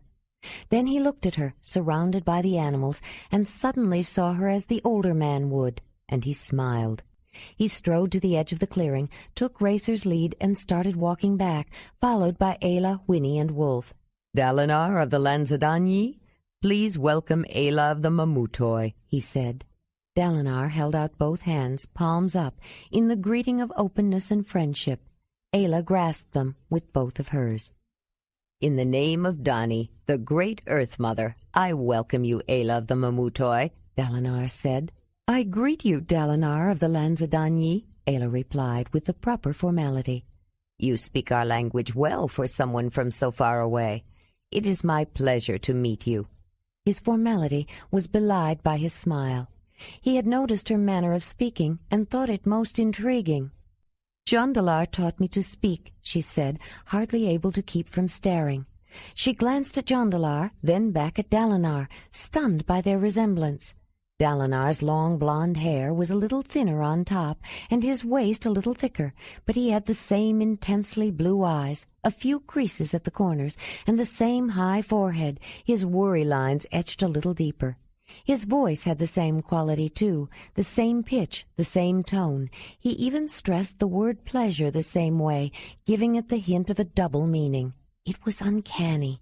The warmth of his hand started a tingling response in her. His similarity even confused her body for a moment. Dalinar felt her response and smiled Jondalar's smile, understanding the reason and liking her for it. With that strange accent, he thought, she must come from some place quite far away. When he dropped her hands, the wolf suddenly approached him, quite fearlessly, though he couldn't say he felt the same way himself. Wolf insinuated his head under Dalinar's hand, looking for attention, as though he knew the man. To his own surprise, Dalinar found himself stroking the handsome animal, as though it were perfectly natural to pet a large living wolf. Jondalar was grinning. Wolf thinks you're me. Everyone always said we looked alike. Next, you'll be on Racer's back. He held the lead rope toward the man. Did you say Racer's back? Dalinar said. Yes, most of the way here we rode on the backs of those horses. Racer is the name I gave the stallion, Jondalar explained. Ayla's horse is Whinny, and this big beast that's taken such a liking to you is called Wolf. That's the Mamutoi word for a wolf. How did you ever get a wolf and horses? Dalinar began. Dalinar, where are your manners? Don't you think other people want to meet her and hear their stories? Ayla, still slightly flustered by Dalinar's amazing resemblance to Jondalar, turned to the one who spoke, and found herself staring again. The woman resembled no one Ayla had ever seen before. Her hair, pulled back from her face into a roll at the back of her head, was glossy black, streaked with gray at the temples. But it was her face that held Ayla's attention. It was round and flat, with high cheekbones, a tiny nose, and dark slanting eyes. The woman's smile contradicted her stern voice, and Dalinar beamed as he looked down at her. Jarika, Jondalar said, smiling with delight. Jondalar, it's so good to have you back. They hugged with obvious affection. Since this great bear of a man of mine has no manners, why don't you introduce me to your companion? And then you can tell me why those animals stand there and don't run away, the woman said. She moved between the two men and was dwarfed by them. They were exactly the same height, and the top of her head barely reached midway up to their chest. Her walk was quick and energetic. She reminded Ayla of a bird, an impression reinforced by her diminutive size. Jarika of the Lanzadanyi, please greet Ayla of the Mamutoi. She is the one responsible for the behavior of the animals, Jondalar said, beaming at the small woman with Dalinar's expression. She can tell you better than I why they don't run away. You are welcome here, Ayla of the Mamutoi, Jarika said, with hands outstretched. And the animals as well, if you can promise they will continue such uncommon ways." She was eyeing Wolf as she spoke. "I greet you, Jurika of the Lanzadanyi," Ayla returned her smile. The small woman's grip had a strength that was surprising, and Ayla sensed a character to match. "The wolf will not harm anyone unless someone threatens us. He is friendly, but very protective. The horses are nervous around strangers and may rear if they are crowded, which could be dangerous. It would be better if people would stay away from them in the beginning, until they get to know everyone better." "That's sensible, but I'm glad you told us," she replied, then looked at Ayla with disconcerting directness. "You have come a long way. The Mamutoi live beyond the end of the Donau." "Do you know the land of the mammoth hunters?" Ayla asked, surprised. "Yes, and even farther east, though I don't remember as much of that. Hochaman will be glad to tell you about it. Nothing would please him more than a new ear to listen to his stories.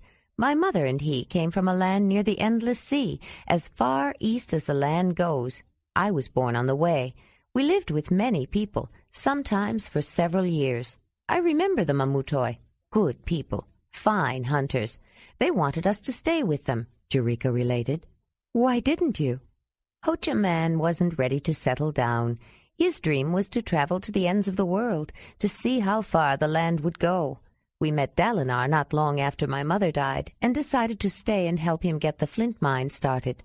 But Hochaman has lived to see his dream," Jurika said, glancing at her tall mate. "He has traveled all the way from the endless sea of the east to the great waters of the west. Dalinar helped him finish his journey some years ago, carried him on his back most of the way. Hochaman shed tears when he saw the great western sea, and he washed them away with salt water. He can't walk much now, but no one has made so long a journey as Hochaman." "Or you, Jurika," Dalinar added proudly. "You've traveled nearly as far." "Humph," she shrugged. "It's not as though I made the choice. But here I scold Dalinar, and then I talk too much." Jondalar had his arm around the waist of the woman he had surprised. "I'd like to meet your traveling companion," she said. "I'm sorry. Of course," Jondalar said.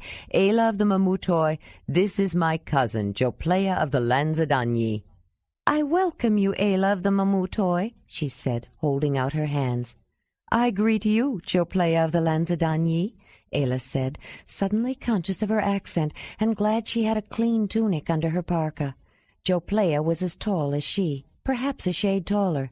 She had her mother's high cheekbones, but her face was not as flat, and her nose was like Jondalar's, only more delicate and finely chiseled. Smooth dark eyebrows matched long black hair, and thick black lashes framed eyes with a hint of her mother's slant, but a dazzling green.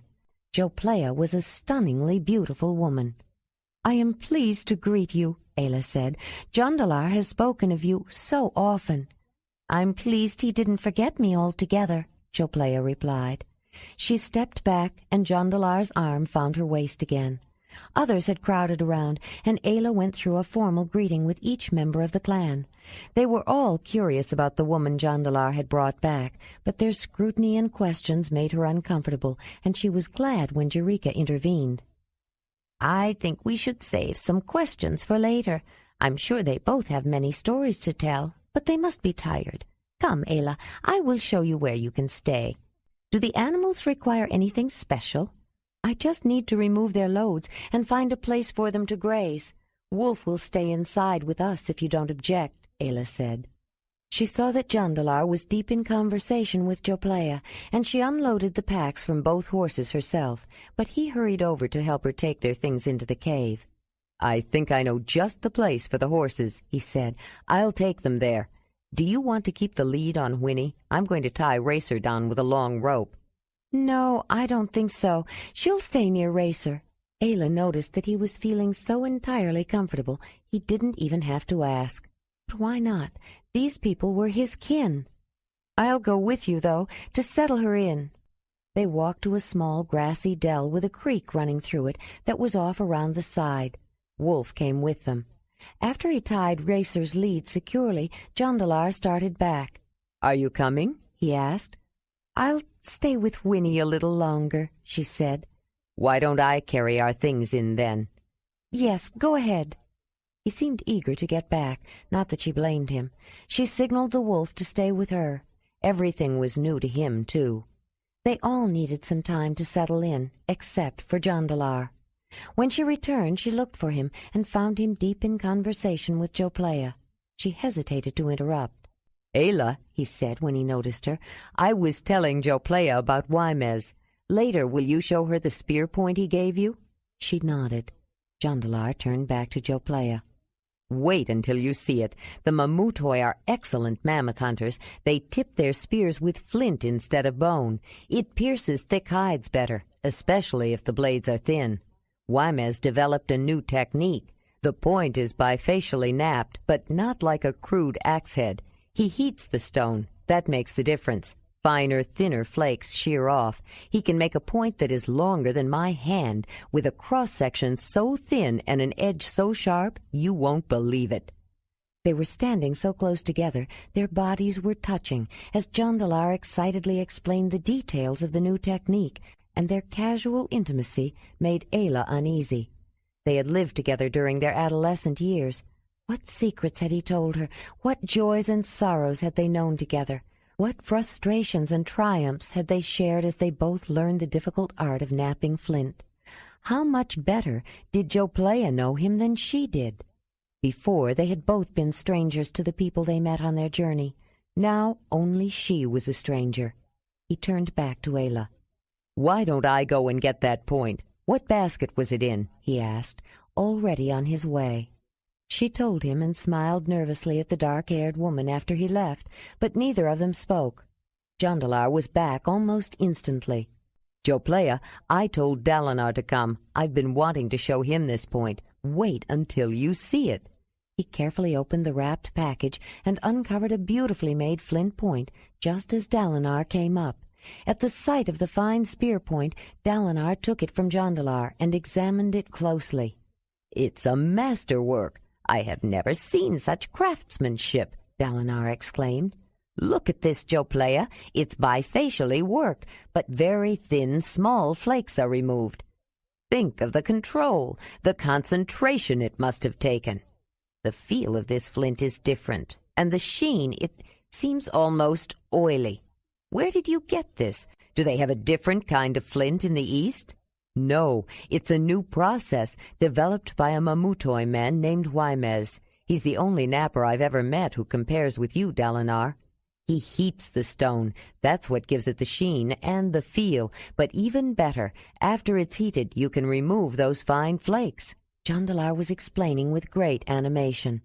Ayla found herself watching him. "They almost chip off by themselves. That's what gives you the control. I'll show you how he does it. I'm not as good as he is. I need to work on perfecting my technique, but you'll see what I mean. I want to get some good flint while we're here. With the horses, we can carry more weight, and I'd like to bring some Lanzadanyi stone home with me."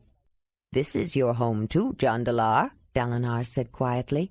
"But yes, we can go to the mine tomorrow and quarry some fresh stone. I'd like to see how this is done. But is this really a spear point? It looks so thin and graceful, it almost seems too fragile to hunt with." "They use these spear points for hunting mammoth. It does break more easily, but the sharp flint pierces the thick hide better than a bone point and will slide in between ribs," Jondalar said. "I have something else to show you, too. I developed it when I was recovering from the cave lion mauling in Ayla's Valley. It's a spear thrower. With it, a spear will fly twice as far. Wait until you see how it works." "I think they want us to come and eat, Jondalar," Dalinar said, noticing the people at the mouth of the cave beckoning. "Everyone will want to hear your stories. Come inside where you can be comfortable and all can hear. You tease us with these animals that obey your wishes and comments about cave lion mauling, spear throwers, new stone napping techniques. What other adventures and marvels do you have to share?" Jondalar laughed. "We haven't even begun. Would you believe we have seen stones that make fire and stones that burn? Dwellings made out of the bones of mammoths, ivory points that pull thread, and huge river craft used to hunt fish so big it would take 5 men your size, one on top of the other, to reach tip to tail." Ayla had never seen Jondalar so happy and relaxed, so free and unrestrained, and she realized how glad he was to be with his people. He put an arm around both Ayla and Joplea as they walked toward the cave. "Have you chosen a mate yet, Joplea?" Jondalar asked. "I didn't see anyone who seemed to have a claim on you." Joplea laughed. "No, I've been waiting for you, Jondalar." "There you go, making a joke again," Jondalar said, chuckling. He turned to explain to Ayla. "Close cousins can't mate, you know." "I have it all planned," Joplea continued. "I thought we'd run off together and start our own cave, like Dalinar did. But of course we'd only allow flint nappers." Her laugh seemed forced, and she looked only at Jondalar. "See what I mean, Ayla?" Jondalar said, turning to her but giving Joplea a squeeze. "Always joking. Joplea is the worst tease." Ayla wasn't sure she understood the joke. "Seriously, Joplea, you must be promised anyway." "Echozar has asked, but I haven't decided yet." "Echozar? I don't think I know him. Is he Zelendanyi?" "He's Lanzadanyi. He joined us a few years ago. Dalinar saved his life, found him almost drowned. I think he's still in the cave. He's shy. You'll understand why when you meet him. He looks, well, different. He doesn't like meeting strangers. He says he doesn't want to come with us to the Zelendanyi summer meeting. But he's sweet when you get to know him, and he'd do anything for Dalinar." "Are you going to the summer meeting this year?" "I hope so, at least for the matrimonial. Ayla and I are going to be mated." This time he gave Ayla a squeeze. "I don't know," Joplea said, looking at the ground. Then she looked at him. "I always knew you would never mate that Morona woman who was waiting for you the year you left, but I didn't think you'd bring a woman back with you." Jondalar flushed at the mention of the woman he had promised to mate and left behind, and he didn't notice Ayla stiffen as Joplea hurried toward a man just coming out of the cave. "Jondalar, that man!" He caught the startled tone in her voice and turned to look at her. She was ashen. "What's wrong, Ayla?" "He looks like Dirk, or maybe the way my son will look when he grows up. Jondalar, that man is part clan." Jondalar looked closer. It was true. The man Joplea was urging toward them had the look of the clan. But as they approached, Ayla noticed one striking difference between this man and the men of the clan she knew. He was almost as tall as she. When he neared, she made a motion with her hand. It was subtle, hardly noticeable to anyone else, but the man's large brown eyes opened wide with surprise. "Where did you learn that?" he asked, making the same gesture. His voice was deep but clear and distinct. He had no problem speaking, a sure sign he was a mixture. "I was raised by a clan. They found me when I was a little girl. I don't remember any family before that." "A clan raised you? They cursed my mother because she gave birth to me," he said bitterly. "What clan would raise you?" "I didn't think her accent was Mamutoi," Jarika interjected. Several people were standing around them. Jondalar took a deep breath and squared his shoulders. He had known from the beginning Ayla's background would come out sooner or later. "When I met her, she couldn't even talk, Jarika, at least not with words. But she saved my life after I was attacked by a cave lion. She was adopted by the Mamutoi into the Mammoth Hearth because she is so skilled in healing." "She is Mamut, one who serves the mother? Where is her mark? I don't see any tattoo on her cheek," Jarika said. "Ayla learned to heal from the woman who raised her, a medicine woman of the people she calls clan, Flatheads. But she's as good as any Zelendani. The Mamut was only starting to train her to serve the mother before we left. She was never initiated. That's why she has no mark," Jondalar explained. "I knew she was Zelendani. She has to be to control animals like that. But how could she learn healing from a flathead woman?" Dalinar exclaimed. "Before I met Eshozar, I thought they were all little more than animals. I understand from him that they can talk in a way. And now you say they have healers? You should have told me, Eshozar." "How would I know? I'm not a flathead." Eshozar spat out the word. "I only knew my mother and Andavan." Ayla was surprised at the venom in his voice. "You said your mother was cursed, and yet she survived to raise you? She must have been a remarkable woman." Echozar looked directly into the gray-blue eyes of the tall blonde woman. There was no hesitation, no drawing back to avoid staring at him. He felt strangely drawn to this woman he had never seen before, comfortable with her. "She didn't talk about it much," Echazar said. "She was attacked by some men who killed her mate when he tried to protect her. He was the brother of the leader of her clan, and she was blamed for his death. The leader said she brought bad luck, but later, when she learned she was expecting a child, he took her as a second woman. When I was born, he said it proved she was a bad luck woman. She had not only killed her mate, she gave birth to a deformed baby. Then he cursed her, a death curse." He was talking more openly to this woman than he normally did, and he was surprised at himself. "I'm not sure what that means, a death curse," Echazar continued. "She only told me once, and then she couldn't finish. She said everyone turned away from her, as though they could not see her. They said she was dead, and even though she tried to make them look at her, it was like she wasn't there, like she was dead. It must have been terrible." "It was," Ayla said softly. "It's hard to go on living if you don't exist to the ones you love." Her eyes misted with memory. "My mother took me and left them to go and die, like she was supposed to. But Andovan found her. He was old even then and living alone. He never did tell me why he left his cave. It was something about a cruel leader."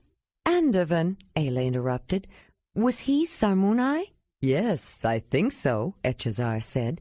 "He didn't talk about his people much." "We know about their cruel leader," Jondalar said grimly. "Andovan took care of us," Echazar continued. "He taught me to hunt. He learned to speak the sign language of the clan from my mother, but she never could say more than a few words. I learned both, though it surprised her that I could make his word sounds. Andovan died a few years ago, and with him my mother's will to live. The death curse finally took her." "What did you do then?" Jondalar asked. "I lived alone." "That is not easy," Ayla said. "No, it's not easy. I tried to find someone to live with. No clan would let me near them. They threw stones at me and said I was deformed and unlucky. No cave would have anything to do with me either. They said I was an abomination of mixed spirits, half man and half animal. After a while I got tired of trying. I didn't want to be alone any more. One day I jumped off a cliff into the river. The next thing I knew, Dalinar was looking at me. He took me to his cave. Now I am Echazar of the Lanzadanyi," he finished proudly, glancing at the tall man he idolized. Ayla thought of her son, grateful he had been accepted as a baby, and grateful there were people who loved him and wanted him when she had to leave him behind.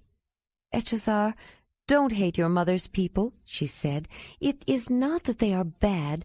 They are just so ancient that it's hard for them to change. Their traditions go back so far, and they don't understand new ways." "And they are people," Jondalar said to Dalinar. "That's one thing I've learned on this journey. We met a couple just before we started over the glacier. That's another story, but they're planning meetings about the problems they've been having with some of us, especially some young Losadunai men. Someone has even approached them about trading." "Flatheads having meetings? Trading? This world is changing faster than I can understand," Dalinar said. "Until I met Echazar, I wouldn't have believed it." "People may call them flatheads and animals, but you know your mother was a brave woman, Echazar," Ayla said. Then she held out her hands to him. "I know how it feels to have no people. Now I am Ayla of the Mamutoi. Will you welcome me, Echazar of the Lanzadanyi?" He took her hands, and she felt them tremble. "You are welcome here, Ayla of the Mamutoi," he said. Jondalar stepped forward with his hands outstretched. "I greet you, Echazar of the Lanzadanyi," he said. "I welcome you, Jondalar of the Zelandanyi," Echazar said. "But you don't need to be welcomed here. I've heard about the son of Dalinar's hearth. There's no doubt you were born of his spirit. You are much like him." Jondalar grinned. "Everyone says so, but don't you think his nose is a little bigger than mine?" "I don't. I think yours is bigger than mine," Dalinar laughed, clapping the young man's shoulder. "Come inside. The food is getting cold." Ayla lingered a moment to talk to Echazar, and when she turned to go in, Joplea detained her. "I want to talk to Ayla, Echazar, But don't go in yet. I want to talk to you, too," she said. He walked away quickly to leave the two women alone, but not before Ayla saw the adoration in his eyes when he looked at Joplea.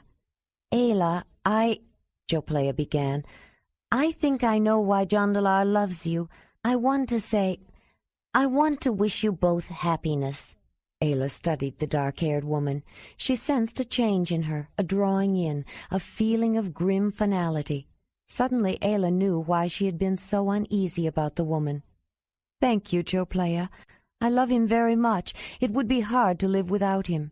It would leave me with a great emptiness inside that would be very hard to bear." "Yes, very hard to bear," Joplea said, closing her eyes for a moment. "Aren't you going to come in and eat?" Jondalar said, coming back out of the cave. "You go ahead, Ayla. There's something I have to do first." 44. Echazar glanced at the large piece of obsidian, then looked away. The ripples in the shiny black glass distorted his reflection, but nothing could change it, and he didn't want to see himself today. He was dressed in a deerskin tunic, fringed with tufts of fur and decorated with beads made of hollow bird bones, dyed quills, and sharp animal teeth. He had never owned anything so fine. Joplea had made it for him, for the ceremony that officially adopted him into the first cave of the Lanzadonyi.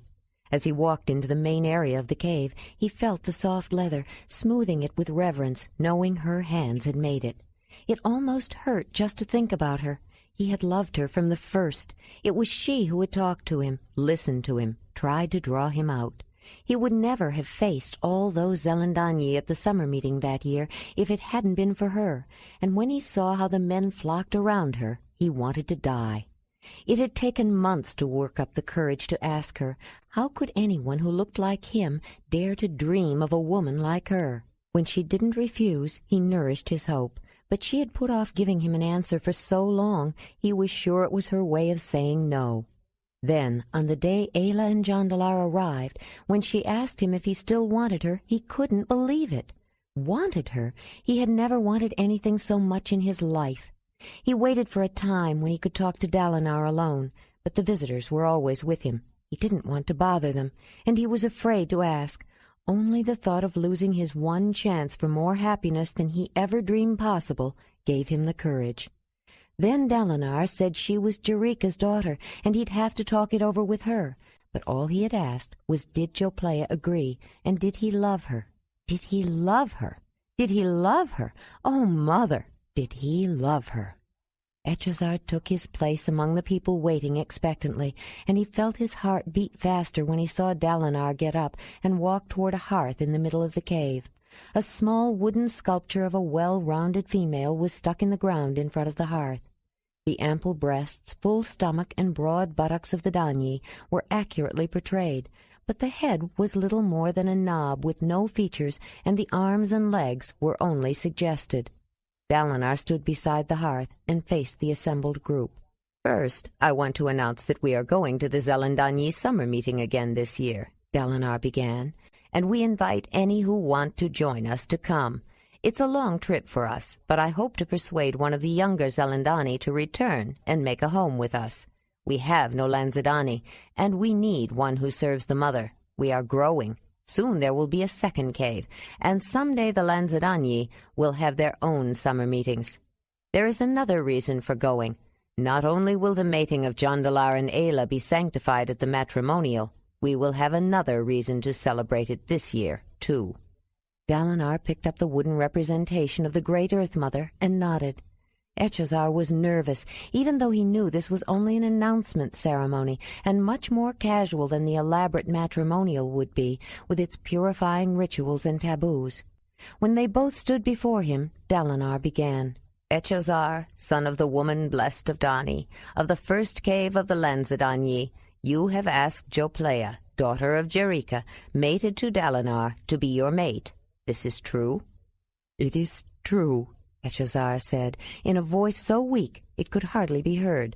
"Joplea, daughter of Jarika, mated to Dalinar?"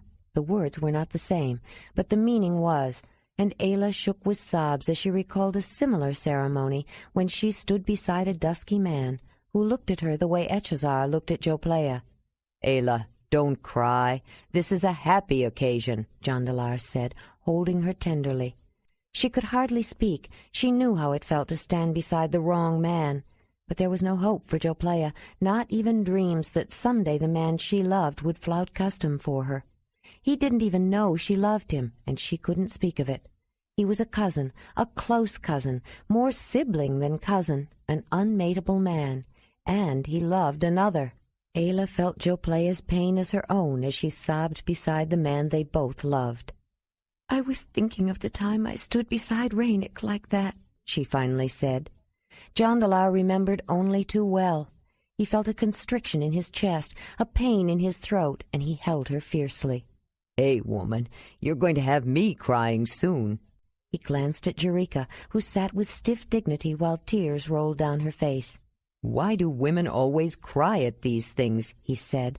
Jerika looked at Jondalar with an unfathomable expression, then at Ayla, sobbing quietly in his arms. "It's time she mated, time she put away impossible dreams. We can't all have the perfect man," she whispered softly, then turned back to the ceremony. "Does the first cave of the Zelandani accept this mating?" Dalinar asked, looking up. "We accept," they all replied in unison. "Echazar, Joplaya, you have promised to mate. May Dani, the great Earth Mother, bless your mating," the leader concluded, touching the wooden carving to the top of Echazar's head and Joplaya's stomach. He put the Danyi back in front of the hearth, pushing the peg-like legs into the ground so it would stand unsupported. The couple turned to face the assembled cave, then began to walk slowly around the central hearth. In the solemn silence, the ineffable air of melancholy surrounding the compellingly beautiful woman added a quality that made her seem even more exquisitely lovely. The man beside her was a fraction shorter. His large, beaky nose protruded beyond a heavy, chinless jaw that jutted forward. His overhanging brow ridges, joined at the center, were accented by thick, unruly eyebrows that crossed his forehead in a single hairy line. His arms were heavily muscled, and his huge barreled chest and long body were supported by short, hairy, bowed legs. Those were the features that marked him as clan. But he could not be called Flathead. Unlike them, he lacked the low-sloping forehead that swept back into a large, long head, the squashed flat look that prompted the name. Instead, Echazar's forehead rose as straight and high above his bony brow ridges as that of any other member of the cave. But Echazar was incredibly ugly, the antithesis of the woman beside him. Only his eyes belied the compassion, but they overwhelmed. His large, liquid brown eyes were so full of tender adoration for the woman he loved, they even overwhelmed the unspeakable sadness that hung in the atmosphere through which Joplaya moved. But not even that evidence of Echazar's love could overcome the pain Ayla felt for Joplaya. She buried her head in Jondalar's chest because it hurt too much to look, though she fought to overcome the desolation of her empathy. When the couple completed the third circuit, the silence was broken as people got up to offer good wishes. Ayla held back, trying to compose herself. Finally, urged by Jondalar, they went to extend their wishes of happiness. "Joplaya, I'm so glad you'll be celebrating your matrimonial with us," Jondalar said, giving her a hug. She clung to him. He was surprised at the intensity of her embrace. He had the disconcerting feeling that she was saying goodbye, as though she would never see him again. "I don't have to wish you happiness, Echazar," Ayla said. "I will wish instead that you are always as happy as you are now." "With Joplaya, how can it be any other way?" he said. Spontaneously she hugged him. He wasn't ugly to her. He had a comfortable, familiar look. It took him a moment to respond. Beautiful women didn't hug him often, and he felt a warm affection for the golden-haired woman. Then she turned to Joplaya. As she looked into eyes as green as Jondalar's were blue, the word she meant to say stuck in her throat. With an aching cry, she reached for Joplaya, overcome by her hopeless acceptance. Joplaya held her, patting her back as though it were Ayla who needed consolation. "It's all right, Ayla," Joplaya said, in a voice that sounded hollow, empty. Her eyes were dry. "What else could I do? I'll never find a man who loves me as much as Echazar does. I've known for a long time I would mate him. There just wasn't any reason to wait any more." Ayla stood back, fighting to control tears she shed for the woman who could not, and she saw Echezar move closer. He put a tentative arm around Joplea's waist, still not quite able to believe it. He was afraid he would wake up and find it was all a dream. He didn't know he had only the shell of the woman he loved. It didn't matter. The shell was enough. "Well, no, I didn't see it with my own eyes," Ho-Cha-Man said, "and I can't say that I believed it then.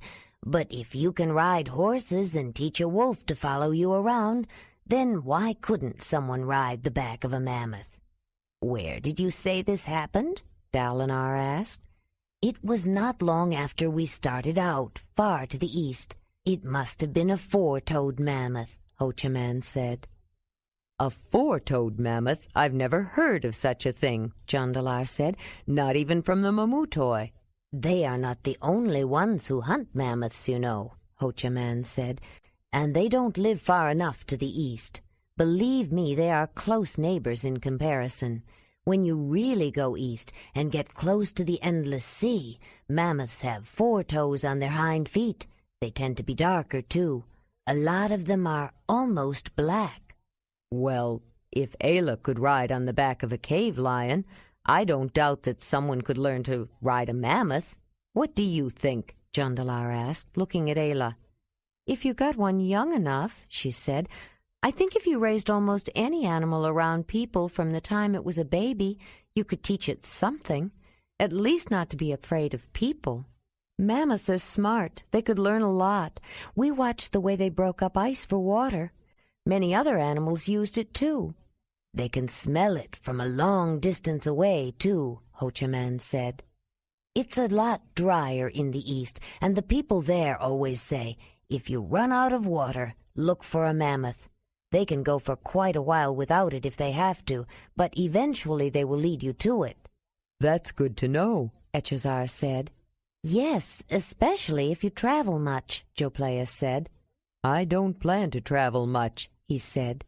"But you will be coming to the Zelendanyi summer meeting," Jondalar said. "For our matrimonial, of course," Echezar said. "And I'd like to see you again." He smiled tentatively. "It would be nice if you and Ayla lived here." "Yes, I hope you will both consider our offer," Dalinar said. "You know this is always your home, Jondalar, and we don't have a healer except for Jarika, who is not really trained.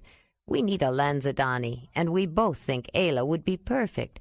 You could visit with your mother and return with us after the summer meeting." "Believe me, we appreciate your offer, Dalinar," Jondalar said, "and we will consider it." Ayla glanced at Joplea. She had withdrawn, closed in on herself. She liked the woman, but they talked mostly of superficial things. Ayla could not overcome her sorrow at Joplea's plight. She had come too close to a similar circumstance, and her own happiness was a constant reminder of Joplea's pain. As much as she had grown to like everyone, she was glad they would be leaving in the morning. She would particularly miss Jarika and Dalinar, and listening to their heated discussions. The woman was tiny. When Dalinar held his arm out, she could walk under it with room to spare, but she had an indomitable will. She was as much a leader of the cave as he was, and argued vociferously when her opinion differed from his. Dalinar listened to her seriously, but by no means did he always yield. The welfare of his people was his main concern, and he often took the question at issue to them. But he made most decisions himself as matter-of-factly as any natural leader. He never made demands. He simply commanded respect.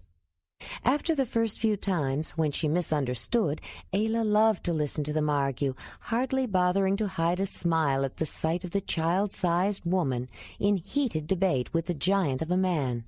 What amazed her most was the way they could interrupt a violent discussion with a tender word of affection, or to talk of something else, just as though they had not been at each other's throats, and then resume the verbal combat as though they were the bitterest of enemies. Once the arguments were resolved, they were promptly forgotten. But they seemed to enjoy the intellectual duels, and for all their difference in size, it was a battle of equals. They not only loved each other, they had great respect for each other.